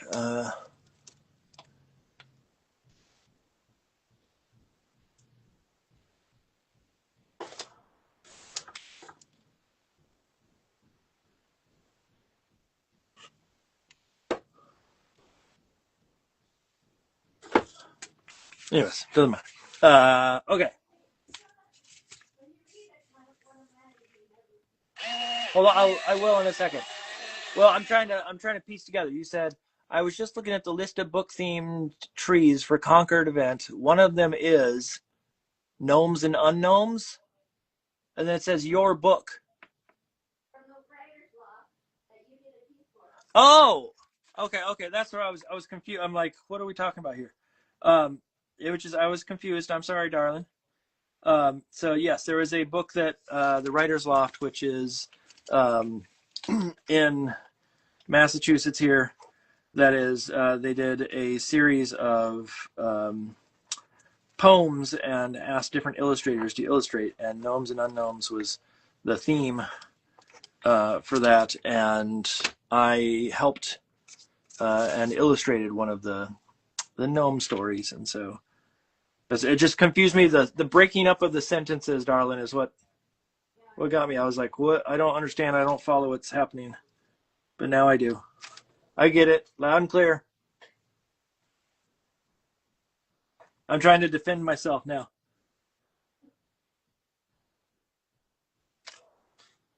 Let's see. I'm trying to make this look a little bit like some other little spots there to imply that there's pee pee poo poo. Okay. Now, I do want to do some sort of like treatment on these sleeves here. And this one needs to have a little shadow because it's sort of angled a little weird there. It doesn't have the see-through. But then I also wanted to get this color, this sort of warm, yellowy color on a shirt up here for this character.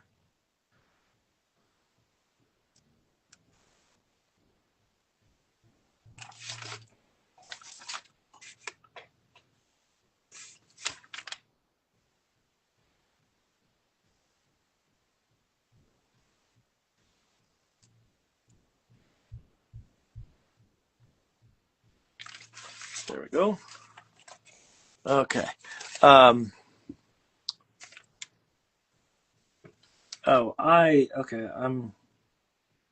catching on to some stuff now. Never mind. It was there. I'm reading through that again, Lauren, and it was the Kate Cosgrove thing also threw me. I was like, did Kate Cosgrove work on the gnomes thing? I was like, it was all throwing me for a loop. I know, I get it now. Or are you asking me to read it right now?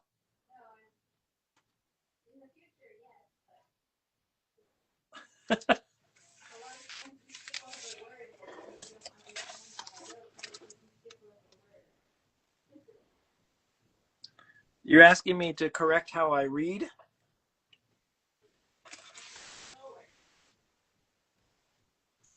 That's not my job or something.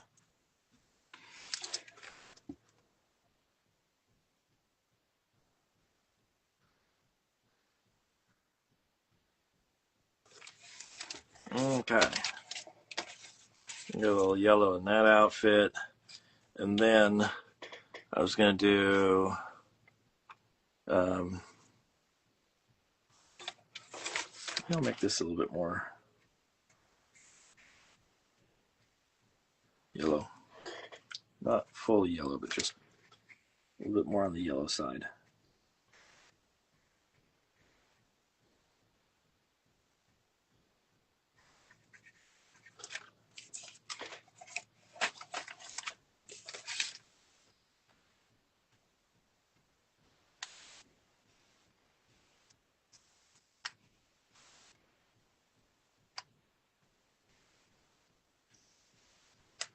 Okay.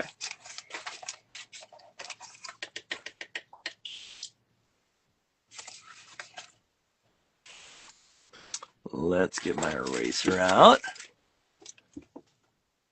Carrie Finnison and Susan Richmond and Aaron Becker are going to be at this event. That's fantastic. That's a good lineup.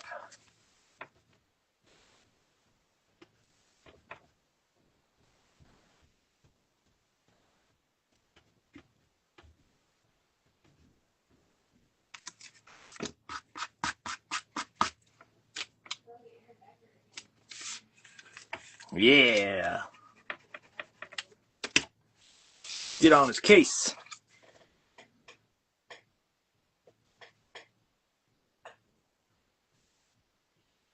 What kind of questions do people have out there in the world?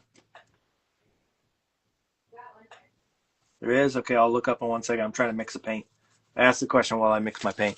What is your rationale for selecting colors for their outfits? Jim of Polar. Good question. A lot of it is me trying to draw some warmer tones out there. So basically, okay, I'll back up. I'll start again. Let me start again because that was a weird way to say all that. So right now, I'm trying to figure out a way to make sure that the figure in the center, i.e. Pippi, is standing out as a little bit different than the others. So I'm trying to give a cold sort of color palette to them. And the reason why I'm trying to aim for that colder color palette is because I want it to be a little bit of a contrast to the yellow that's down below, i.e. a sort of disconnect from the yellows there. So everything's sort of warm around, and then she stands out because she's cooler than everything else. Not cooler because she peed her pants, but cooler because of the color. And so what I'm trying to do is find the right sort of combination of colors for the rest of it that emphasize sort of that warmth or the vibrancy of the warmer hues, so that again her color is distinctly different, not just from the pee on the ground, but from the characters that are around, etc. I'm going to eventually add in dark colors and things to make this stand out a little bit more, but for now I want to make sure that I get that sort of warm versus cool, if that makes any sense. And so I'm trying to find the right balance on some of this. I think he's going to have black sleeves, so that should be easy enough. And then what I want to do is, once this is dry enough, I just thought those lines on the pants are a little too strong, and so I paint it over and see if I'm going to try to create that plaid again, but just with a subtler version. It was just taking too much away from that main character. And so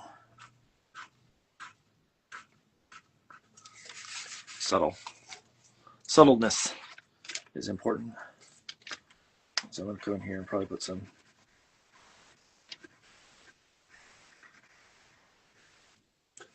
warmer tones in some of this. And then I was thinking about maybe actually doing the what do I want to say, the like hands and stuff not in that same color. I'm trying to like remove color from the character in a way,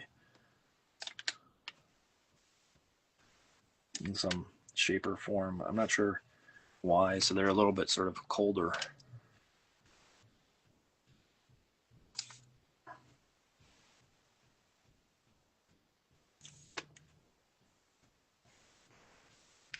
I'll color this in black best I can. And then I'm going to go over it probably with some other pigment of some sort, probably just some paint.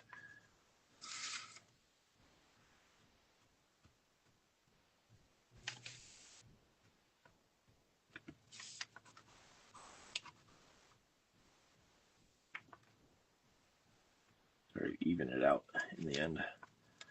Give her some black tights or boots or whatever you want to call these.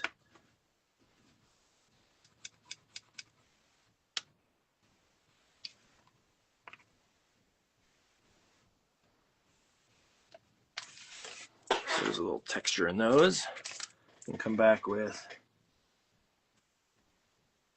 some of that black, maybe even a little bit of red in there, just a touch, to like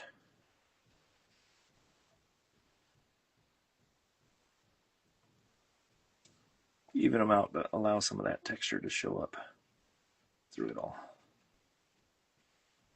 A little bit more of that on there. Are there other questions that I can answer for folks? Things about careers, things about life, things about anything and everything, basically.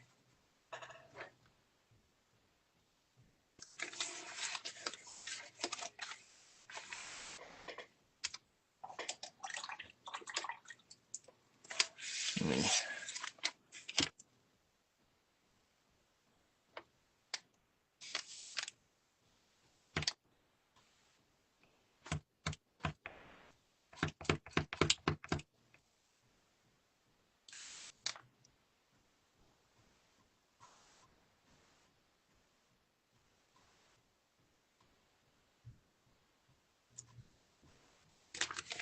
I do need to probably, before I go too far,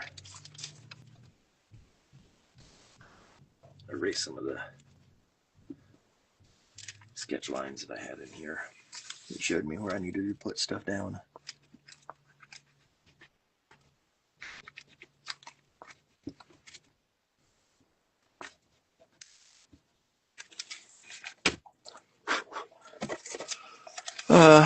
Connor Murray Art, sorry if I missed it, but do you have a website you recommend for hosting our portfolios?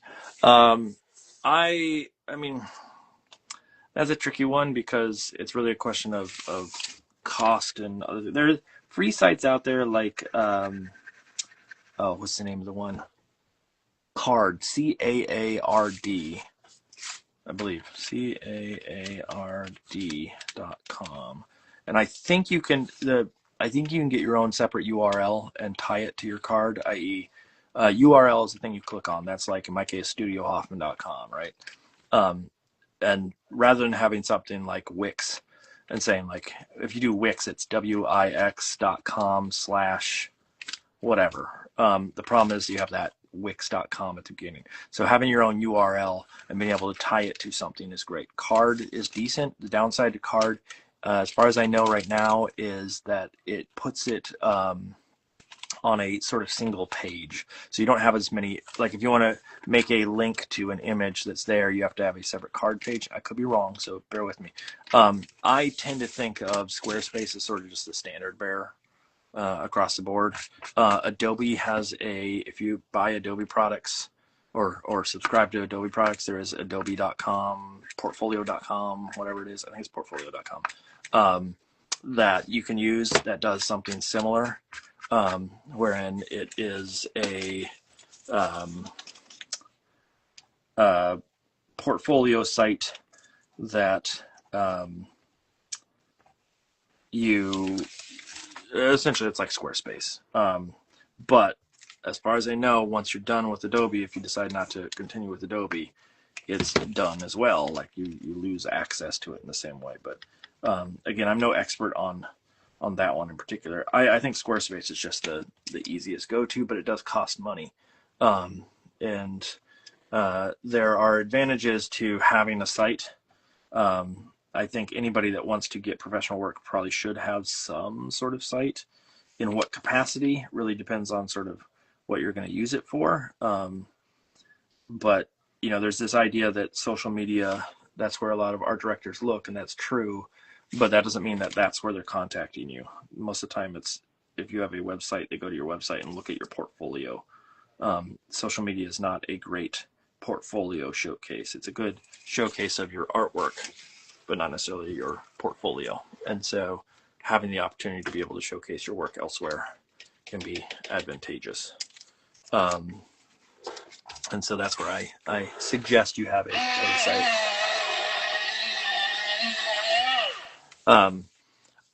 This is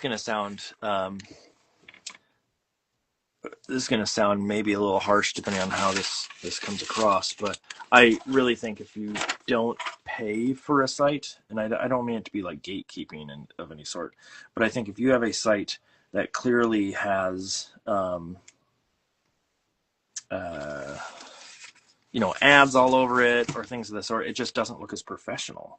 And so that's where I think if you can afford to have a site that you can put the, money into, it's going to make a difference. It's just going to look better in general. And so I think, give yourself that opportunity and go to the trouble of paying the change to have a site. Again, there are free sites out there like Wix, but there are disadvantages. And I think basically no matter what I say, I would go and look at, if you want to use something that's free like Wix, that's great, but go research what are the disadvantages. And there's some search engine issues and things like that come from some of those sites that I want you to be cognizant of.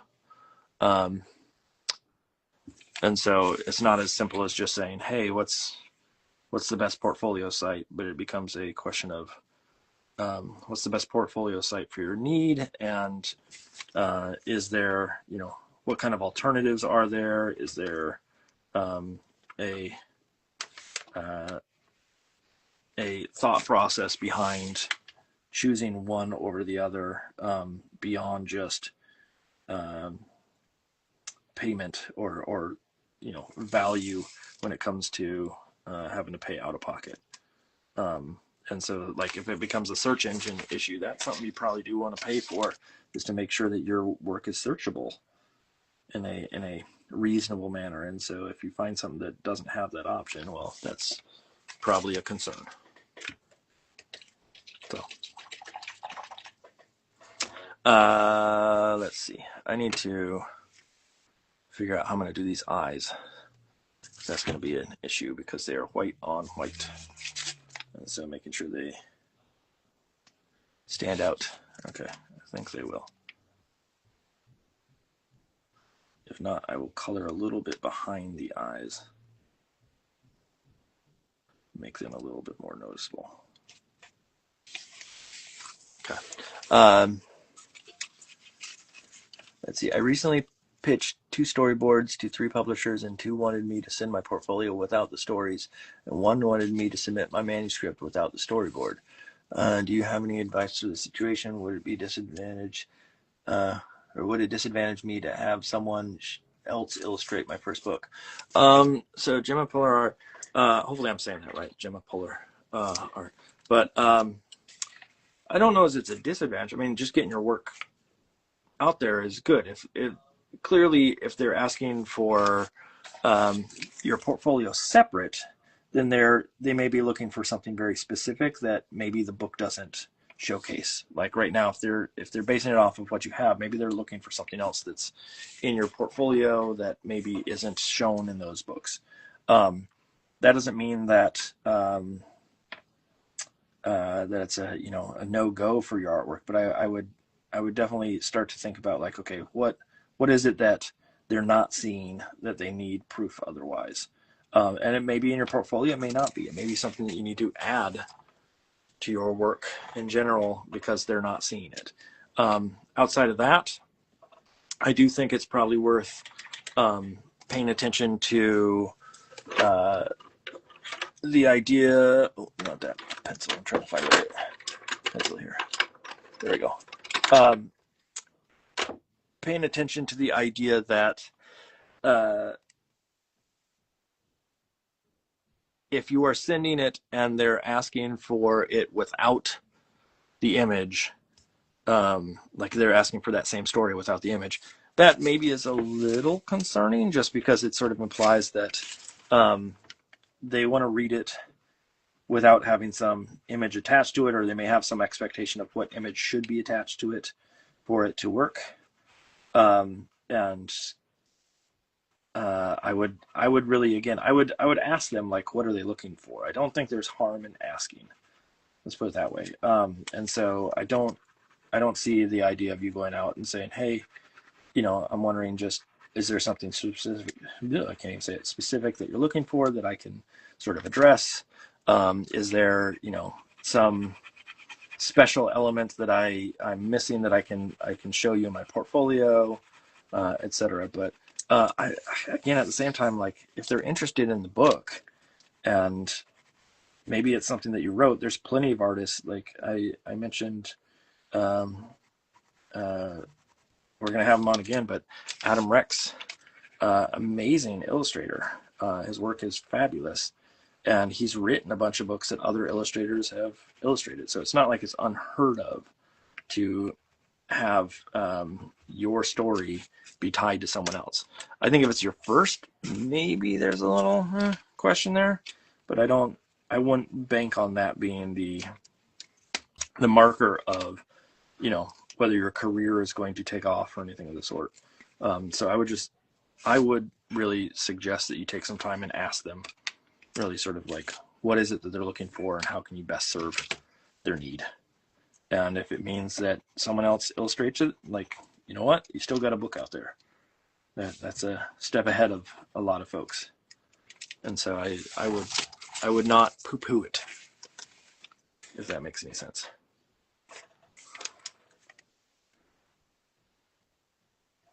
I mean, right now I can't seem to write something that's palatable for a larger audience than me from, I did ages ago, but it's been a while.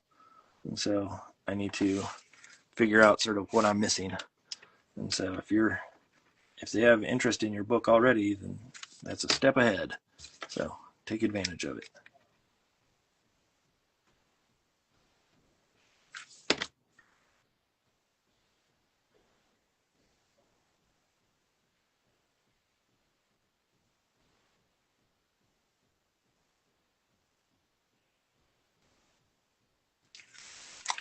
I need to tone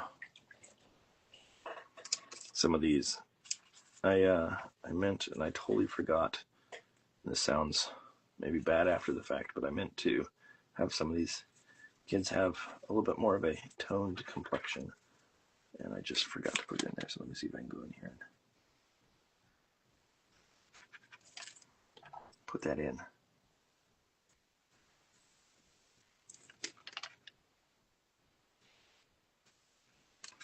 It's a question of, can I get it in there in a way where it doesn't look too scratchy? Hey, there's not as heavy of a texture showing up. That's what I meant by that.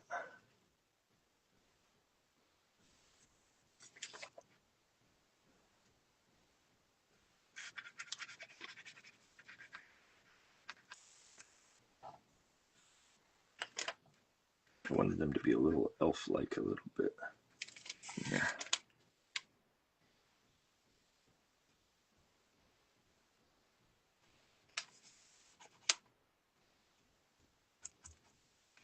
So I'll be covered up with hair up here, so if there's texture that shows up.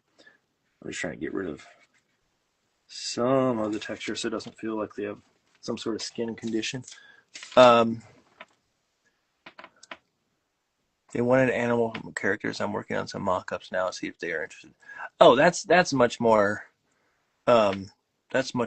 easy in that sense. Like, they may just, the idea of that they want animal characters, like that's different than saying, hey, we don't like your work, or that your work isn't showing us something. That just means that animal characters may sell better. I mean, oftentimes that's kind of true in Kidlit, that cute sells better, funny sells better, animals sometimes sell better. It's the advantage of animals is they're a little bit more universal. So there's less of an issue of it feeling disconnected from the audience. And so I don't see that as a major hurdle in my mind. It's a matter of just get some animal characters in there, and hopefully that's enough that they go, oh yeah, that works for us.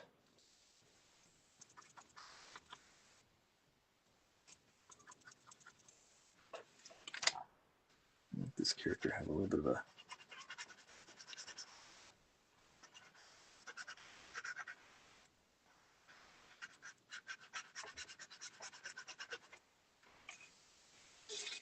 more of a greenish-y, that's not a word, greenish-y.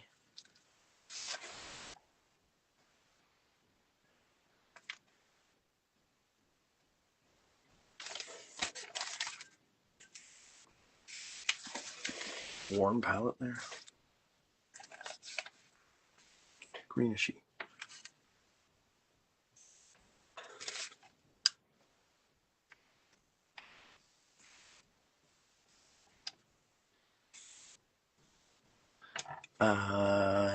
It's lazy lines. Thank you.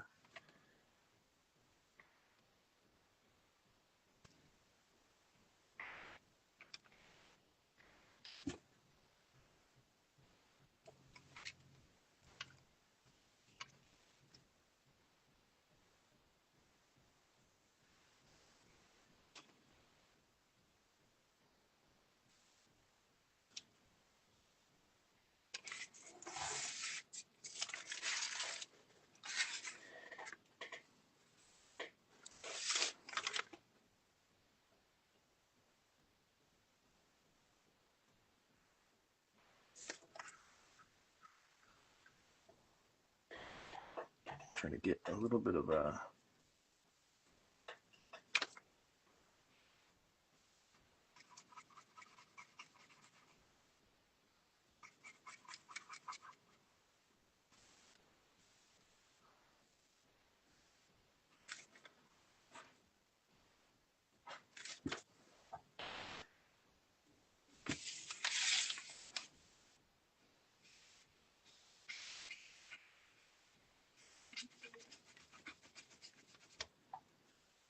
softer play here. Let's see. That. Let's get a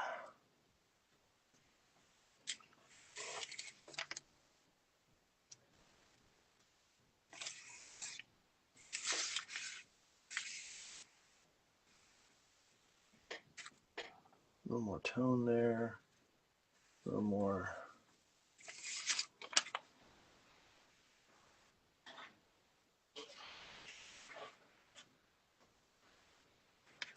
Color in this one.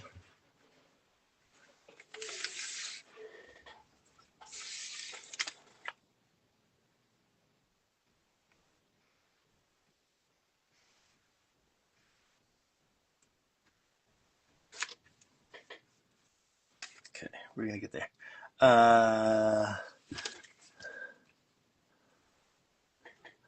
Lauren, can you read that last comment?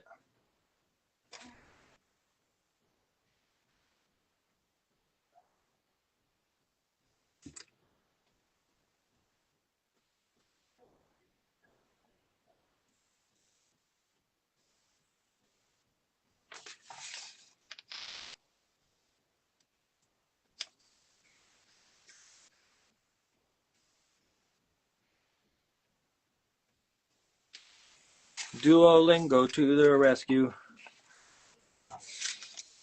Doodle-laddle-dee.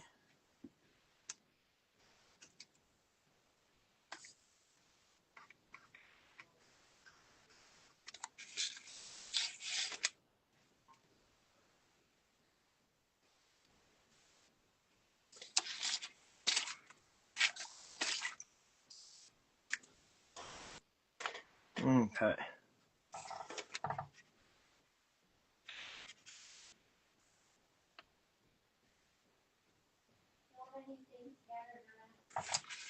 That's what it says?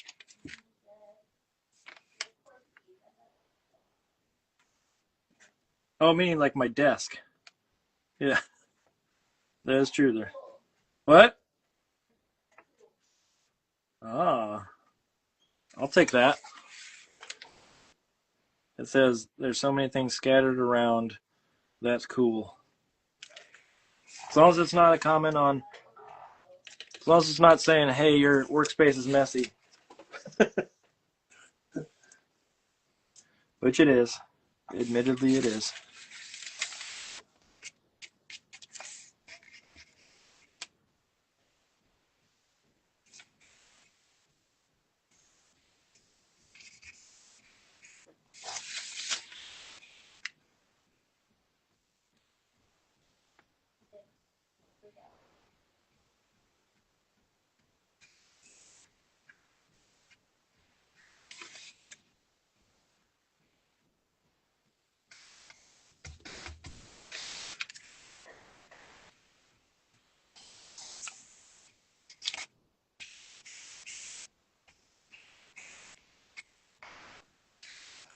I wonder, maybe I'll do it with this instead. Is it gouache? Yes, it is acrylic gouache.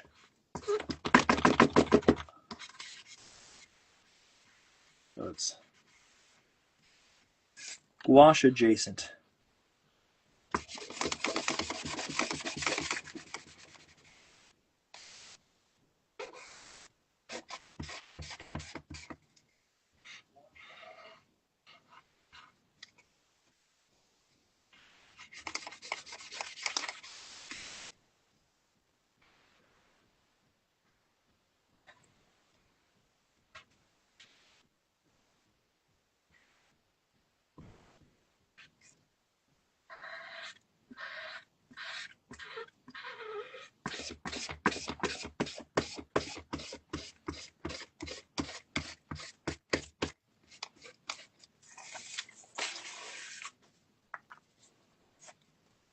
Okay. I'm gonna dry this off for a second. No.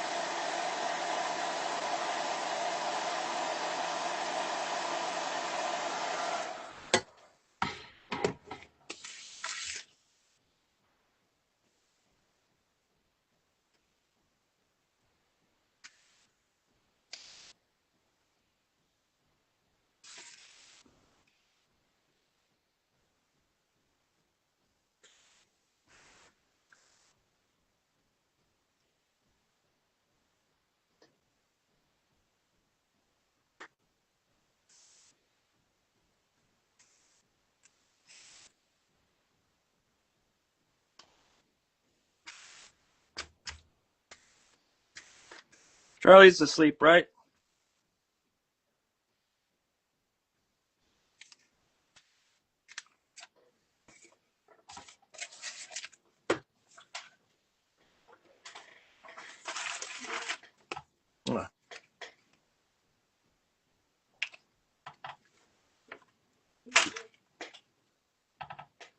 What? Oh no. He did? What does that mean? He was? Okay.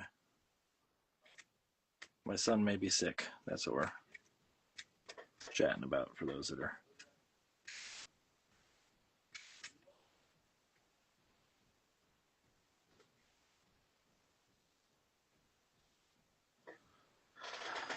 Ugh.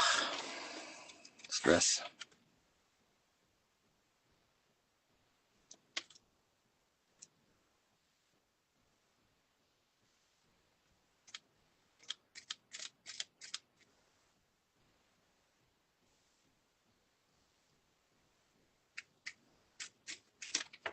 Okay.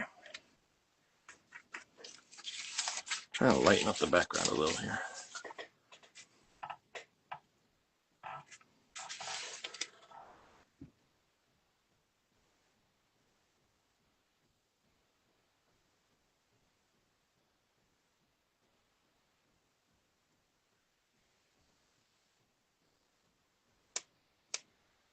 Some interesting textures and things of the sort.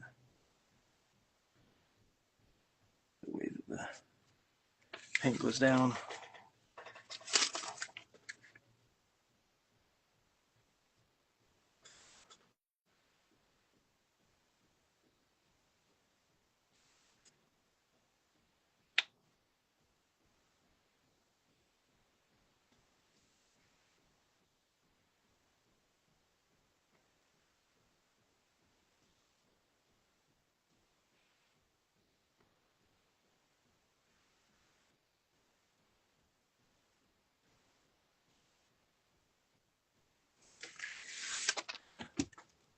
Yes, Teacher Marin, please may it pass quickly. Happy Jaws. Is there snow where I am? Yes, there is. In fact, we got, I'm going to say about 4 inches, maybe 5 inches the other day of sort of snow slash freezing, somewhere in that range. And I threw out my back shoveling it the other day, and so my back is very sore. I throw out my back often when it snows, which is not fun because of shoveling. And so I'm not super pleased about the snow, but it's okay. I will survive.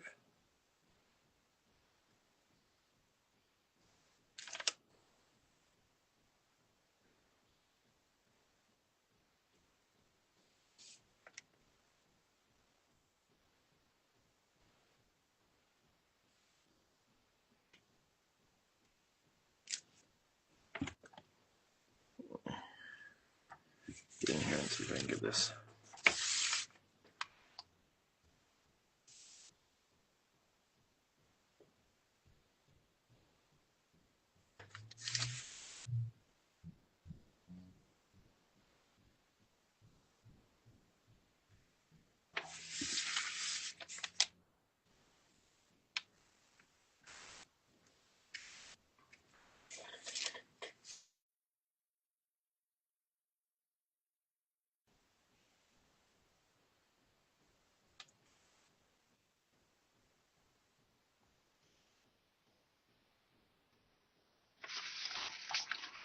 Getting there.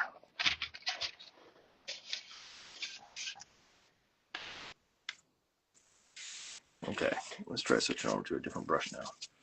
So I get into the tighter spots here, like this spot.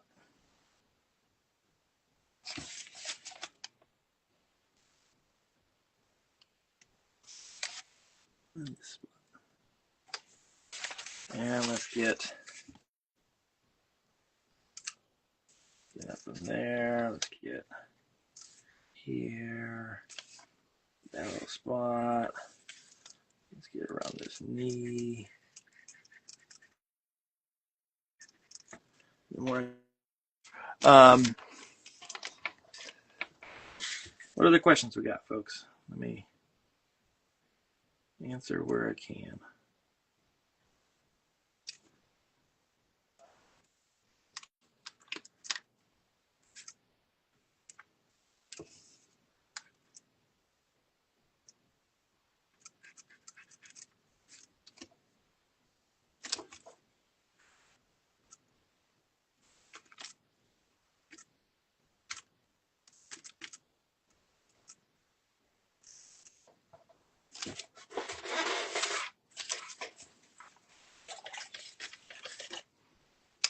If you don't have questions, it's okay.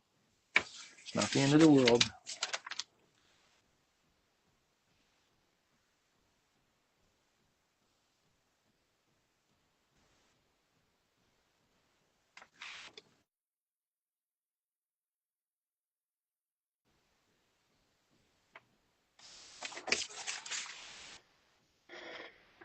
We'll dry that off.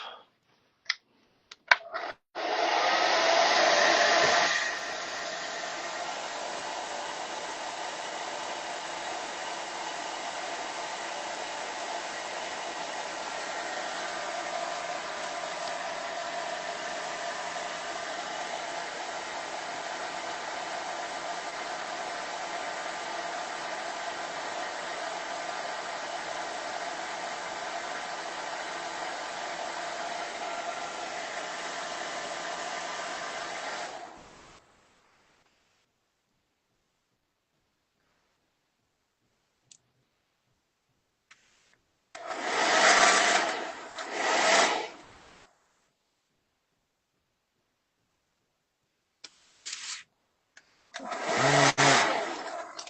couple little eyeballs up here.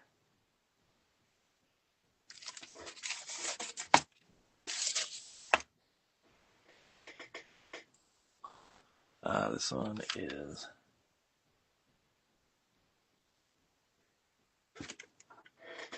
here and here.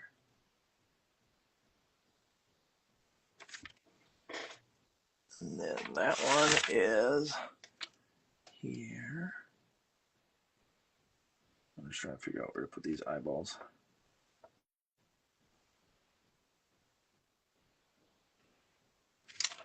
And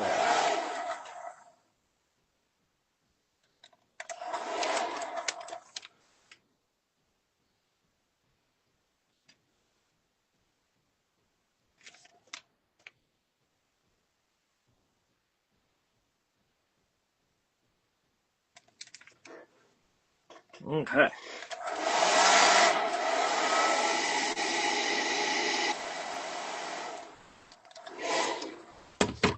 Let's see. Let me get in here and glue something down that was coming up. There we go. Okay, now time to get paint off my hand because I just dabbed my hand in paint. There we go, a little bit of red there.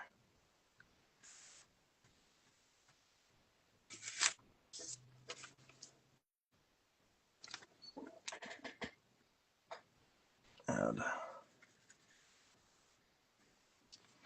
little more until I get this nose the color I want.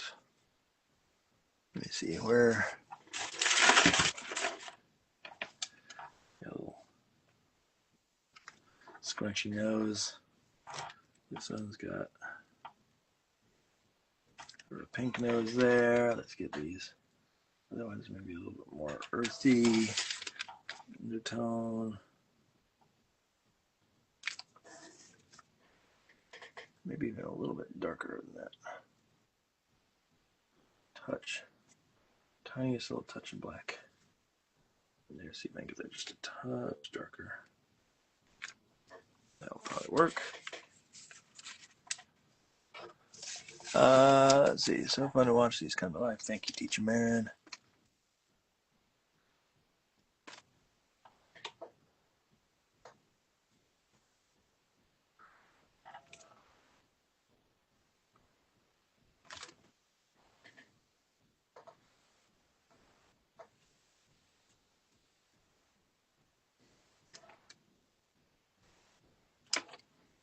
That, and then this one needs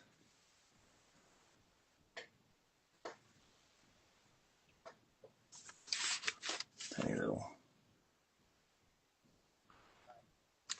peachy nose there.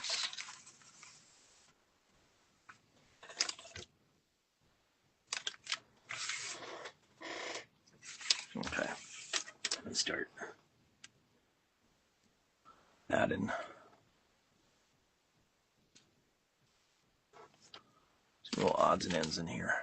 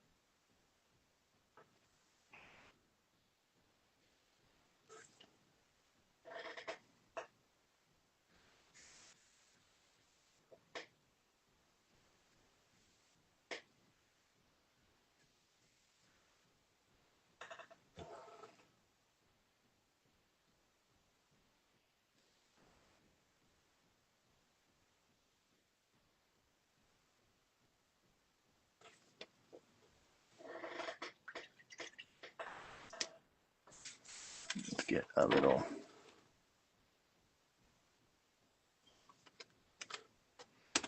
peakiness in there, a little bit of this orange.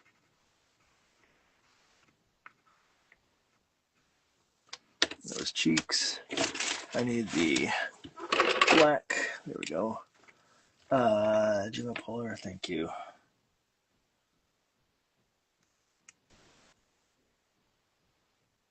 Polar says, it's amazing to watch.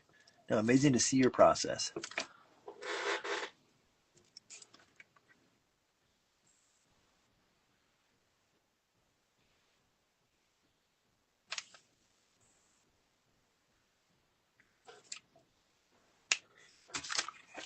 I like that. Get in here. A little touch of that there. A little stank face. Stank face.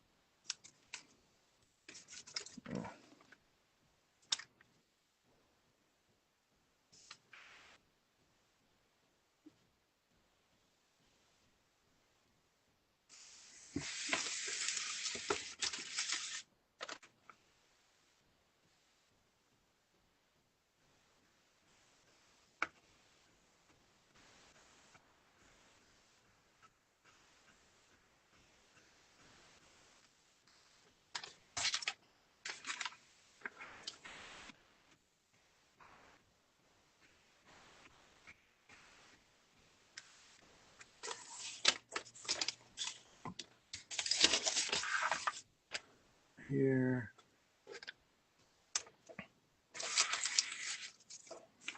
Odds and ends.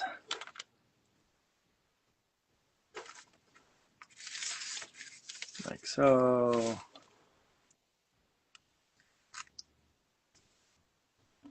And then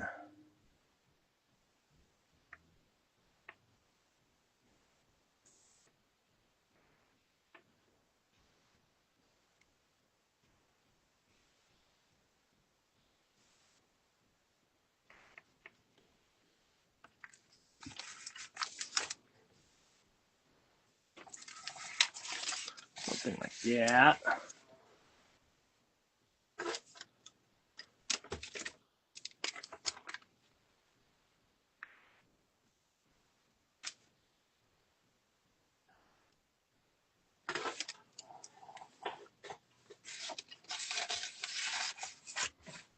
Okay, and then just trying to move relatively quickly through this.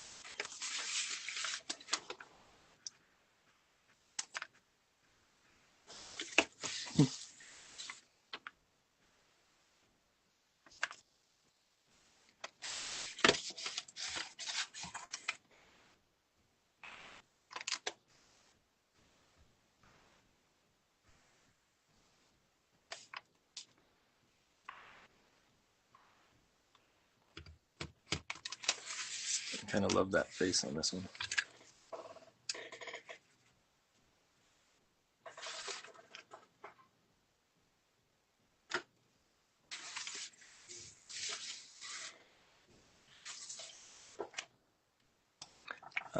This one has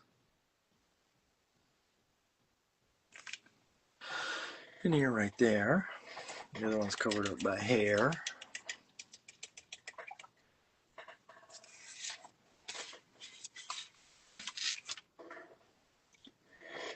This one, let's see, I need to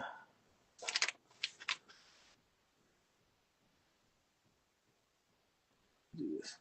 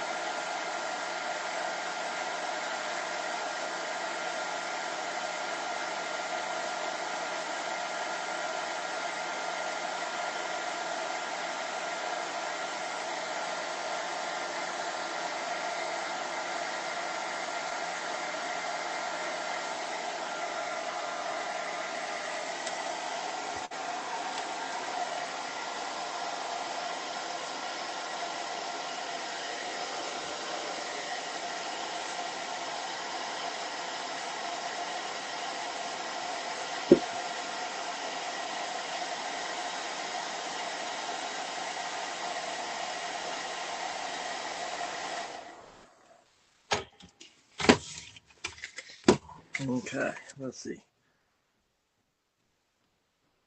I need a little bit of that, a little bit of that.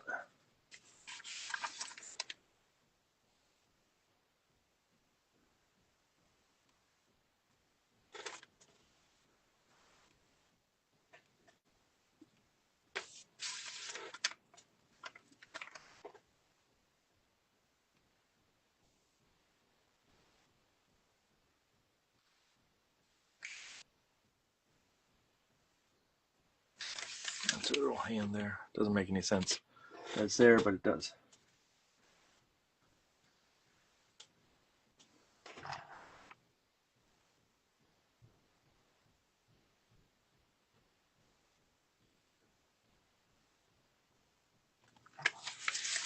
There's our little fingers there. Put a couple on that side.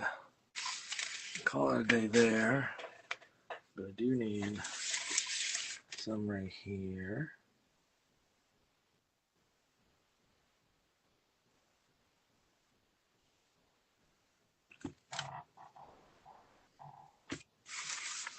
And then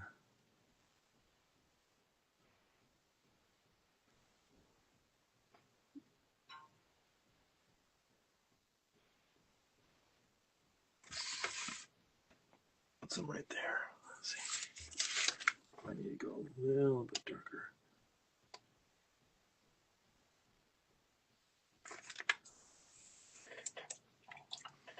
Okay, let's get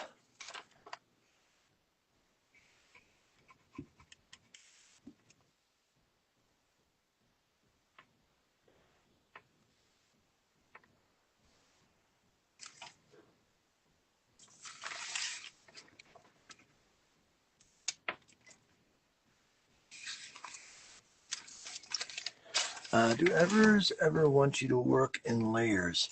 They do. The problem is I don't. Yeah, no, there's plenty of editors that would probably prefer that layers happen just because it makes it a lot easier. I mean, editors versus art directors. Art directors would probably love it if you worked in layers, but effectively, as long as you make good images, they can deal with it. I tend to work in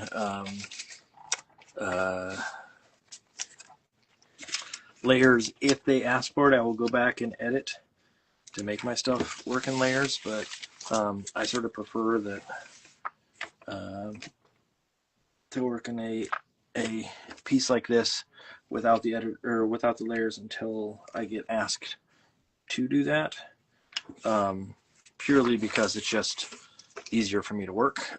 If they ask for that, then I go back and I sort of separate stuff out via layers, and it's an absolute pain, but I'd rather do that than have to sort of work piecemeal on things and try to, put it all together in a different manner. It's just this method makes sense for me, but that doesn't mean it's for everybody. There's probably lots of folks out there that would say this is a asinine way to work, but it's the way I do it. So it's a good question, though, just that idea of layers versus non-layers. Again, I would think layers is probably easier on everybody, just long term, but that's not always the way that people work, and so do it makes the best piece, and that is probably the quintessential thing you got to do at this point. I do think that the idea of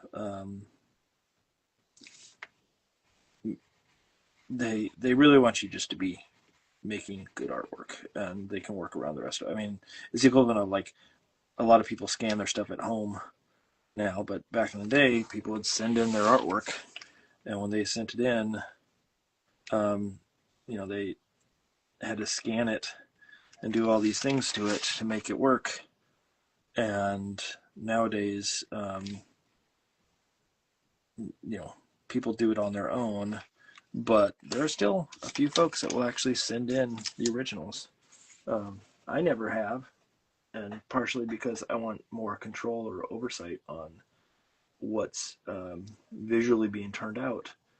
But there's plenty of people that do that, and it really is sort of a choice what makes sense for the person that's making the artwork. I like to have a little bit more control over the variables at play, and so I tend to send my stuff separate.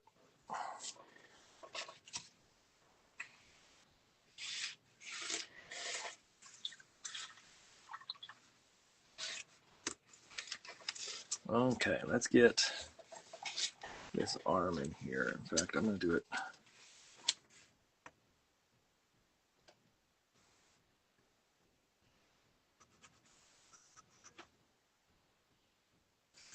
Put down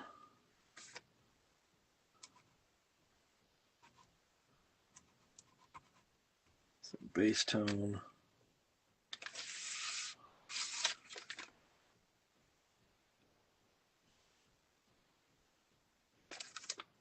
Something like this. And then I'm going to come back and paint it in. I need a blackout here. Where are we at? We're at 10 o'clock right now.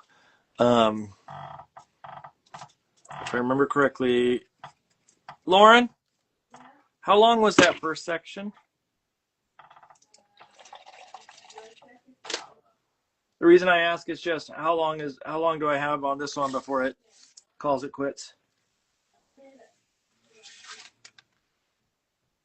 I'm asking because there's only a 4-hour time frame on Instagram, and so if I want to be done by a certain point, it means I have a finite amount of time that I have to work within.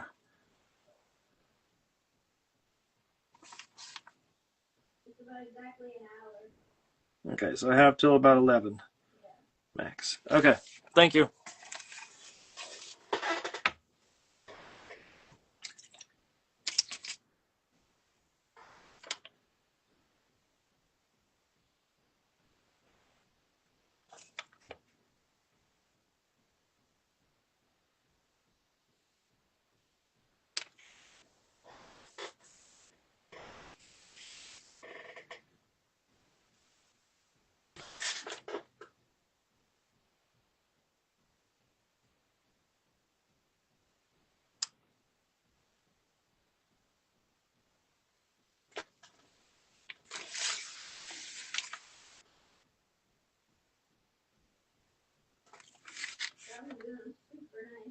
Mm-hmm.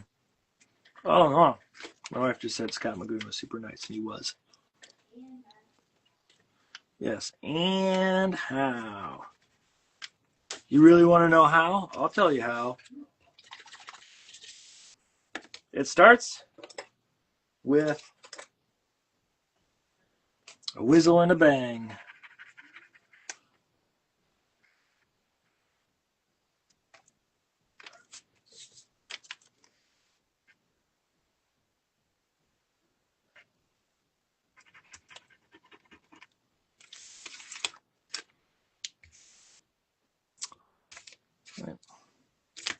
I got messy fingers that are getting in the way of making a clean piece here.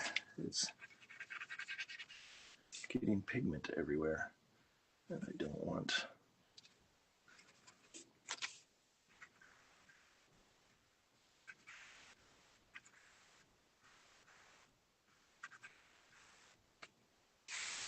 This character has a relatively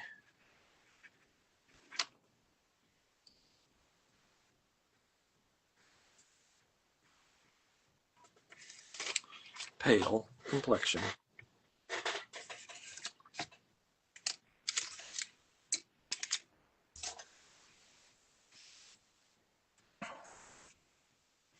Okay, now I'm going to start this one's hair.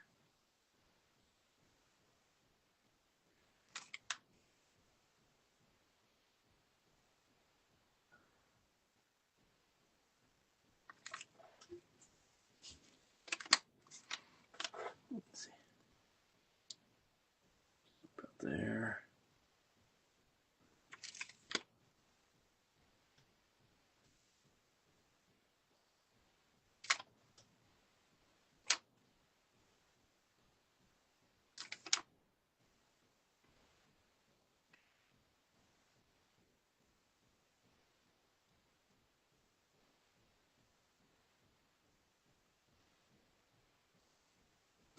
What other questions can I answer?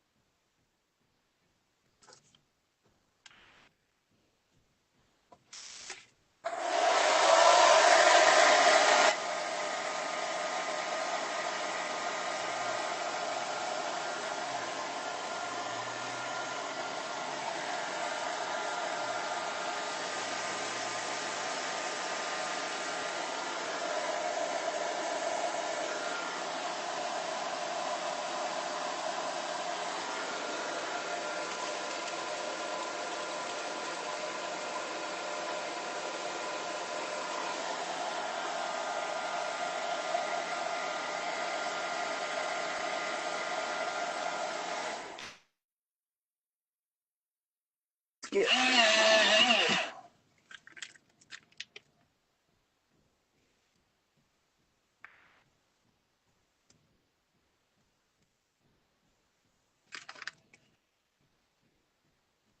What's going on here?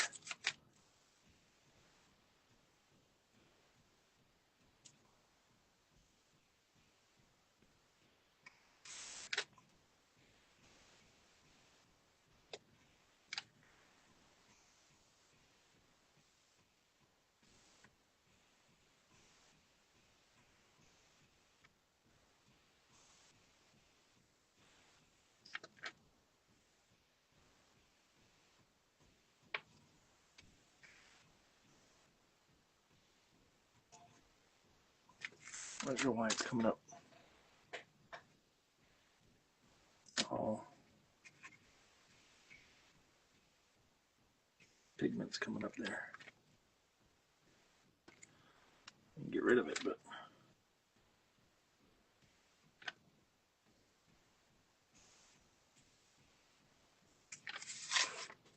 it's a pain.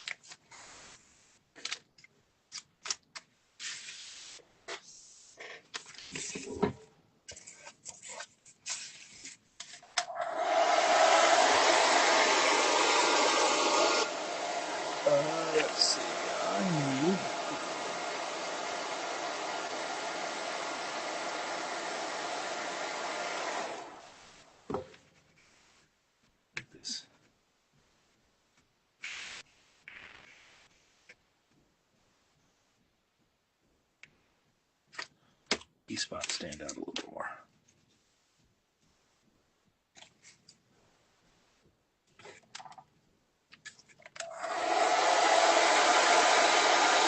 Okay. Let me get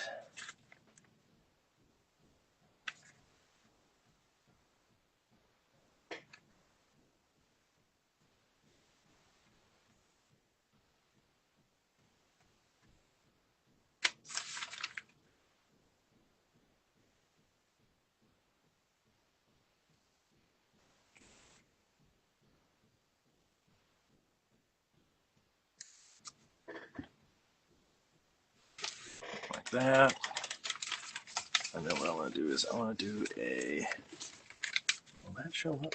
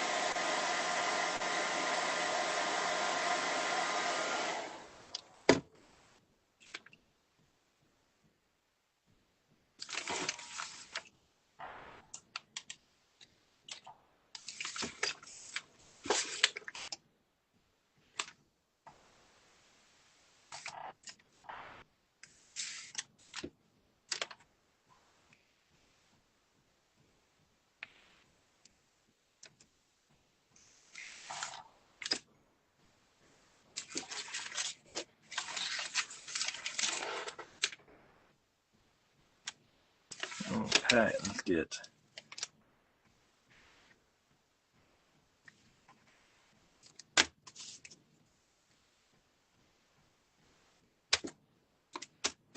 in here and clean some of this up.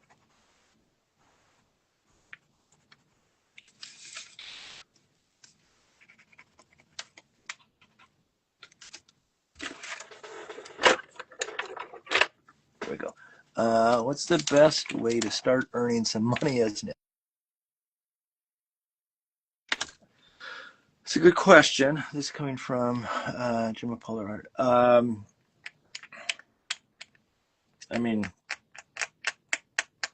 there's not really a, like, in my opinion, I don't think there's really like a steadfast, like, this is the way to go. I do think that there is the likelihood that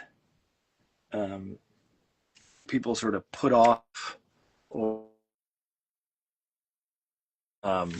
sort of challenge the idea of the kind of work that they want to do as being the only method of making, i.e., don't sit there and go, well, because it's not in the field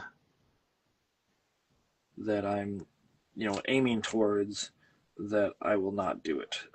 I.e., you need to broaden your horizons as far as what you're willing to take on as work. And so that idea of, not necessarily say yes to everything, but don't say no to everything that isn't your ideal, is the main sentiment with that. So don't sit there and go, oh well, I don't like the idea of this, and therefore it's a no for me. I think that if you're starting out, you're going to get offers to do things that are probably outside your field. Obviously weigh them against sort of your time and things of the sort and your ethical standards. So if someone comes to you and says, hey, I want you to illustrate something that's, against the mindset you have for your own work, well, that's a different story. But I think just in general, you should probably say yes if you're just starting out to pretty much everything and not get caught up in poo-pooing stuff that is not necessarily your standard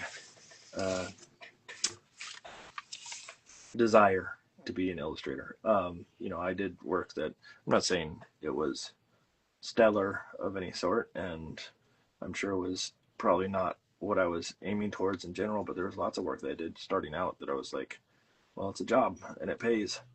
The key thing is just making sure that it pays.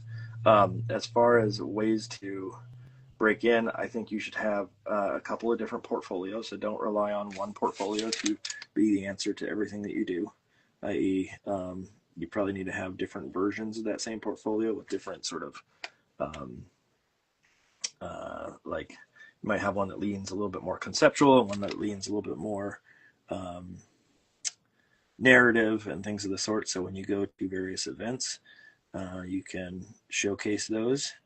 I do think that networking is a must in order to break into the industry. I don't think you can do that without having some sort of what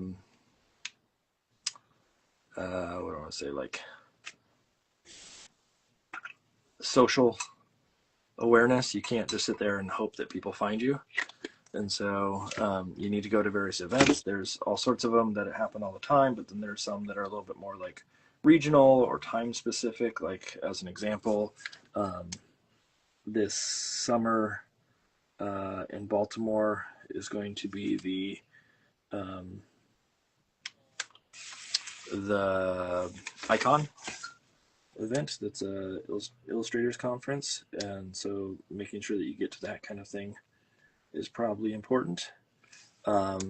If you can afford it, obviously it's money, and so not everybody can afford to go to all of the events, but I think if you can get yourself out to something like that, you're going to network in a way that sort of you just can't do from your own house, or from a closed location, I guess is the best way to put it.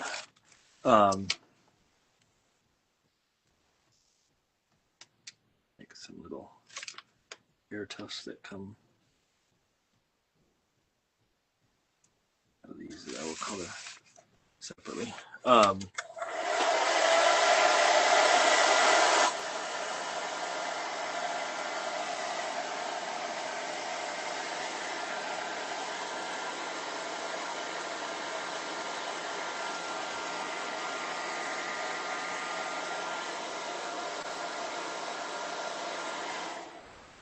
I would also venture to say that if you are trying to get out to those events, that you come prepared with work that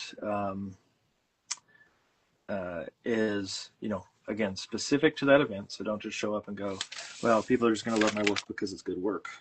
I think you got to really sort of lean into what they're looking for.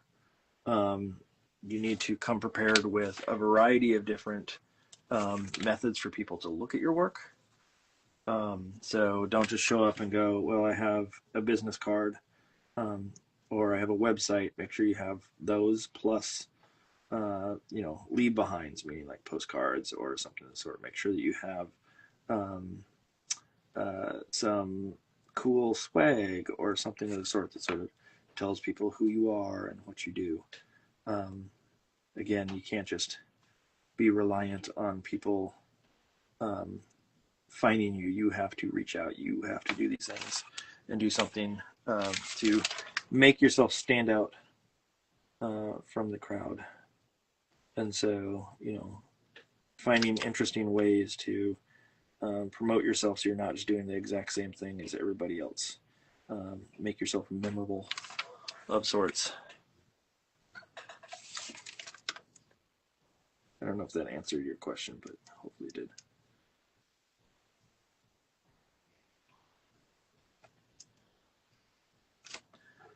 Just get this last hair bit in here.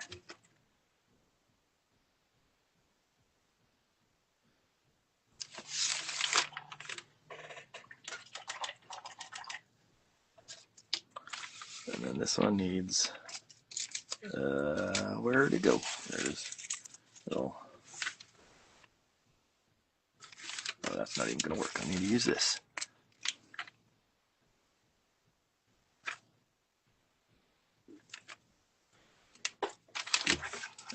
character needs some cheeks, some rosiness, coziness.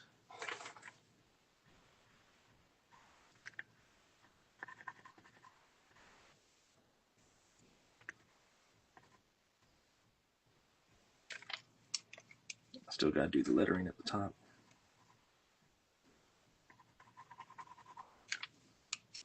It'll be a bit of a pain, but I can get it done.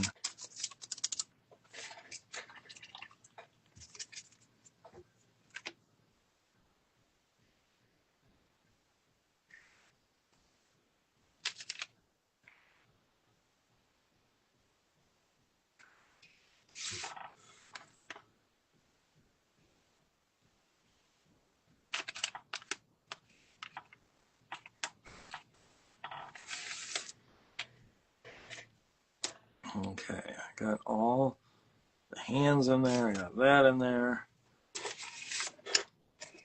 I'll probably put another couple of little pea drops down. Outside of this, and I can maybe work on the coloring of. Whoa. I thought I had another batch of darker. I guess I can just use this. It's fine.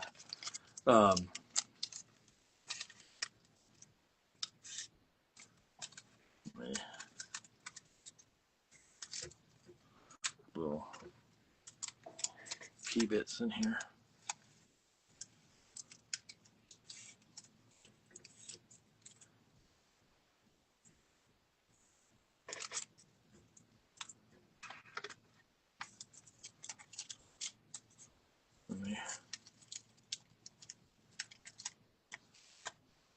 Little pea bit right there. Stick those down. Do you still plan on including the floor? Yeah, I'm gonna probably do that after the fact. I'm just gonna put some like hints of tile without necessarily putting a lot down. I'm trying to I really want the yellow to stand out, so if I'm gonna put something down back there, it's gonna be subtle, whatever it is. So there is a little bit of like a tile pattern that shows up in the sketch, and so I'll probably put that in very subtly. I need this little bit of pea here.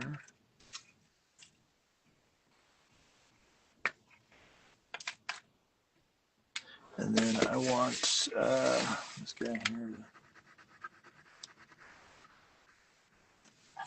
help separate that out a little bit. Where did that other color go? Here we go.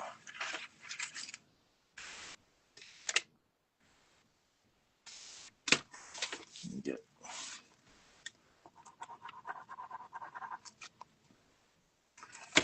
that in there. Another little touch of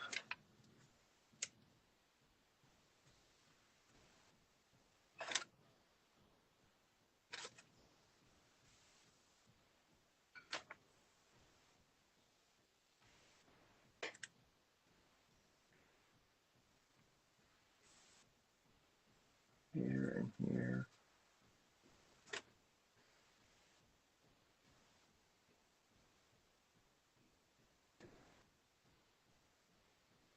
Trying to even it out a little bit more.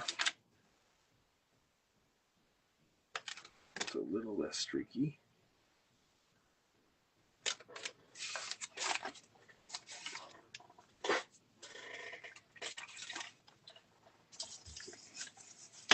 And I'm going to come in with, let's see.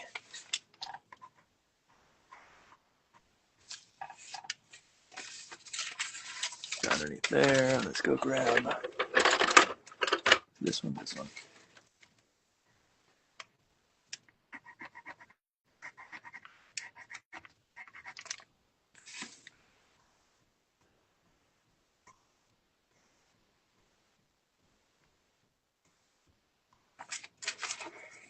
A little bit of striping on that. Little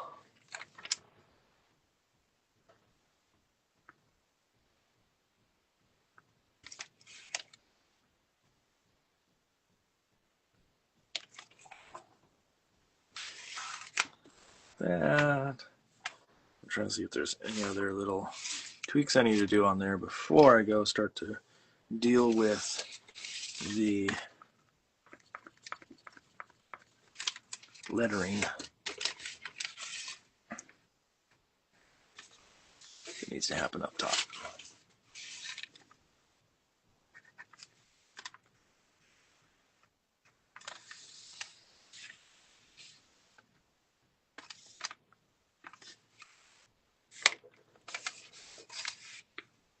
Oh, I want to do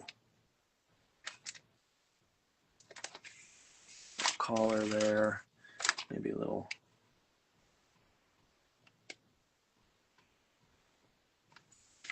trim on the hat. There we go.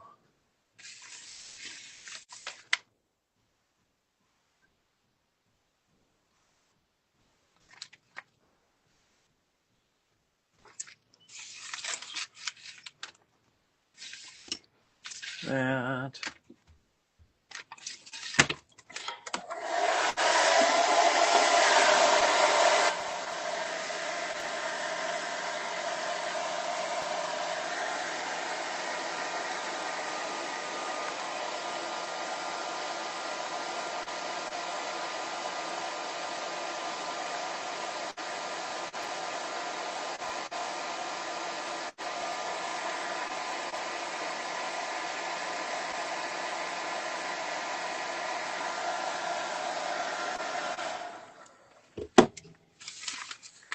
Okay.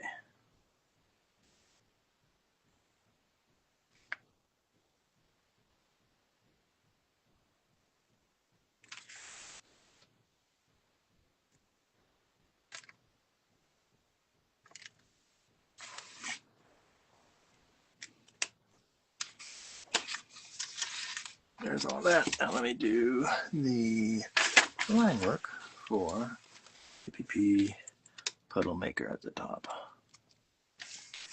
of the extra piddle puddles.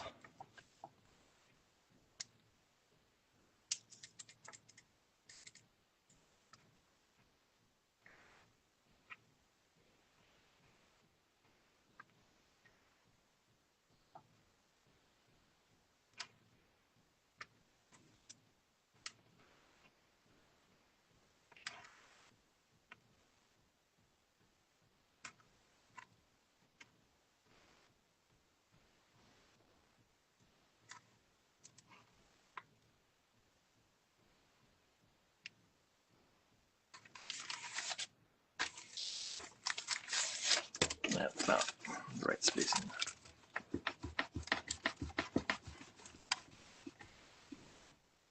That's the problem with hand lettering.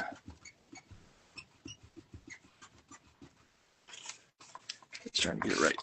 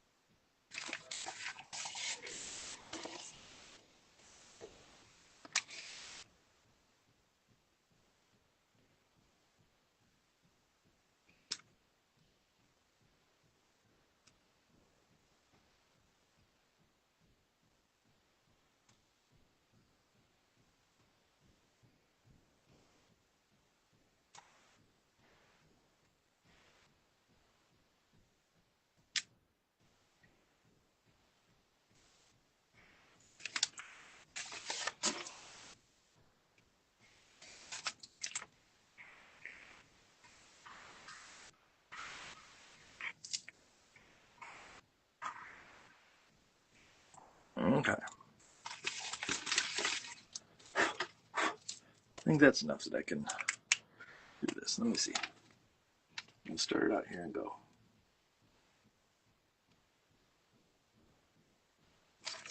And that is drying out. No.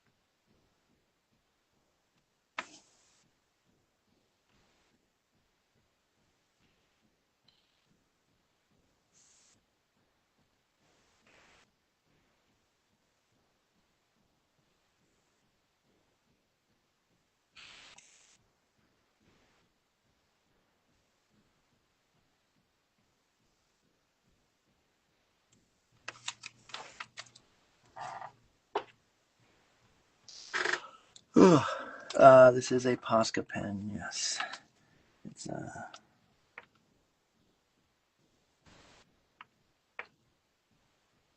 bit of a challenge to work with sometimes.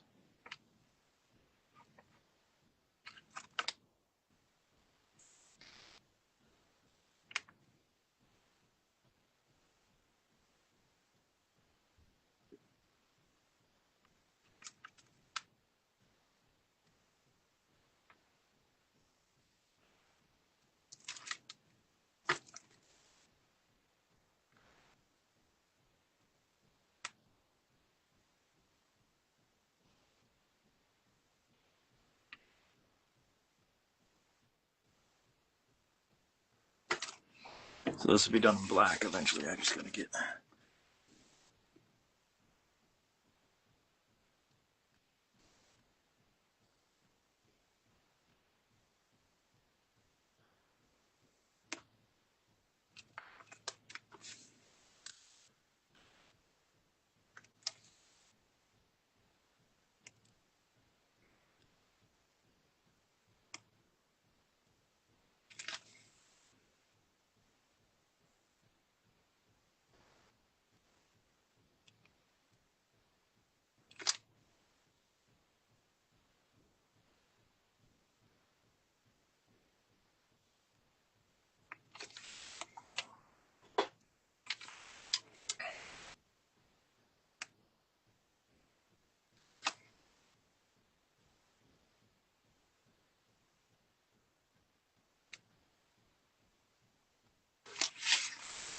Okay.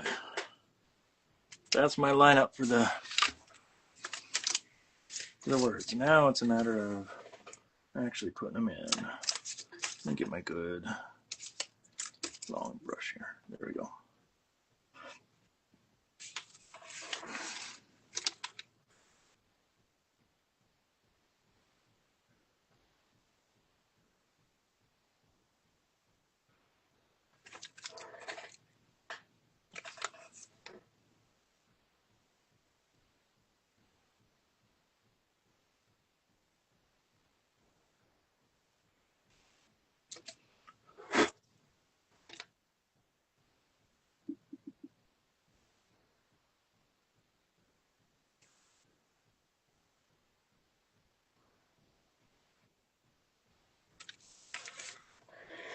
Okay, we're getting there.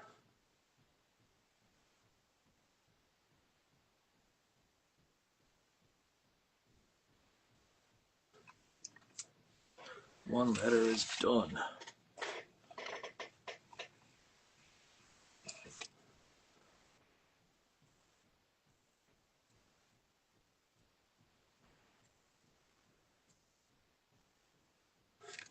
And depending, when I go to digital with this, when I go tweak it digitally, I might make the P yellow. I don't know, or doing something of the sort up there, but for now, trying to get this in a reasonable amount of time.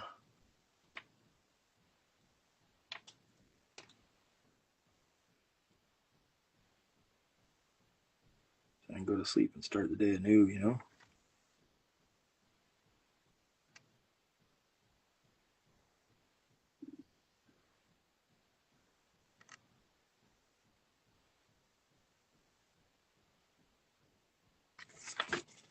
Actually, it might be better if I do it this way.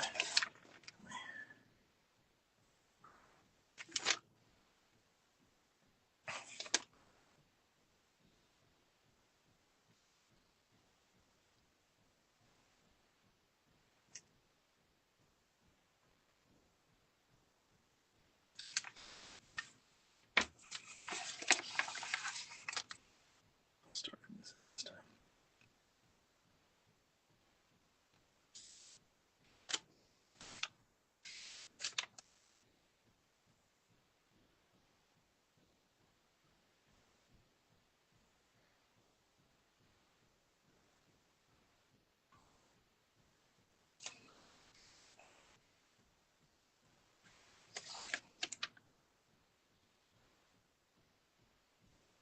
White night.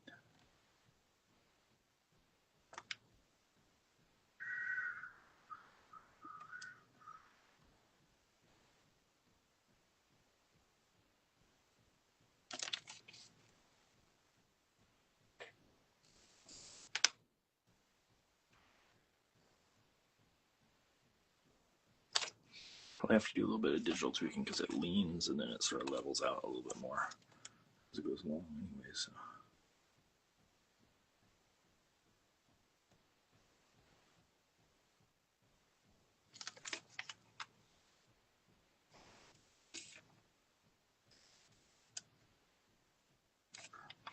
Now I'll probably cut out the background, the white, so it's white. I mean, there's a, I wonder if I should do something where it's like,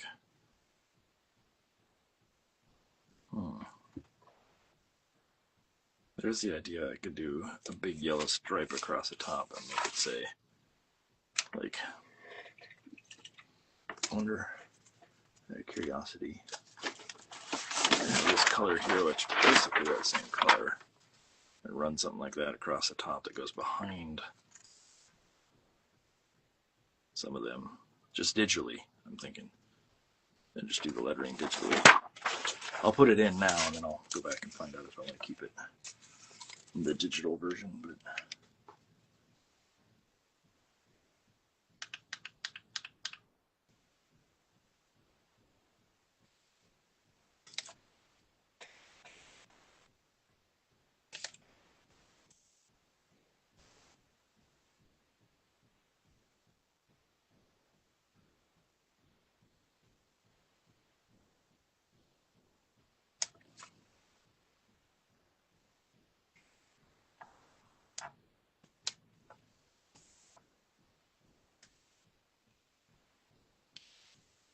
look at that, one shot. That whole stroke done in one shot. That was nice.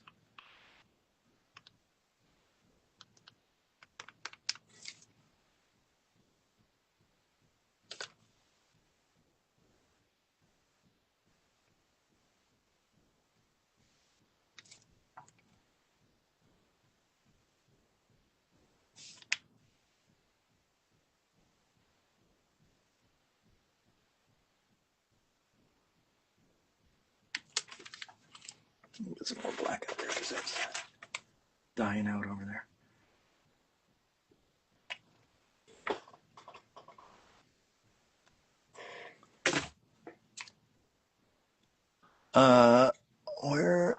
Were this an actual book, that'd surely be a favorite. I'm gonna try to write an idea. I have an idea for this one. I just need to write it out.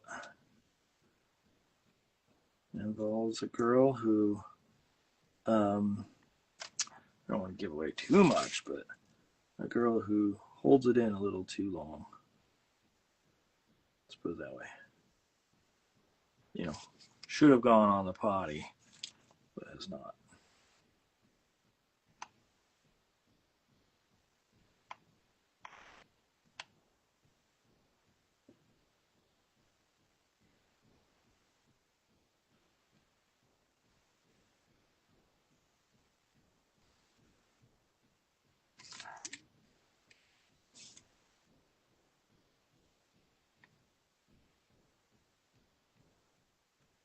Therefore, she's a puddle maker.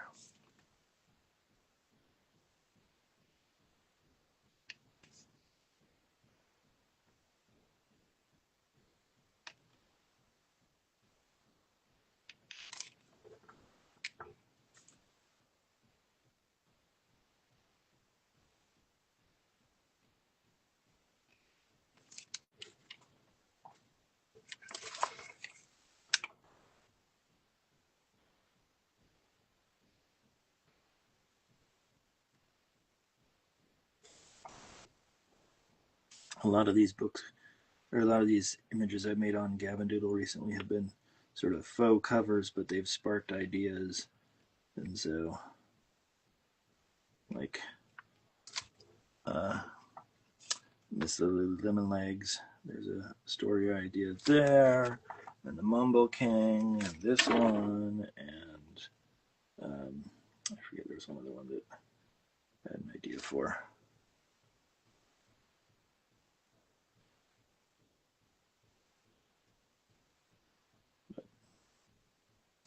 Maybe someday they will turn into something. But they're just meant to be fun, frivolous things that hopefully spark an idea, and many of them have. That's good, at least.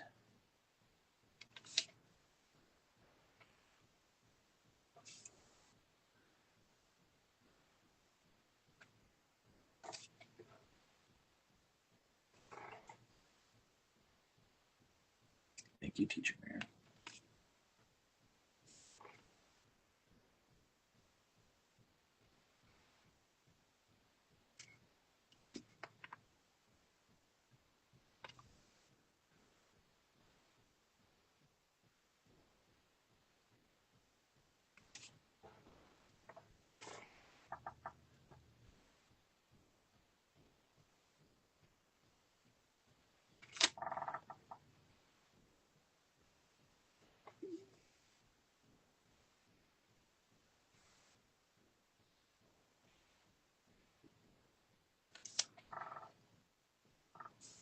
Getting close.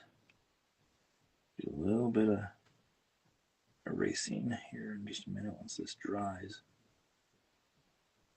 There's some pencil lines I just want to get rid of.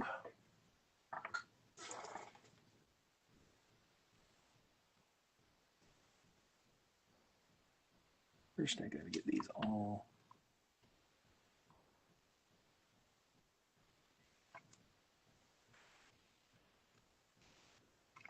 in and filled in.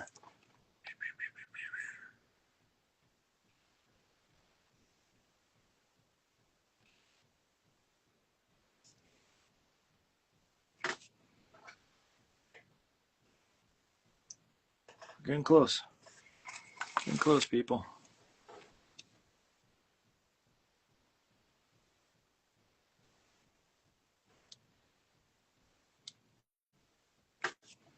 I'm gonna hobble upstairs. My back, I threw out my back shoveling the other day. And I am, after being bent over this whole time trying to paint this tonight, I'm sure that my back is going to be a little worse for wear.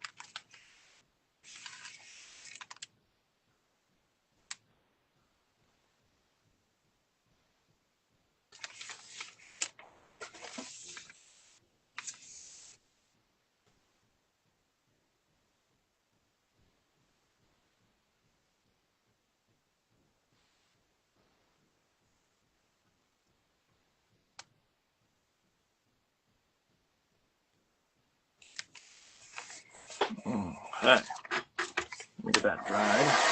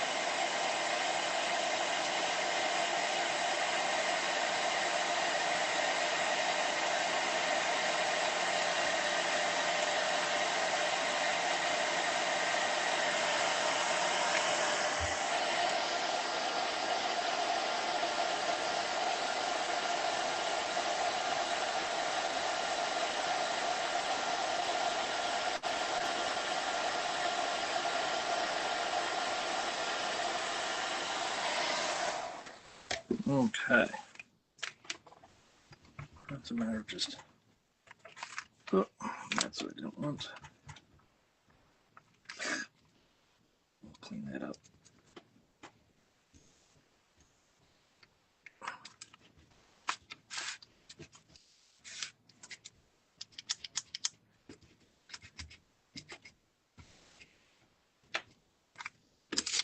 Okay. My brush. One little mistake to clean up right there, which I can do relatively easily.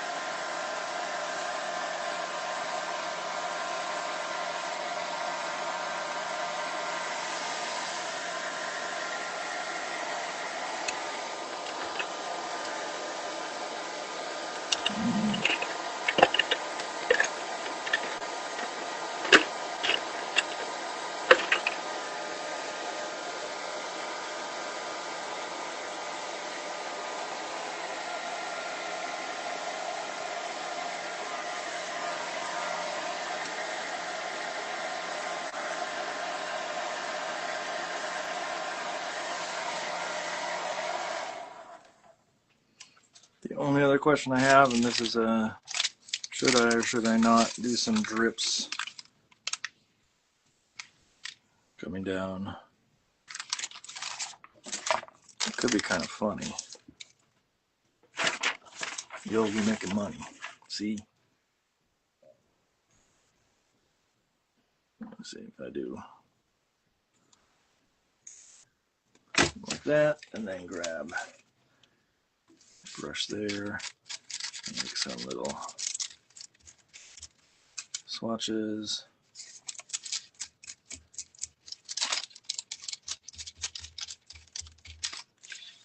I can use for something like that. I want a little bit of this left.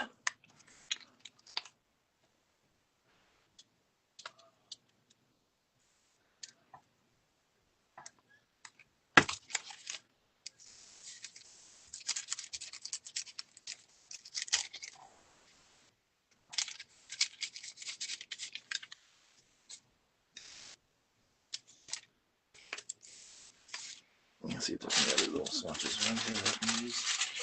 Would make sense for that. Not really. Any other little. I was looking to see if I have any other little yellow swatches that I can paint. Just in a little.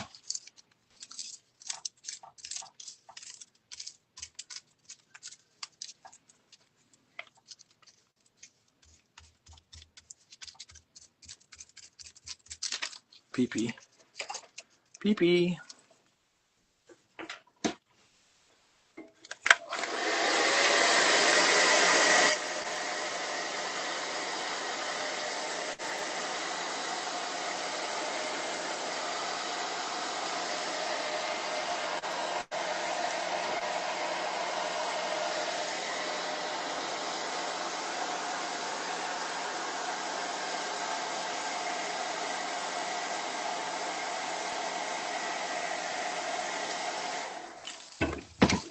Let's see what we can do with this. Like if I did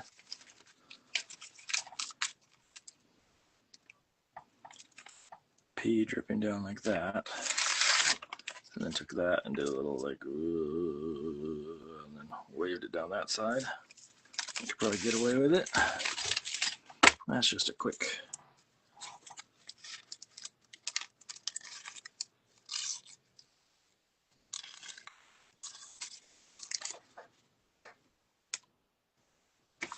Cut like this.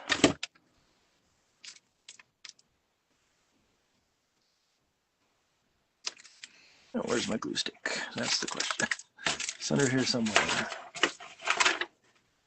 Is it? Oh, it's over here. There we go.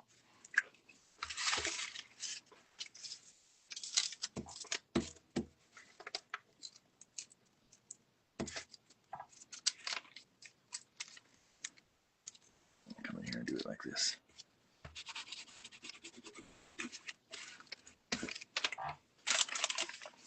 I'll take a chunk off of this to go down this other side, like so. Let me.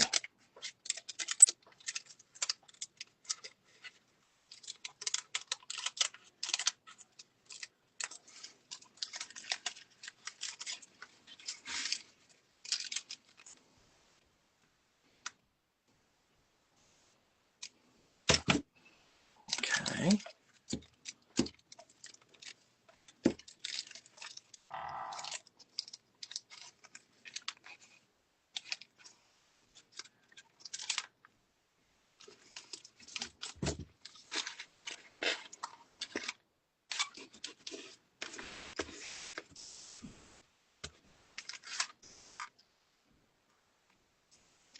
Pee pee pee pee. Pee pee poo poo. Pee pee pee pee pee. Pee pee pee pee pee pee. Pee pee pee pee pee poo. Okay. Now, what I'll do is just get this so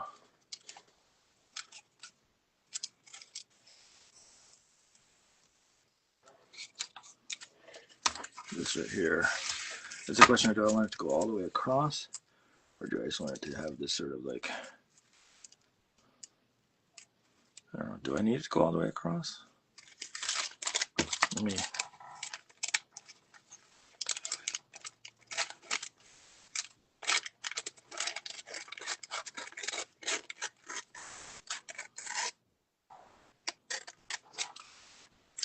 Do something where it goes somewhat across. That's probably pretty good right about there. Yeah, maybe I'll do it so it goes all the way across. Okay.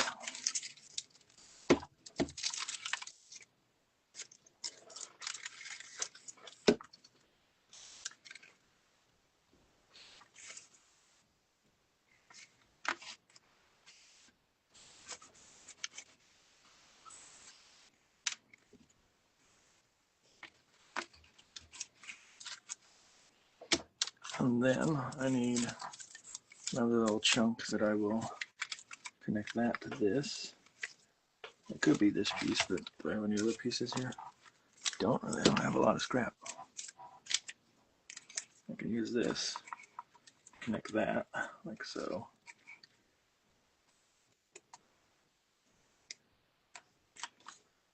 And then use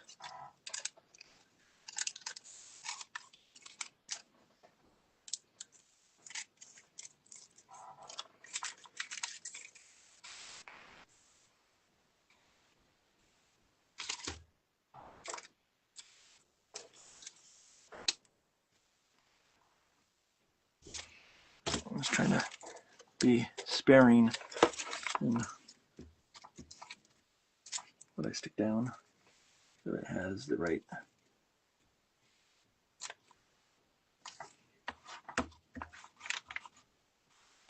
curves where for what I need, and the right color for what I need. Let's try this. Bring that to line up somewhere in there. That's probably pretty good. And then I can just trim off a little.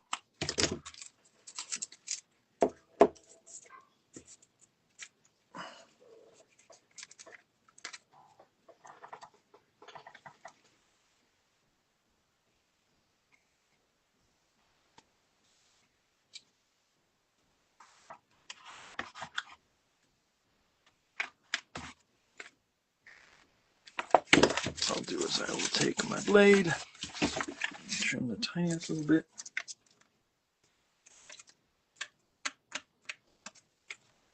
Off that PP yellow there.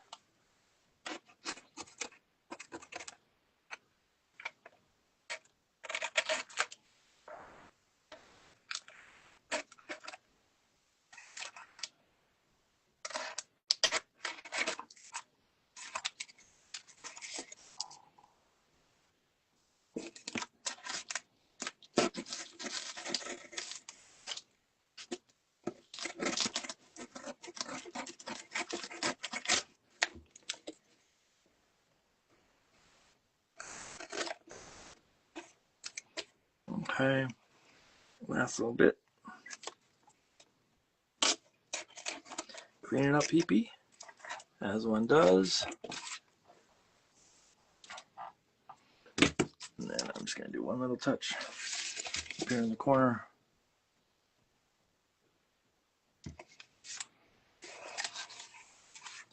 And I think that might be enough. I'll adjust it about the time anyways. I just want to see what happens if I do a little drip.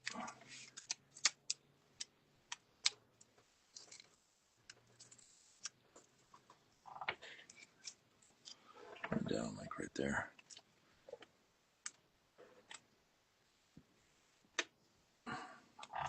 That's the only spot I'm questioning is this. If it's too shallow, or if it needs like something like that. Maybe it does need that.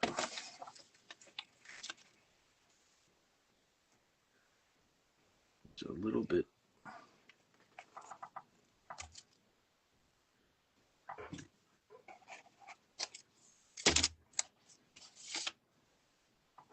Closer to, yeah, so it doesn't have that little gap right there.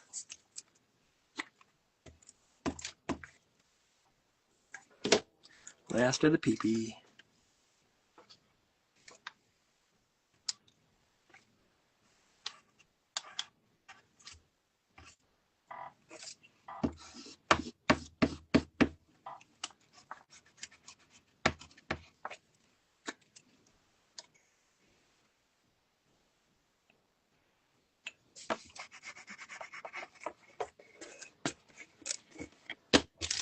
Okay.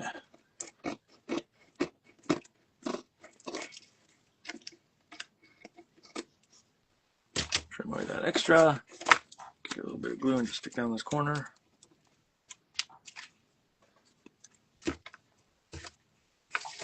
I think we are done. Let me just clean up some of this mess. Quite a bit of it.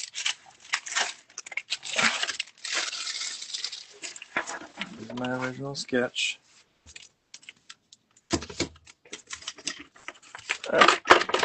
Get those all in there. Boom, boom, boom, boom, boom. Get that in there. Get that in there. Get that in there. Get that in there.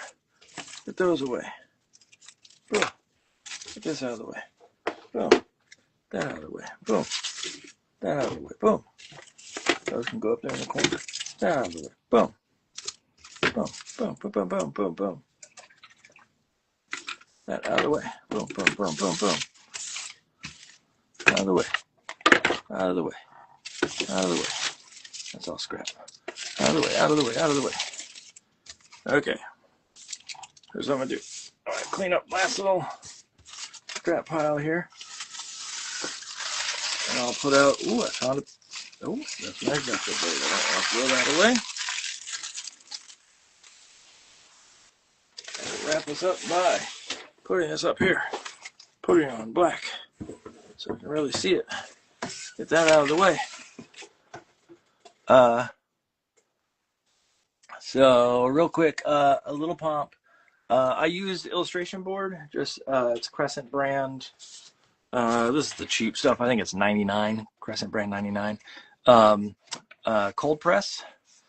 No, I'm sorry, this is hot press. And it's just a backing board. And then I use Strathmore tracing paper and use that and put that on. So here is the sketch, so you can see what that's supposed to be. And then the finish came out like this. And there's PP Puddle. PP, no, I can't even say it right. PPP Puddle Maker. I might do some digital alterations and stuff at the top, but little girl who pees her pants, and hijinks ensues. That's the best I can describe it without getting into all the details. But there are details. There are things that happen in the story in my head. And so it's a matter of, I just can't share those yet, because I will try to write something for PPP Puddle Maker. That's it for the evening. Again, next week we have on Gordon C. James of Crown fame. If you don't know this book, you should know this book. This book is fabulous. He's an amazing painter and is going to be joining us. And I'm not even sure what he's going to draw or make, because I'm sure these paintings take some serious time to get done. And so it'll be interesting to see sort of what, there's a bad glare on that, to see what he's able to get done and draw in that kind of time frame. Again, we had on Scott Magoon earlier. Please go check out Scott's work. There's No Place Like Gnomes is out now, and I will see you next week. Otherwise, you all have a lovely week. Bye.